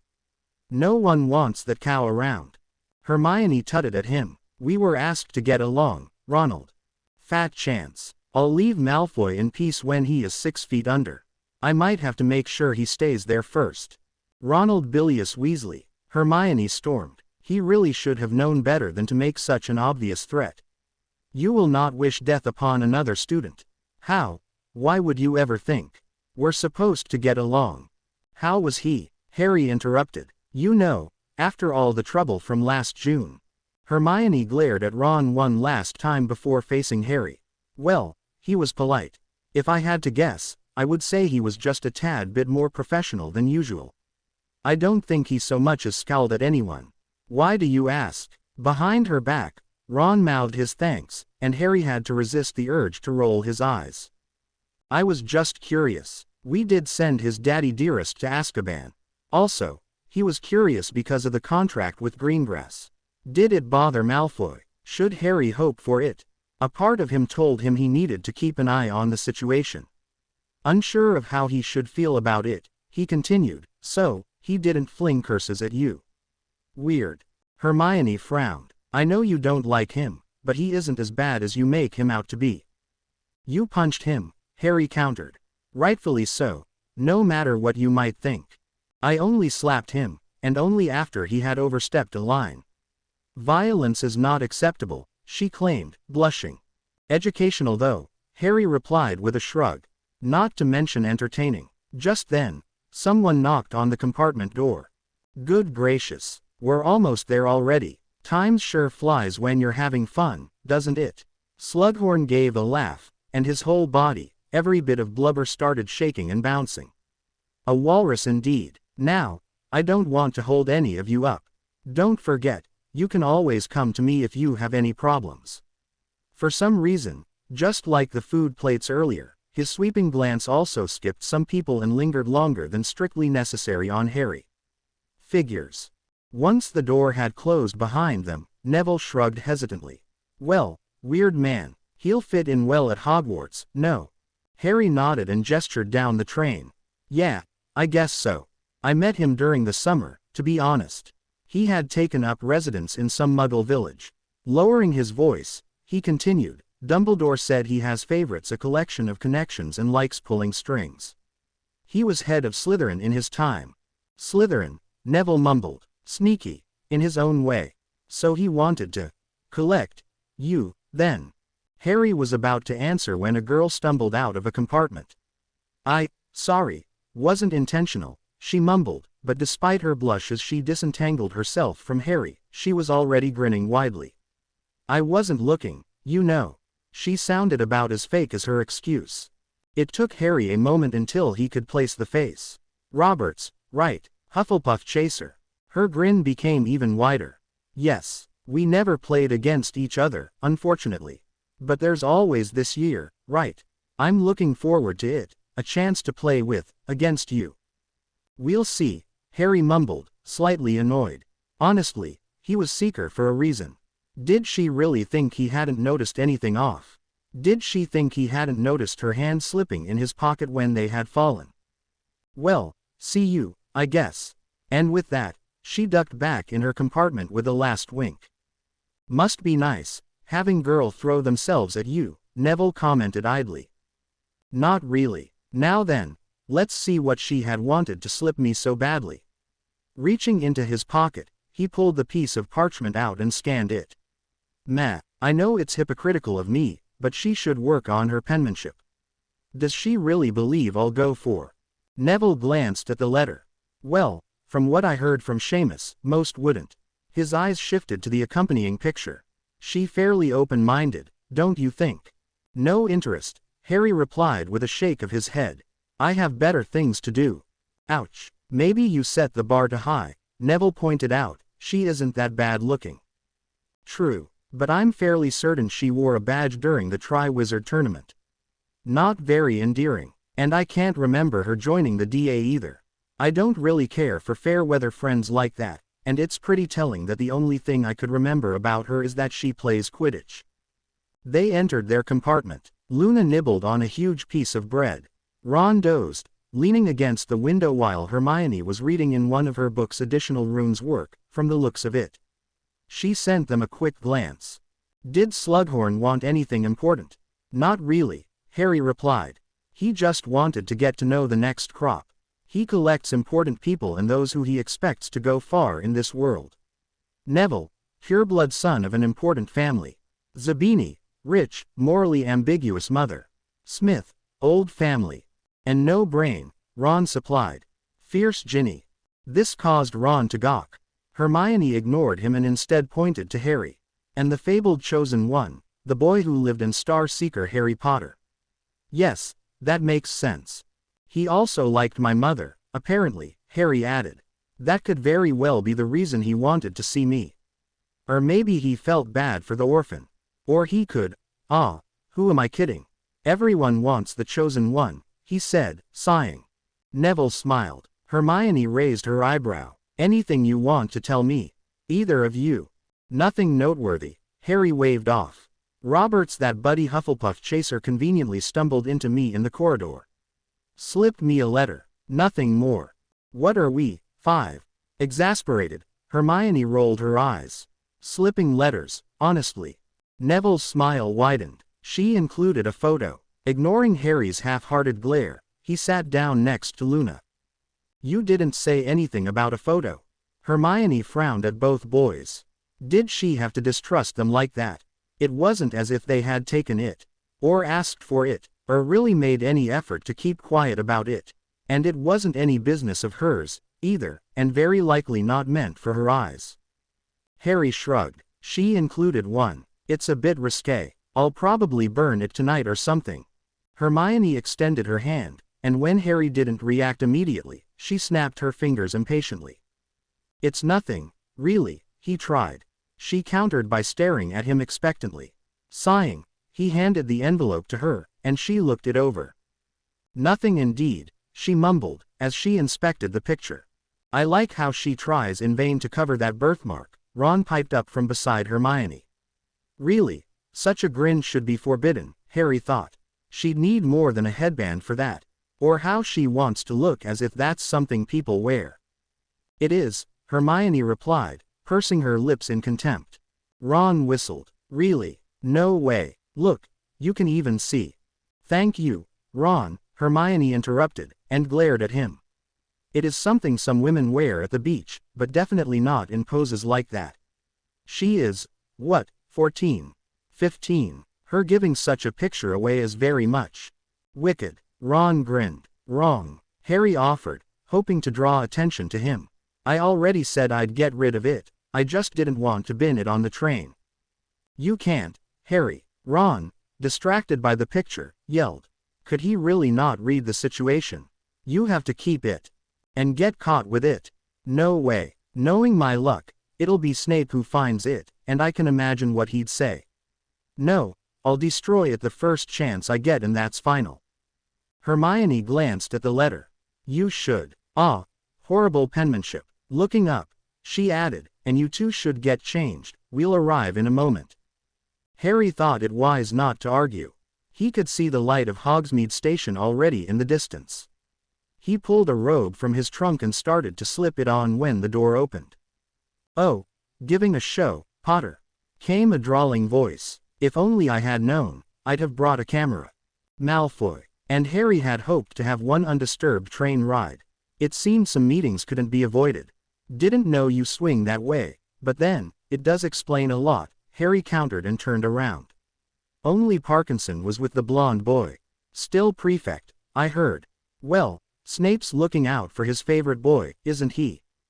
Malfoy smirked. He simply knows the importance of allies. Going against a Malfoy is a bad idea. Anyone stupid enough to dare that will have to pay the price sooner or later.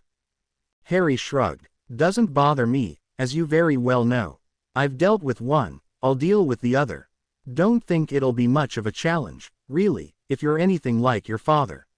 So, tell me, how is it to be the bottom of the barrel? You wish. Malfoys always come out on top. We have friends wherever we go. I know, your daddy is surrounded by almost all of his, and just think, he owes it to me. Might as well send a few more his way. Maybe a little family reunion.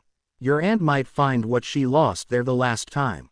Then again, small marbles and lots of rubble, so it might take a while. You can die trying, Potter, Malfoy replied with a thin smile. But enough about your delusions, let's focus on the reality. The train will arrive at Hogsmeade Station in a moment. We, that is, Parkinson and I, the trustworthy prefects that we are, were asked to spread the word, so even the slow and lazy will be as appropriately dressed as they can manage. Naturally, my first instinct was to seek out Weasley and his ilk. Ha! Very funny, Malfoy. What do you want? Ron threw in. The blonde boy blinked before nodding. I am a proper pureblood, and as such, I respect traditions. Such is the way of proper families, something you might not know about. So, I decided to pay Potter the visit he must have expected. I had to get it in sometime during the ride. It was Harry's turn to blink. Somehow, Malfoy had managed to sound almost civilly. Then again, he still had that arrogance, which was surprising given his father's arrest. Before Harry could answer, Parkinson scoffed. Don't waste your time, they won't understand what you're trying to tell them. They aren't like us, and luckily, they'll never be. Malfoy nodded slightly. With the interest directed at you, Potter, it was surprisingly difficult to get a hold of you. I had expected people piling up in front of your compartment. They'd be swarming you, I thought. After all, any idiot can recognize your mug, it's why Weasley still follows you. Harry quickly gestured for Ron to stay put. They were almost rid of him anyway. Malfoy smirked when he noticed, but didn't comment. Harry took the opportunity to speak once more. Well, better than following the smell, which is why Crabbe and Goyle follow you. By the way, where are your henchmen? Trying to figure out how to tie their shoes. Looking after my luggage. See, that's the important part about who you'll surround yourself with: usefulness. A valuable lesson I learned long ago. Ron rolled his eyes. That's the stupidest I've ever heard, Malfoy. The blonde shrugged casually. You think so? Well, I'll trust your expertise. You are, after all, an expert on stupidity. Ron jumped to his feet. Fortunately, he was predictable, and Hermione had grabbed his arm to hold him back. She replied, before Harry had the chance. He had enough opportunities to study you. Ron learned about stupidity from observation. After a moment of shock at hearing his friend's comment, Harry saw the moment to put a stop to it. And Ron, Malfoy is right. Finding useful friends is important for him. They have to balance his shortcomings out. It's why he's always longing for more followers. Facing the Slytherins fully, he added, well, thanks for the visit, Malfoy, always nice to see just what I never want to become, but if you really have to inform all the students, you really should get going. And with that, he closed the door. Polite, professional. Hermione, we really should sit down and go over your definitions.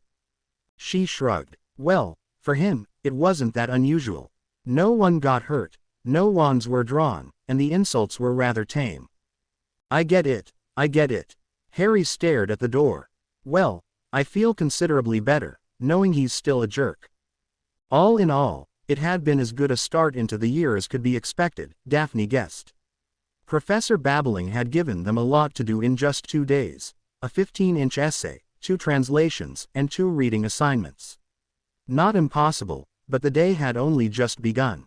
The witch hadn't been lying when she had warned the class that they'd have quite a workload for runes ahead of them. If this was how she began the year, Daphne shuddered to think of what would follow over the next weeks. Professor Snape had of course set a difficult task for defense against the dark arts, and she dreaded the necessary research for it. Granted, since she was a Slytherin, she could always ask him about pointers, but it was too early in the year to use up what counted as the man's goodwill. No, she would wait until a later date to ask him for help. Nonverbal casting had been interesting, Daphne thought. Being one of the 5 Slytherins who continued defense had meant being paired with the rather serious Terry Boot from Ravenclaw. True to form, he had been a wealth of information. Ravenclaw, what else, and quite fast on the uptake. His spell casting had been more haphazard than normal, occasionally hitting her thigh, shoulder or missing completely, but then, Daphne had been worse. Since he hadn't complained when her stinging hex had hit rather more south than she had intended, she felt little reason to whine about his hits. Predictably, Granger seemed to have managed first if Longbottom's performance was any indication. Then again, he might have just been acting to bolster her confidence and get Granger's attention or something. The minds of boys were strange sometimes, and Gryffindor's even more so, Daphne guessed. Professor Snape hadn't commented on Granger's spellcasting, so it wasn't any of Daphne's concern. Pay up, interrupted the voice of her dorm mate Tracy. The buddy grinned as she extended her hand. Daphne blinked. Being pulled from her thoughts like that didn't sit well with her, and given so little to work with, she had no idea what the other girl was talking about. Her face had shown apparently. Our bet, remember, yesterday in the Great Hall. You said Potter would lose at least 10 points. Daphne nodded. It had seemed like a certainty. When hadn't Professor Snape taken points from the boy? He got punished, she tried to point out. It was a feeble attempt, but true. You lost fair and square. You said he'd lose at least 10 points, he didn't. My galleon, please. I said he wouldn't leave class without getting punished, 10 points at least, Daphne replied, but she still fished the coin out of her pocket. She should have known better than to leave the bet open to interpretation, even if she hadn't meant it to be one in the first place. Thanks, Tracy said, smiling at her friend.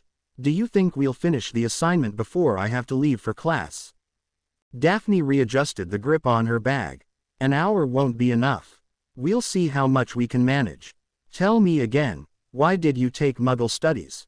Easy grade, simple as that. And since neither the ministry nor the teacher have any idea about the life of non-magicals, it's mostly rubbish anyway. Daphne frowned. She had thought about taking it, initially. It was true, Muggle Studies was considered to be laughably easy for those who grew up around Muggles and the like. Tracy, whose surviving grandfather was a Muggle and had made a fortune in trade, had learned a lot from all her visits to him. For someone like Tracy, Muggle Studies was indeed laughably easy. Daphne had toyed with the idea of taking Muggle Studies for a number of reasons, not only because of a supposedly easy grade. She had wanted to understand what her friend had been talking about, for one. Learning about a different world fascinated Daphne somewhat. She had dreamed about making a living for herself, believing the marriage contract with the Blacks to be nothing more than a formality that had to be dealt with sometime before her 17th birthday, perhaps opening a store or working as a researcher. It sounded like an engaging career. Even a job at the ministry wasn't that bad, apart from being work, and with the contact with Muggle society, knowledge about them was very important. As a child, she had heard an uncle ramble about witches and wizards constantly risking the exposure of the wizarding world by being, well, ignorant. He had chosen another word, one Daphne's mother had forbidden her children from repeating, but it was still true.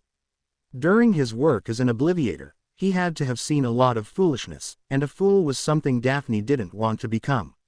Working for the ministry, keeping the secret of magic, that too sounded rather interesting in theory, and for that, she needed to know how to stay inconspicuous.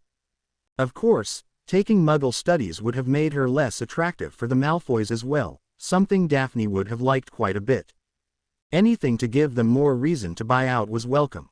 When the time had come to choose her classes, she had borrowed the Muggle Studies book from another student. However, what she had read had seemed weird. Odd ideas, strange words, outlandish concepts. After forcing herself through a chapter, she had known it wasn't a subject for her. Despite what the book claimed about the similarities in the lives of wizard kind and Muggles, this weird electricity had her reeling. Power from somewhere, used for a lot of things, existent in nature, but also produced by Muggles through strange contraptions, at the heart of Muggle life like magic, but then, not part of them, separate, yet somehow connected. No, Muggle Studies wouldn't have been an easy grade, not for her. And why should she bother with it? Lots of witches and wizards had no idea about Muggles and still got along well. She didn't need to learn about Muggles, she just had to be observant and copy their behavior. There's nothing easy about it. Not for me, she reminded her friend. I get why you took it up to the OWLs. But why continue? You've seen Professor Snape when you told him. Both Theodore and Pansy tried to talk you out of it, and you really don't need it that much, right? Tracy bit her lip and lowered her voice. Well, I might. Grandpa is getting on in age. He asked me whether I might be interested in taking over from him. If I do, I'll have to work with Muggles daily. I'm not sure I'll do it, but, if I have to work for a living, I might as well choose a job that pays very well, even if I have to deal with Muggles constantly. And if I do take over, I will need Muggle Studies. Ah, Daphne agreed. It made sense, or about just as much sense as willingly working with Muggles did. Why not relegate it to Muggleborns? They knew how to get around in Muggle society. They wouldn't have any problem fitting in. But to each their own, Daphne thought. You told Theodore, I assume. He seemed oddly accepting during our defense lesson. Tracy smiled softly. He is, in a way. But then, it's not his business, is it? No, It literally isn't. I also noticed he didn't want to curse you. Anything you want to tell me? Not really. We met last Wednesday. Well, our families did. One of our aunts married, you see. Well, most of the people were considerably younger, mostly the girls. Giggly and hanging off their parents, nothing fun about them. Theodore came to my rescue. I much prefer dancing with him than grabby granduncles who can't make up their mind what I am to them. So, Theodore and I talked a bit, more out of necessity than anything, but it was fun. After a quick glance around to make sure no one saw them, they entered the common room. It wasn't crowded. Most of the students were probably outside enjoying the sun or in class. In a corner, Malfoy sat with the fifth-year prefect Summers and the fourth-year Brooks.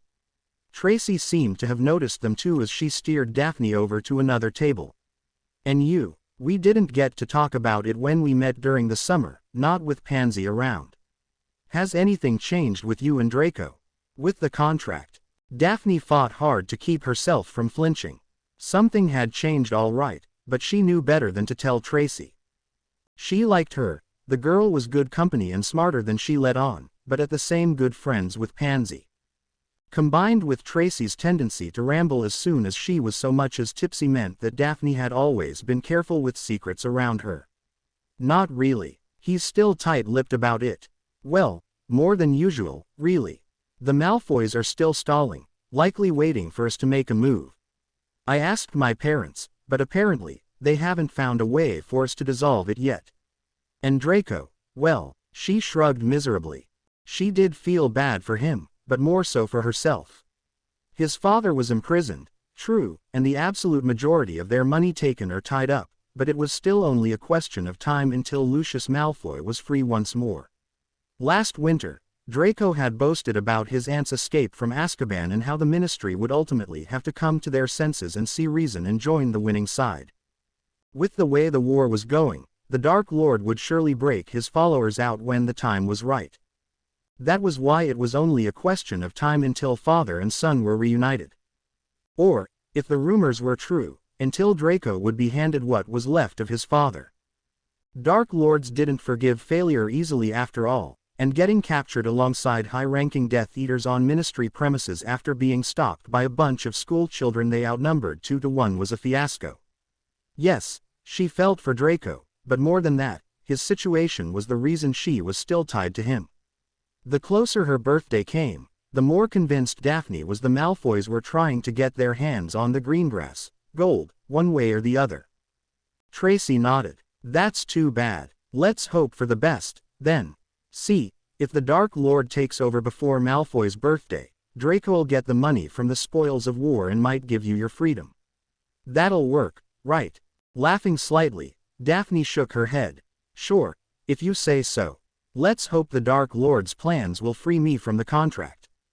They settled at one of the tables and spread their belongings. Just as Daphne was about to start, Tracy added, though there are worse things in life, you know. He isn't that bad of a match when you think about it, a pureblood from a respected family too, actually with ties to some influential people. He has a claim to a lot of gold, even if the Ministry is interfering right now, and connections to the Dark Lord as well. Once his rise to power is completed, Draco's family will be better off than ever. They're on the winning side if the rumors about the Malfoys are true.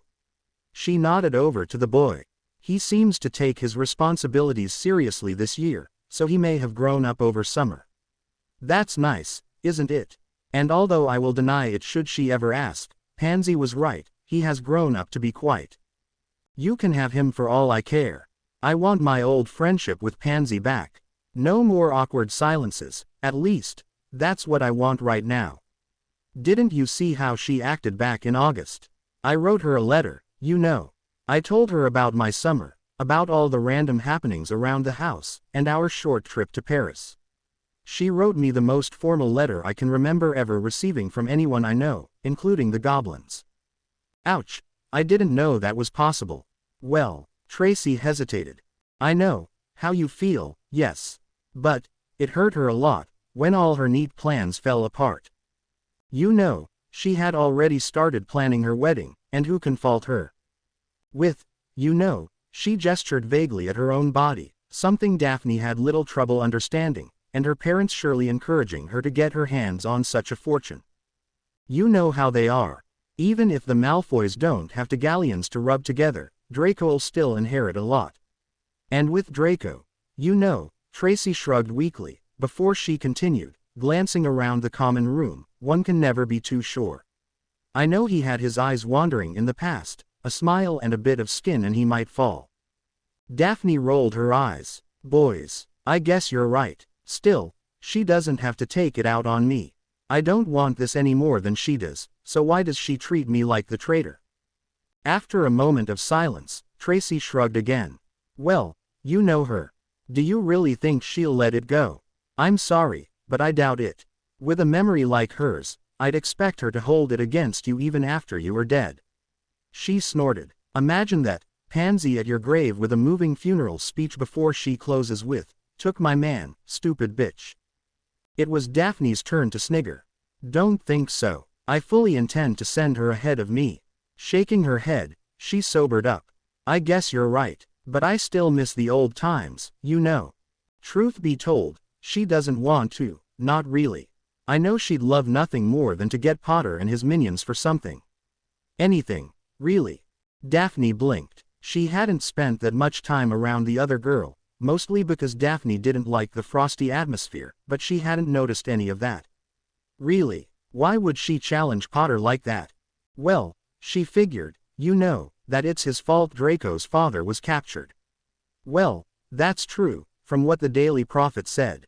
And everyone knows without Granger the boy can't do anything, so she's equally guilty.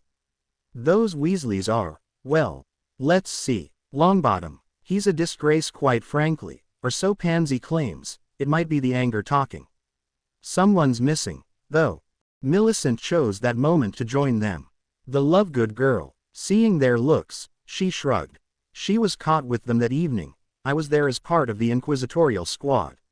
Remember. What are you talking about, anyway? Pansy's revenge against those who wronged her, Tracy replied. Anyway, yes, that Lovegood oddity. But you know what's really funny? Draco didn't let Pansy do as she wanted to. They had a fight about that, actually. She really wanted to make them pay, but Draco told her not to. Something about setting examples. I didn't listen that well. He said they had to be exemplary prefects, Millicent added. I guess Professor Snape got pressure from Dumbledore. It would be like the headmaster to give our prefects an ultimatum of sorts after last year. My mum always said Dumbledore has to have a soft heart or he wouldn't let the mudbloods in. She rolled her eyes in exasperation. More like a soft head, Tracy said, smirking. Ignoring Brooks, who stormed past them towards the girl dorms, Tracy rearranged the books in front of her. So, defense then. The differences in application of nonverbal casting concerning the subgroups of spells with special focus on offensive and defensive magic, including examples in minute detail. Great, and here I thought I'd be finished someday. That title alone takes forever to write. Turning to Daphne, she raised an eyebrow. Any idea what he's fishing for? The surface rippled, and only a moment later, both reappeared in the room they had vacated about 3/4 of an hour ago. Dumbledore naturally landed far more gracefully than his student, years of experience with his pensieve helping him. Harry scanned the portraits on the walls, wondering if they had watched eagerly for their return. So, the girl. Merope, Dumbledore supplied. What happened to her? He had never met her, but couldn't help but feel for her. Being mistreated constantly by her own family had to have been awful, and it was a bit too close to home for him. Dumbledore allowed himself a small smile. She survived. He sat down behind his desk. Ogden returned shortly after, and with reinforcements. Marvolo and Morphin were arrested. Marvolo for resisting arrest and injuring a ministry worker in the process. Morphin, known for Muggle attacks, got 3 years in Azkaban. His father received 6 months. Marvolo. Harry wondered. That's Voldemort's middle name, yes. After his grandfather. So, wait, Harry said, unwilling to believe it. If Gaunt was Voldemort's grandfather, and with his father being a riddle, then Merope was his mother. Yes, Dumbledore agreed. They were the last descendants of the Gaunts, a very old wizarding family known for their habit of marrying their cousins and the odd concentration of insanity as well as a penchant for violence. That sounds like Voldemort all right. It is something you might find in pureblood families occasionally. The Gaunt's gold squandered, all that remained were the heirlooms and their arrogance. You have also caught a glimpse of Voldemort's father. Harry nodded. The Muggle on the horse, right. His companion called him Tom.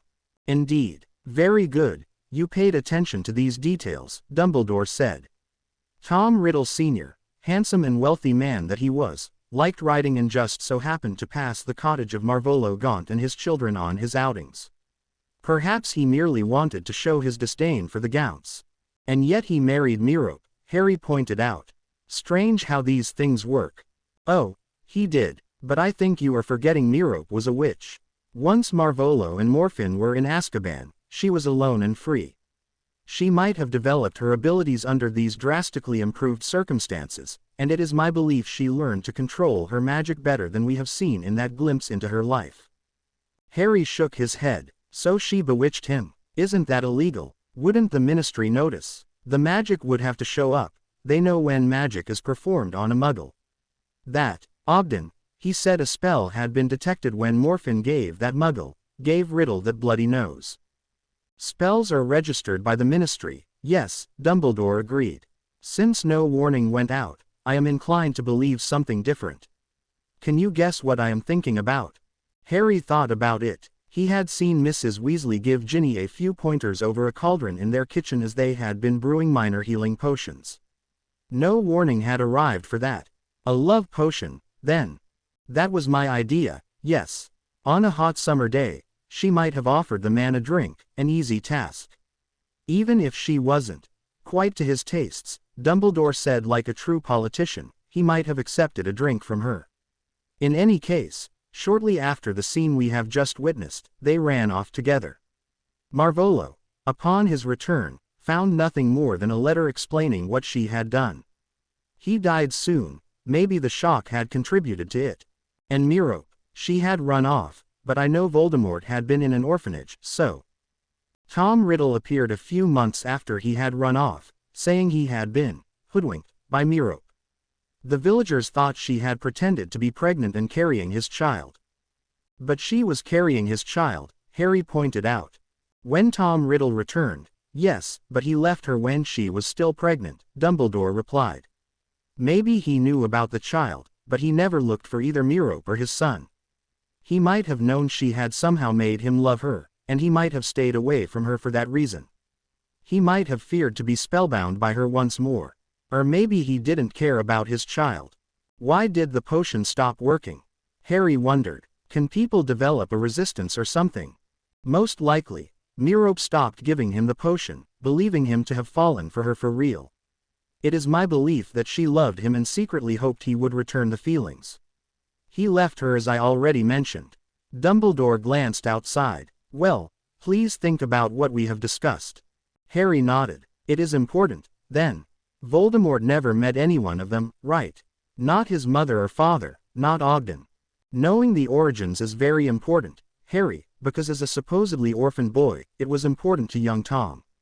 He had been wondering where he had come from, and I think it kept Tom awake during his time at school as well.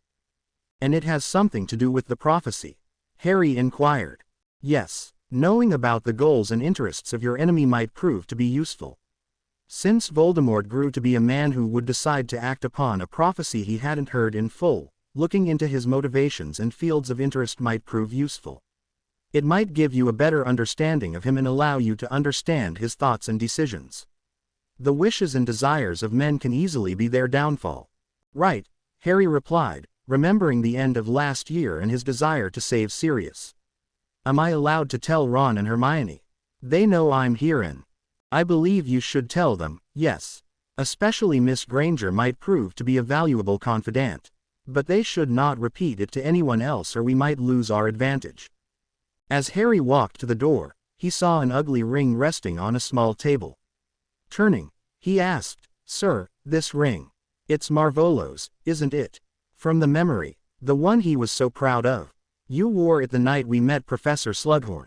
I did, yes. I acquired it recently. Around the time you injured your hand? Harry asked shrewdly. Seeing Dumbledore's nod, he wished good night and left. So Dumbledore wanted to teach him about Voldemort's origins.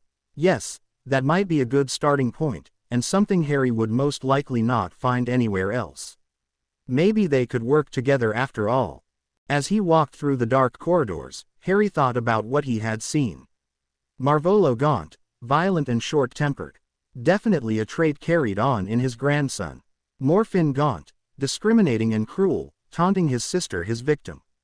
That too fit Voldemort. Merope Gaunt, the mistreated girl, working for her ungrateful family and altogether not the best witch. Of course Voldemort couldn't have inherited her traits, could he? No, that would have been too easy. Harry reached the common room and found both his friends waiting for him. Being prefects did seem to have advantages besides the bathroom. He told them what he had learned. Hermione of course made her comparisons to the mistreatment of house elves. Ron shook his head. That is so weird. So, did Dumbledore tell you anything else? Spells to learn or something? Harry thought about it. No, they had watched the memory, nothing more. No, I think he's trying to lay some foundation, give me an understanding what kind of personality I'm facing before teaching any spells. Kind of like getting me in the right mindset. After a moment of hesitation, he added, getting me inside his head. Ah, too bad, Ron groaned. I'd have liked a different approach as well, yes, but spells aren't everything, and I am already swamped with work, ain't I? Well, I'm off to bed. Long day and all. After a hasty goodnight to Hermione, he left. But he didn't go to sleep. Instead, once he was in his dormitory, he grabbed Smith's book and a candle he had taken from the kitchen. He had much to learn, and his occlumency really needed work. He needed to start his practical occlumency lessons. Harry settled in a relaxed position on his bed, closed the curtains with a swish of his wand and lit the candle. The book had advised to use the exercise to learn better focus on single images or the absence of any thought. True, Snape had ordered Harry to clear his mind, something remarkably similar, but the book had also explained the reason for the setup. For people with strong emotional attachments and an impulsive nature, the first step to successful occlumency was gaining control over their inner turmoil. Since their emotions were an essential part of their life, learning to direct them and if possible manipulate them allowed for better protections. It was also the cornerstone of his intended shields. And so, Harry focused his attention on the flickering light in front of him. Fighting down the first thought and disregarding just how foolish it seemed once it was actually done, he kept his eyes on the flame and reached inside himself. Initially, all he noticed were the signals from his body. His legs threatened to cramp. Fatigue rose in him. Maybe he should have left it for another day. Since Harry hadn't told anyone about the book, nobody would learn about it either. What did it matter whether he allowed himself a night of lazing? After a while, he felt what could only be described as a current. Something seemed to cycle through him, a constant flow of emotions or perhaps just the magic. So that, he guessed, was the goal. The longer he concentrated on the feeling, the clearer he could picture it. For some reason, it reminded him of the ocean. He had seen it on TV once, the rolling of the waves on the beach, a silent reminder and expression of the underlying force of nature. The flame in front of him flickered as someone entered the room, and Harry was drawn from his musings. If he had to guess, about half an hour had passed since he had last checked. Strange how time had flown since then. More importantly, he couldn't remember looking at the candle in a while. He hadn't fallen asleep, had he? But no, while he didn't remember seeing a candle, he distinctly recalled watching the flame. Hadn't the book mentioned something about that? Getting lost in his own thoughts was nothing new for Harry, and he hadn't memorized the finer details of the procedure all that thoroughly after deeming it safe enough to try. He found the part he had been looking for rather easier than expected. Indeed, it was described as a side effect of the exercise. But since he was only at a preliminary stage of occlumency, lack of awareness wasn't a long-time danger of the art. Well, good to know, Harry thought. If he wanted to protect himself, he needed to be there and alert. He put the book away again. He needed to learn occlumency quickly, and since he didn't feel all that tired, he wanted to give it another try. Knowing what to look for, he found the feeling far easier than before. In fact, he could almost feel the waves, this strange power swaying within him. Sometimes, it felt as if it concentrated somewhere, but most of the time it was simply present. And then, he felt something brush his cheek, reminiscent of sunshine, only to be gone after a moment. Harry pushed his curiosity down. It had probably only been a memory, maybe the feeling of a summer day working in the garden and away from his cousin. Or maybe the wind had played a trick on him, brushing the slightly warmer air from the candle past his face. True, the flame hadn't flickered at all, but then again, he was far from an expert on the happenings in the world. Instead of thinking much about it, he refocused and found the waves within him. He had really begun to get a feeling for it. Maybe all this occlumency wasn't as hard as everyone had claimed. Maybe Snape was simply awful at teaching. He sank deeper and deeper, trying to understand the feeling. Ah! A small whirlpool just below his heart, how curious. Did everyone feel that way? A ripple traveled through him and down his arms. How peculiar. The candle sizzled and died. Harry was torn from his thoughts and stared at the remains. How long had he sat there? He hadn't even noticed his body had shifted slightly. He would have to think about it later as it was obviously late in the night. He cleaned up hastily and grabbed the curtains to put the candle on his bedside table. But as soon as he touched the fabric, his fingertips tingled. Surprised, he pulled his hand back, and it went back to feeling normal. Harry blinked. Had someone done something to his bed? It was possible, but he was a Gryffindor. He wouldn't fear some stupid prank. He reached out again, and again, as soon as skin touched the curtains, his fingers tingled. All right, he thought, he hadn't imagined things. Turning around, he touched the curtains on the other side of his bed, and got the same sensation. He ripped the curtains apart. The room looked like normal. Even in the dark, he could make out the shape of Dean's foot sticking out of his bed. Sharing a room for over 5 years, Harry had learned about the quirks of his dorm mates. Ron's snores were luckily muted by the charms on his curtains, and Neville's midnight thrashing had stopped sometime during 5th year. Allowing himself a small smile, Harry put the candle away. Then, he eyed his curtains warily. What was going on? A prank seemed reasonable, but then it was a very weak one. He hadn't sprouted antlers, hadn't started getting violently sick, hadn't found the world turned upside down or his body's movements mirrored. 4 friends fought ferociously. Harry tried, and found his speech unchanged. He tried the alphabet next, and couldn't hear any abnormalities. So it wasn't some babbling curse. He reached out to the curtains once more, but the sensation did not return. Perhaps something had gone wrong with the exercise. He grabbed the book, finding the chapter with ease, and started reading again. As far as he could tell, he had made no mistake in the setup. The instructions were reasonably easy after all, so he still had no explanation. Absent-mindedly, he paged back to the start of the description. A modification of burn. Harry read, lost in his thoughts. He had brushed the sentence aside during his reading. Following every reference would have taken too much time and involved too many books for his liking. Naturally, Hermione would have been outraged at this opinion, but then she wasn't normal when it came to books anyway. Still, with little else to go on, Harry searched the bibliography. There it was. Burn, on the nature of magic and mind. Huh, Harry thought, that sounded interesting. October came, and with it the cold, harsh wind. Naturally, with Quidditch once again in full swing, Harry had been very busy, and Ron, playing as keeper in addition to his duties as prefect, had been rather stressed as well. With the teachers constantly increasing the workload, it was mainly thanks to Hermione that Ron didn't fall back too much. To his delight, Harry had found himself to be doing surprisingly well in school. Without having to waste precious time on history or much-needed creativity on divination, and without astronomy upsetting his sleeping pattern, he was able to focus on the subjects he actually liked at least somewhat. Transfiguration and charms were both very demanding, and he struggled with the theory as he had in the past, but he was also quite competent with the practical side and had so far managed to keep up. Defense was still his best subject, with him constantly proving his talent, even if nonverbal casting still didn't work that well for him.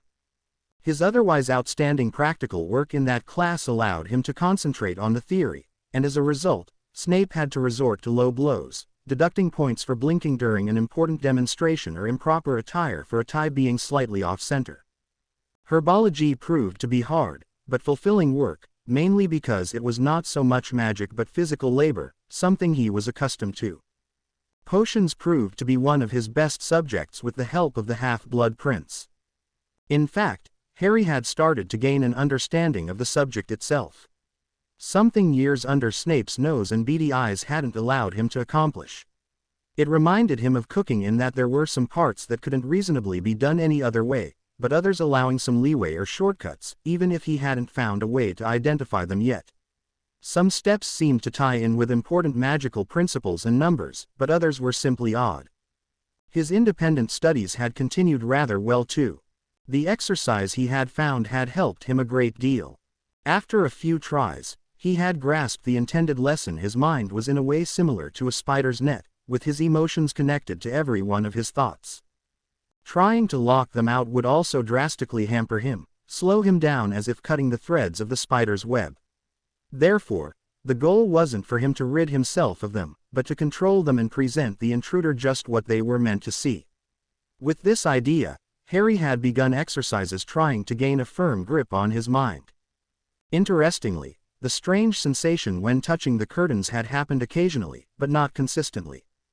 Even more interesting had been the revelation that it extended to more than just his bed curtains. His glasses were oddly warmer than they should have been, the door handle to the bathroom felt cool to the touch, the showers gave off something of a draw, as if pulling something to them. His wand had felt oddly connected. It hadn't felt like a stick of wood, but more like a fingernail or hair, part of him without senses itself. One Sunday morning in October, Harry worked on his potions essay. He would have been able to hand in something already if he hadn't decided to put in a bit more effort than usual. He had a not entirely justified reputation to uphold, after all. It also gave him a handy excuse to read in the Half-Blood Prince, not that he would tell Hermione that. It was the exception to the rule, and something Harry could see the appeal of. The many annotations were a veritable gold mine. In truth though, he made far less progress with his essay than he would have hoped, mainly because his mind constantly returned to his attempts to find out more about Byrne's book. Naturally, since he couldn't ask Hermione without revealing Smith's book and his studies stemming from it, he hadn't told her about it. How would she react if she learned about it? Well, it was a book she probably didn't know already, so first of all, she would want to have a look at it.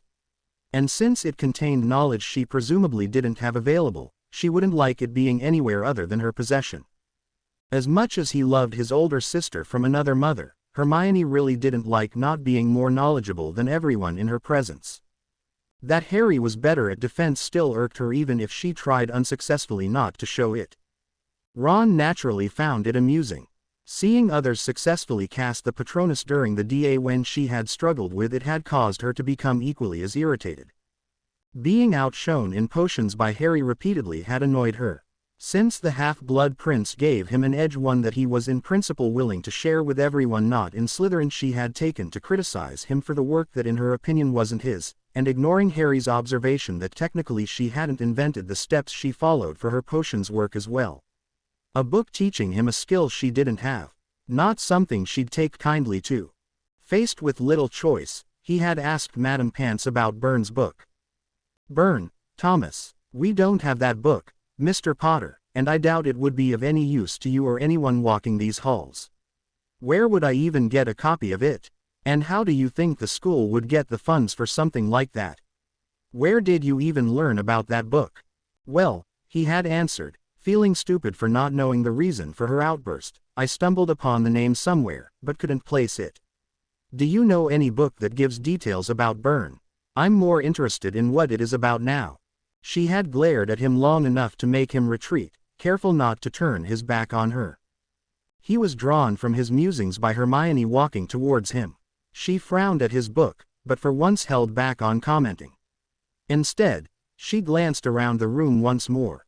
"Have you seen Colin Creevey?" "No, thankfully." "Why?" Harry inquired. I offered to help him a bit. It's his OWL year, and he struggles a bit with arithmancy. She shrugged. Don't ask me why. I think it is very interesting and not as hard as people make it out to be. Harry raised his eyebrow. So you say. Ah. Don't give me that look, Harry. It's true. Everyone with Muggle education should be able to understand it. And what's more, it is one of the most important subjects you will ever hear about.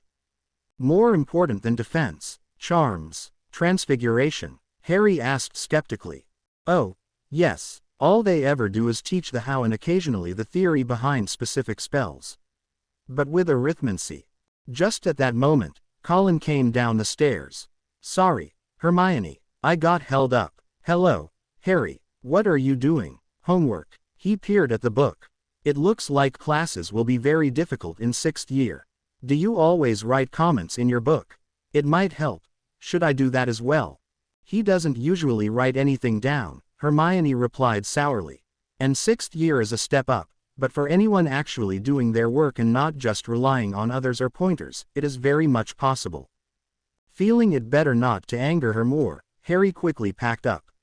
She still hadn't forgiven him for keeping the half-blood prince. Encouraging others to befoul their books wouldn't be wise. Just as he was about to leave, Hermione grabbed his arm. A moment, Harry, you know you should hand that book in, don't you? I shouldn't, Hermione, apart from the small tidbits here and there. The pages are almost black with ink, she countered. It is a book like any else, Harry reasoned. I don't see any problem with that. It is not. You spend a lot of time reading it. In class, in the common room and the library, the dorm. Not your usual behavior, is it? And the small tidbits are very worrying. Who knows who wrote them in there? Harry smiled. Funny, you complaining about someone reading. Growing serious, he added, and I don't read it in the dorm. Hermione quirked an eyebrow in disbelief, and he understood. Oh, so someone told you I read in the dorm. Well, that at least is true, but it wasn't the prince's book, so no worries. Oh, she countered. I find it hard to believe you read one of your other school books. And you really aren't the type for pleasure reading, are you? Harry rolled his eyes. I just so happen to have a collection of books in my trunk. Practical defensive magic and its use against the dark arts say anything. He lowered his voice, with what I will be facing, I'm occasionally looking stuff up. Making sure I still remember it. And for the record, I have read Quidditch through the ages. Which is my cue. I guess I think I'll go prepare for training, you'll be busy with Colin. She blinked. Yes, I think so. Practical defensive magic and its use against the dark arts. Really? I didn't know. I'd love to help you with it. What are you working on right now? Despite himself, Harry answered truthfully. Stances. Basically, I'm trying to learn combat stances so I might recognize them when the enemy tries an honest duel. Of course, we're talking about Death Eaters, so form is the last thing on their minds, and we both know there isn't much there anywhere, but... Colin chose that moment to intervene. Hermione, is there a problem? We can reschedule, no problem. Taking the welcome out, Harry fled up the stairs after a quick goodbye to fetch his broom. As Harry walked back to the common room, he suddenly found himself face to face with Luna Lovegood. The strangest aspect of the meeting was her appearance at all. As far as he knew, no hidden shortcuts were anywhere near, neither any niches nor hiding places, no rooms or stairs. In fact, she seemed to have popped into existence in the middle of the hallway. Hello, Harry, she greeted him even as her eyes wandered from his face to the clipboard in his hand and then the broom in his other. You were working with your team again, she told him. Yes, I know. How have you been lately? I remember the stress of OWL year all too well. She tilted her head to the side. It is all right. Most of what the professors tell us is not really new, just old knowledge in new words. But then, schoolwork rarely caused me problems. My belongings haven't gone missing as much as in previous years, which is nice. Maybe it has something to do with the curses I put on them. You cursed your own stuff? Harry asked perplexed. Oh, nothing too harmful. Just slight itches, and boils, and nausea, and hair removal, and babbling, and shocks for anyone touching them, and paranoia, and... Still some of them disappear? Harry asked, surprised. Not many. Mostly small things I don't need and didn't curse, Luna told him. But also, the number of people with sicknesses in Ravenclaw has increased lately. You don't say, Harry commented and wondered just how odd she really was. Surely she saw the connection, right? Oh, yes, Luna replied. But like I said, it has been better this year. And some of my classmates really talk to me lately. Colin Creevey has told me about the Muggle world. He sounded really silly, but I didn't tell him that. And Ginny is just as nice she was before. How has your year been so far? All right, I guess, Harry said. I'm Gryffindor's Quidditch captain, which is nice. The classes are more difficult than ever, but I don't have to drag subjects along I can't tolerate. It helps focus, I guess. Rovers told me he wants Ravenclaw to slaughter the Gryffindor Quidditch team, but I doubt the professors will allow that, Luna told him. They won't allow it, but thanks for the warning, I appreciate it. Of course, I already know the other houses will try to show us up. I will have to side with Ravenclaw against you. I'm sorry, Harry. Don't worry, I understand. But then, with Gryffindor already a strong contender. One of 4 possible candidates, Luna pointed out. But then, it does come down to only 2 in the end, and only one can win. True, but with our performance, it is unlikely Slytherin will win the cup. And quite frankly, as long as they don't, I'm all right with it. In the last years, it was always between them or, well, Gryffindor. And that's not really all that thrilling. In fact, if either Hufflepuff or Ravenclaw give us a challenge, I'll be happy. It might shake up the school a bit, give us some excitement. With all that is going on in the world at the moment, having something to talk about other than death might be nice. You think? Luna wondered, her eyes locked with his. It was strange how she could stare without blinking. Yes, you see, people are dying out there, and with each death out there, the morale takes a dive in here as well. Maybe you should start the DA again, she told him. Others liked it too, I'm sure. And I learned a lot from you. You were a good teacher. Thank you, Luna. I've thought about it, really, I have. But I'm already quite busy, and though I loathe to admit it, people are learning a lot from Snape as well. And then there is the motivation to consider. Last year, lots of people were sick of Umbridge, the lack of education, and they more or less demanded to be taught, something that doesn't happen very often in this school. With Snape, well, I don't like him, he is still dreadful as a teacher, but people will see their lack of progress as either their own fault or his shortcomings. And finally, the DA was a rebellion against the ministry and forced tyranny. I'm guessing some of the teachers looked the other way whenever they caught wind of it. Now it would be against one of their own, even if it is the least liked. Dumbledore wouldn't stand for it, and undermining the headmaster is something I don't really like doing. Once I have settled in, I could try tutoring, if you want. A small group, more dedication to specific fields of magic. I'd like that, Harry, Luna said. Then, in true fashion for Luna, she smiled at him and asked, You're dripping on the floor, did you know that? After getting the permission, Harry entered. Dumbledore sat behind his desk, looking as old as ever. The many instruments around the room were puffing, and not for the first time, Harry remembered he still didn't know what they were actually doing. Good evening, Harry, the headmaster greeted with a small nod. How was your week? Good, was the reply, for the youthful curiosity still lingered and kept Harry distracted. Boring, kind of. I'm doing all right in class if that's what you mean. It is something that any educator likes to hear. However, many students find the beginning of the NEWT years to be a considerable increase in difficulty. Not really, to be honest. I struggled with history and divination, neither of which I continue. And with Snape gone. Professor Snape, Harry, common courtesy. Without him, potions is actually manageable, Harry said. Professor Slughorn explains and teaches and stuff, not just points to the instruction copied to the blackboard. I can't remember Professor Slughorn raising his voice or insulting anyone, which takes some getting used to. All in all, I only have to continue subjects with competent teachers whom I can at least tolerate. Oh, and defense against the dark arts, of course, but then, despite Snape, I do learn it well enough from books and stuff. So, no worries. Harry pursed his lips, although it would be nice if Filch wasn't quite so forceful when checking the students going to or coming from Hogsmeade. Ron and I still have marks from our last visit. Ah, right, he does keep a close eye on the students he suspects of foul intentions. Did you have fun in Hogsmeade? I enjoyed it in my youth just like any other student who went there. Naturally, back then it had different stores, but some were already there in my time. It was all right, but I wasn't really in the mood. Not with the war. I was constantly looking over my shoulder and expecting an attack. Dumbledore sighed. It was to be expected. You know better than most what is going on. Incidentally, I received curious reports from my staff about you. A few of your professors mentioned your improved performance in class while Madame Pomfrey expressed her surprise over your prolonged absence from the hospital wing. Well, I didn't feel like hurting myself critically, so.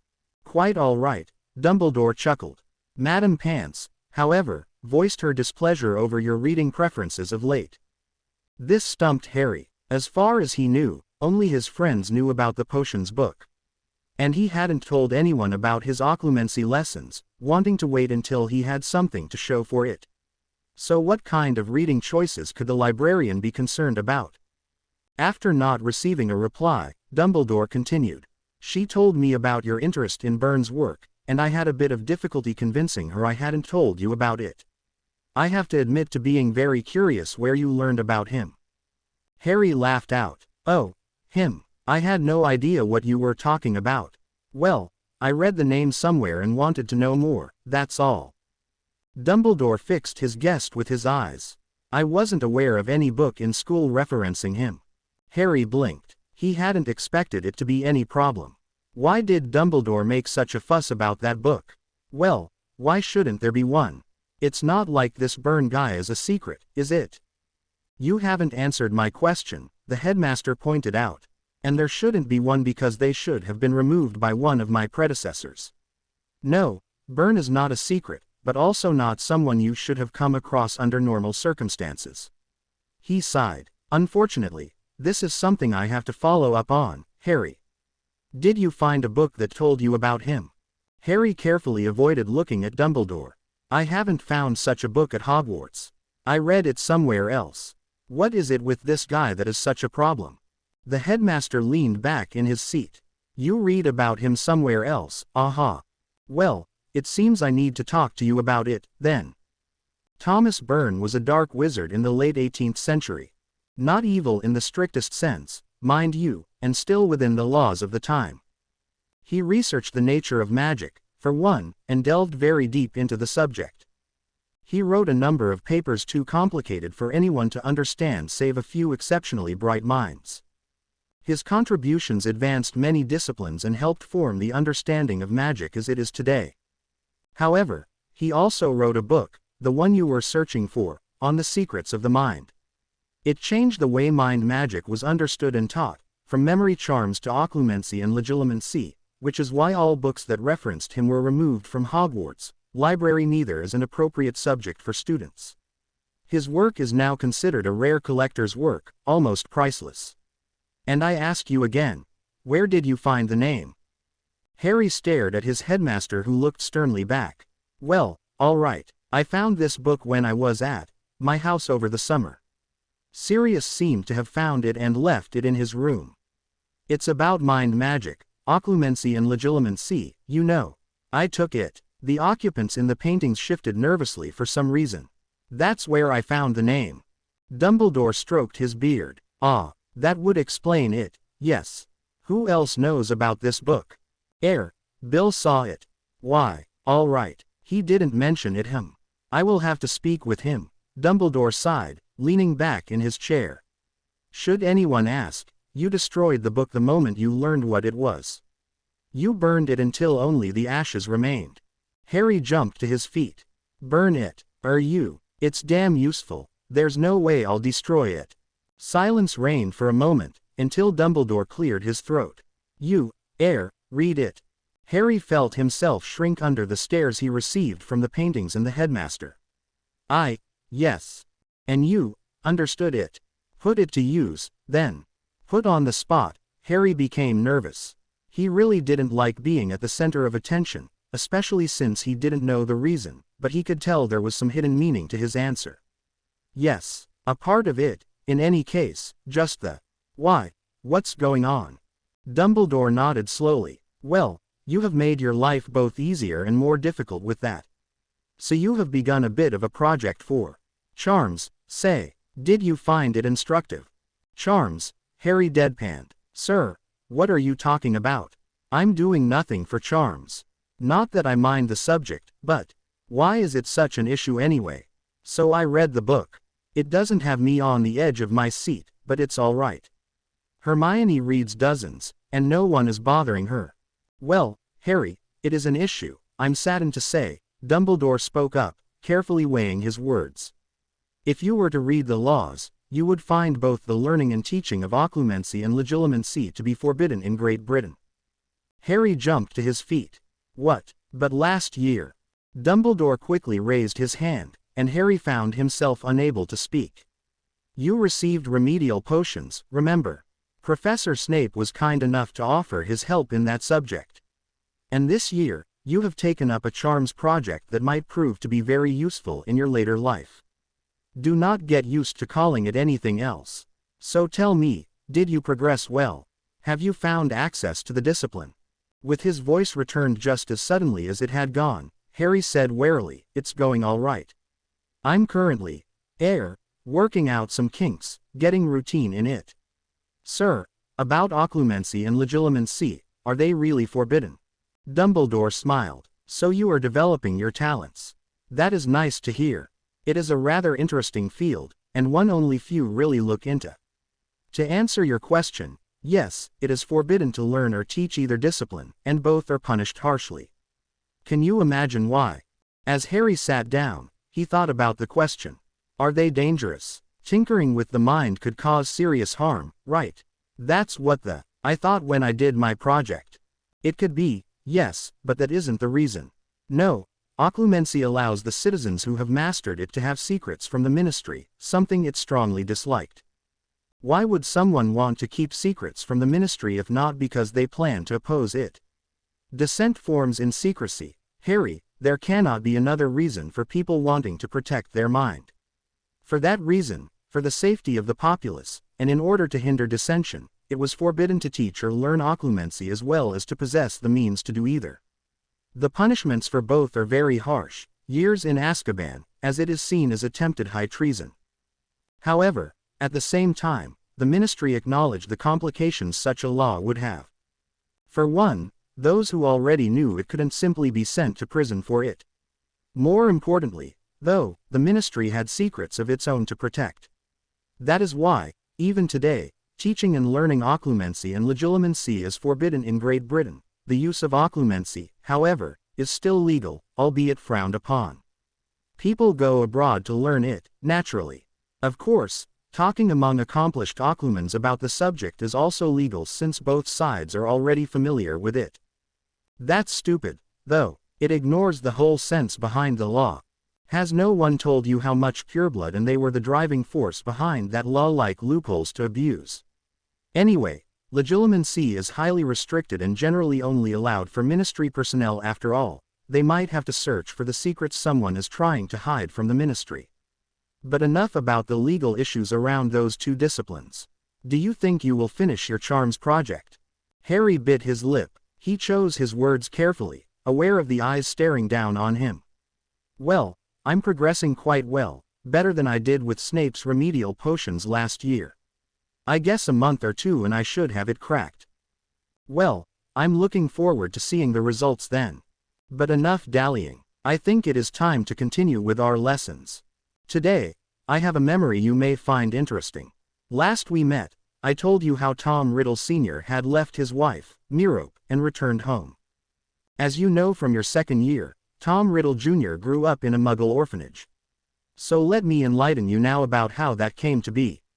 Merope, after her husband had left her, stayed in London.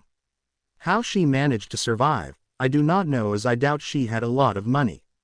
It also seems as if she stopped using magic, perhaps because she resented that which had driven Riddle Sr. away, or perhaps her heartbreak cost her the ability.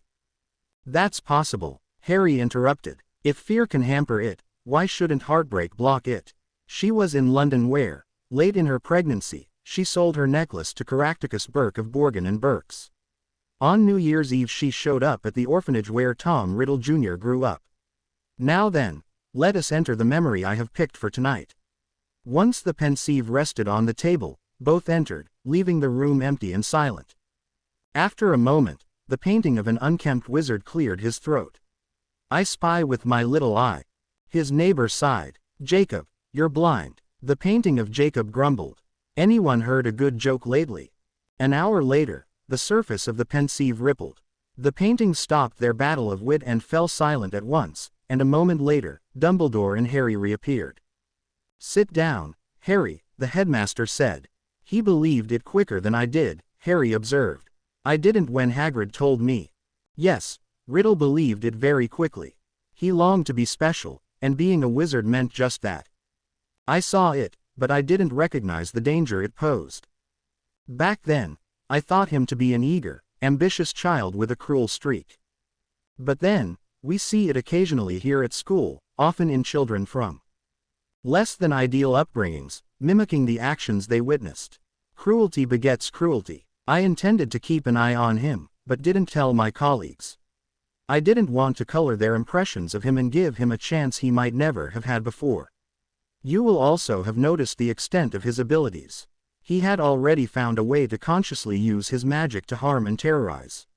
He had control over his magic before he arrived at school, a rare trait. And he had discovered Parseltongue, Harry pointed out. Yes, but it didn't trouble me as much as his talent and experience in harmful uses of magic. Parselmouths aren't evil or dark as such, and a lot of them probably led peaceful and productive lives without ever drawing attention to themselves. Slytherin himself was known to be judgmental and temperamental to the point that some of his contemporaries described him as malicious, but he also founded the school and certainly didn't spend his time butchering muggles. Only a handful of his descendants were known for violence, yet the talent of Parseltongue passed down through the generations for 1,000 years. No, Riddle's instincts for cruelty were more troubling for me. Before we part for the evening, I want to address certain characteristics of the young Riddle you have just seen. Firstly, he disliked being ordinary. When I mentioned Tom, the barman, young Riddle showed his contempt, one of the few emotions he showed in our encounter at all. He picked a new name for himself a few years after this meeting with me. He wanted to be special, and still does today. Secondly, he preferred to be independent. He didn't want my company. It is not unusual for both troubled and troubling children, but still a trait he showed back then. He was also secretive and intentionally distanced himself from others. He still does today, no matter what his followers may think. Thirdly, he already used fear rather than our love to control people. He still does today. Lastly, he collected trophies, worthless items he didn't use except to keep as reminders of his deeds. Which he still does today. Harry finished the thought. So, he's a thieving tyrant, who wants to be special and likes to work alone. Well, I'll have to deduct points for the stealing, but otherwise. Dumbledore smiled. It is a good summary of his character. And yes, I do think he might collect trophies to remind him of his crimes. So he's also got a bad memory, Harry grumbled. Maybe we should send him a remembrall. Sir, is this really important? I believe so, yes, Dumbledore replied. Well then, Harry, please keep it in mind. And please do not spread the knowledge more than necessary. Yes, sir. Harry turned to leave, but stopped. This is important, isn't it? Our lessons, these memories, they are of use. Dumbledore nodded, and he continued, well, if they are and you already have the memories around, why don't we continue? It's still early. One more. The faster we're done with them, the faster we can make our move, the faster we can advance to the real preparations. The headmaster sighed. While I admire your dedication, the next two memories will take a bit longer. They are also best seen on the same evening. Well, shouldn't we still continue with these lessons as soon as possible? Harry asked. Every day we don't act will cost lives, won't it? The sooner we stop him, the sooner the war ends and everyone is safe. He felt the piercing eyes of Dumbledore and decided, just to be on the safe side, to employ what little occlumency he knew already. "You are," the headmaster said finally and with sorrow in his voice, "correct. Maybe I should speed up the process. I will think about it, but still, I want you to continue with your project. Both are important, and the more we advance our lessons here, the more important your skill in charms will become." Harry nodded, and walked to the door, but stopped once more. "Sir, there is nothing here. Last time, you had the ring, but today, nothing." "You are correct. Good night, Harry." Returning to the common room, Harry wanted to explain what he had learned to his friends. He didn't have time to search, though, as Ginny beckoned him over as soon as he had walked through the entrance. Curiosity getting the better of him, he strolled through the room and over to her. "Evening, Harry," she greeted him lazily. Dean, who was sitting next to her, his arm around her waist, nodded to his dorm mate. "Yeah, evening, you two. I've been looking for Ron and Hermione. I kind of expected them to be up," Harry told them. Ginny smiled crookedly. "They're over in the corner." She pointed slowly in the general direction, "doing homework or so they claim." Hermione more or less ordered Ron to get his stuff, and he did, but from the way they've been acting, I guess he doesn't really make any progress. Hermione's stayed silent for the last quarter of an hour, pretending to read. But every once in a while, she throws these hidden glances at him, half angry, half pining. And the bit that counts is his mind isn't really there, but then, I guess that's the norm. And he hasn't done anything at all about you two sitting here, in open view, looking quite comfortable. Harry asked, curious about it. He knew of the fragile peace between Ron and Dean. "If he knows what's good for him, he'll stay out of my business," she hissed. Ginny, this is Ron we're talking about," Dean pointed out. "The only remaining big brother of yours at school. He'll get protective even if it isn't healthy. And to be honest, I'd be a hypocrite if I would get angry with him because of that. Perhaps it's a guy thing or something. Well, he still has no right to butt into my love life. Whom I date is no one's business but mine," Ginny growled. Harry smiled at her. "And the boys, kind of. If necessary, yes," she agreed earnestly. "But otherwise, I don't bother him, do I?" She ignored Harry's, kind of, as well as Dean's nervous attempt to avoid her eye and continued, "Exactly, I don't. And I don't have any business telling the twins what to do or whom to pursue. And yet, you have still tried to. Repeatedly, even," Harry countered, but already knew she wouldn't listen. Ginny wasn't interested in the truth, but in being right. If she had to disregard facts to do so, then so be it. Harry wondered for a moment if this was a Weasley trait, as both Ron had the same problem from time to time, but ignored his thoughts. It didn't matter either way. "Because they are idiots," Ginny scoffed. "On whose side are you, anyway?"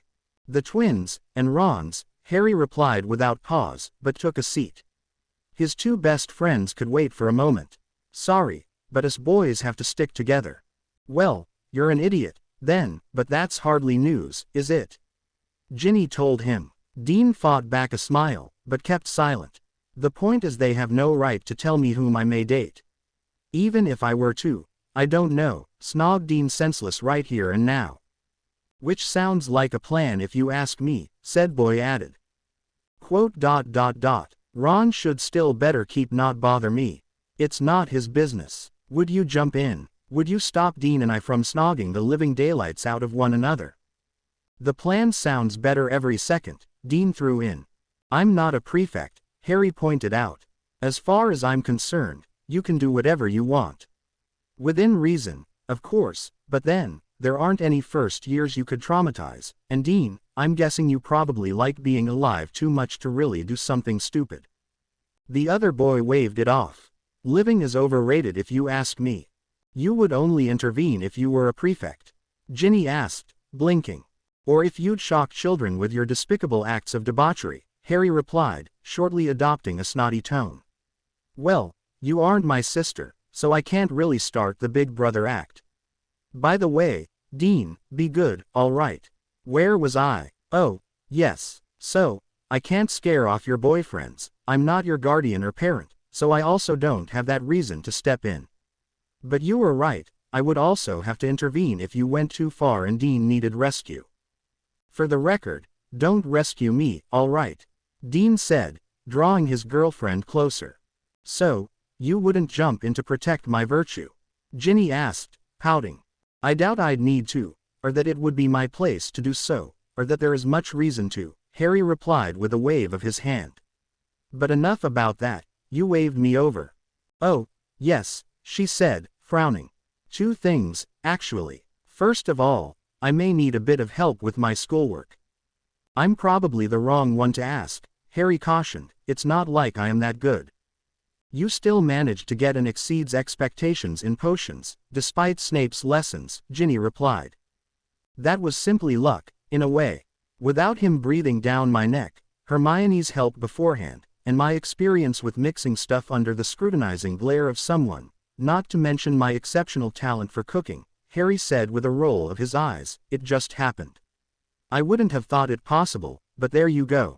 But you know it is about equal parts theory, which you have to learn, and practical skill, something that comes with talent and experience. All right, I get it, Ginny grumbled, I'll ask Hermione then. Just thought I might spread my tutors a bit. She ignored Harry's quirked eyebrow and continued, secondly, I didn't want you to disturb my entertainment. Dean and I are waiting who will crack first, Ron or Hermione, and if you had walked over to them, they'd have stopped focusing on each other and dodging the responsibility of making the first step. Ah, well, that sounds like a noble reason, Harry chuckled. And here I thought you had something important to relay from your parents or something. What do I look like, an owl? Ginny protested. Harry sighed. No, but I know Ron doesn't really correspond with his parents, so you were more likely to know something. How was he, by the way? Dean asked. Seeing the blank looks, he elaborated, detention with Snape, that's where you were, right? Oh, that, not today, actually, Harry replied. Something came up. Snape couldn't do it. He would have to find out who had given him that alibi. It was both believable and reusable with how often Snape and Harry were at odds. To be continued. I hope you enjoyed this story. Also remember to subscribe and like this video. See you in the next video.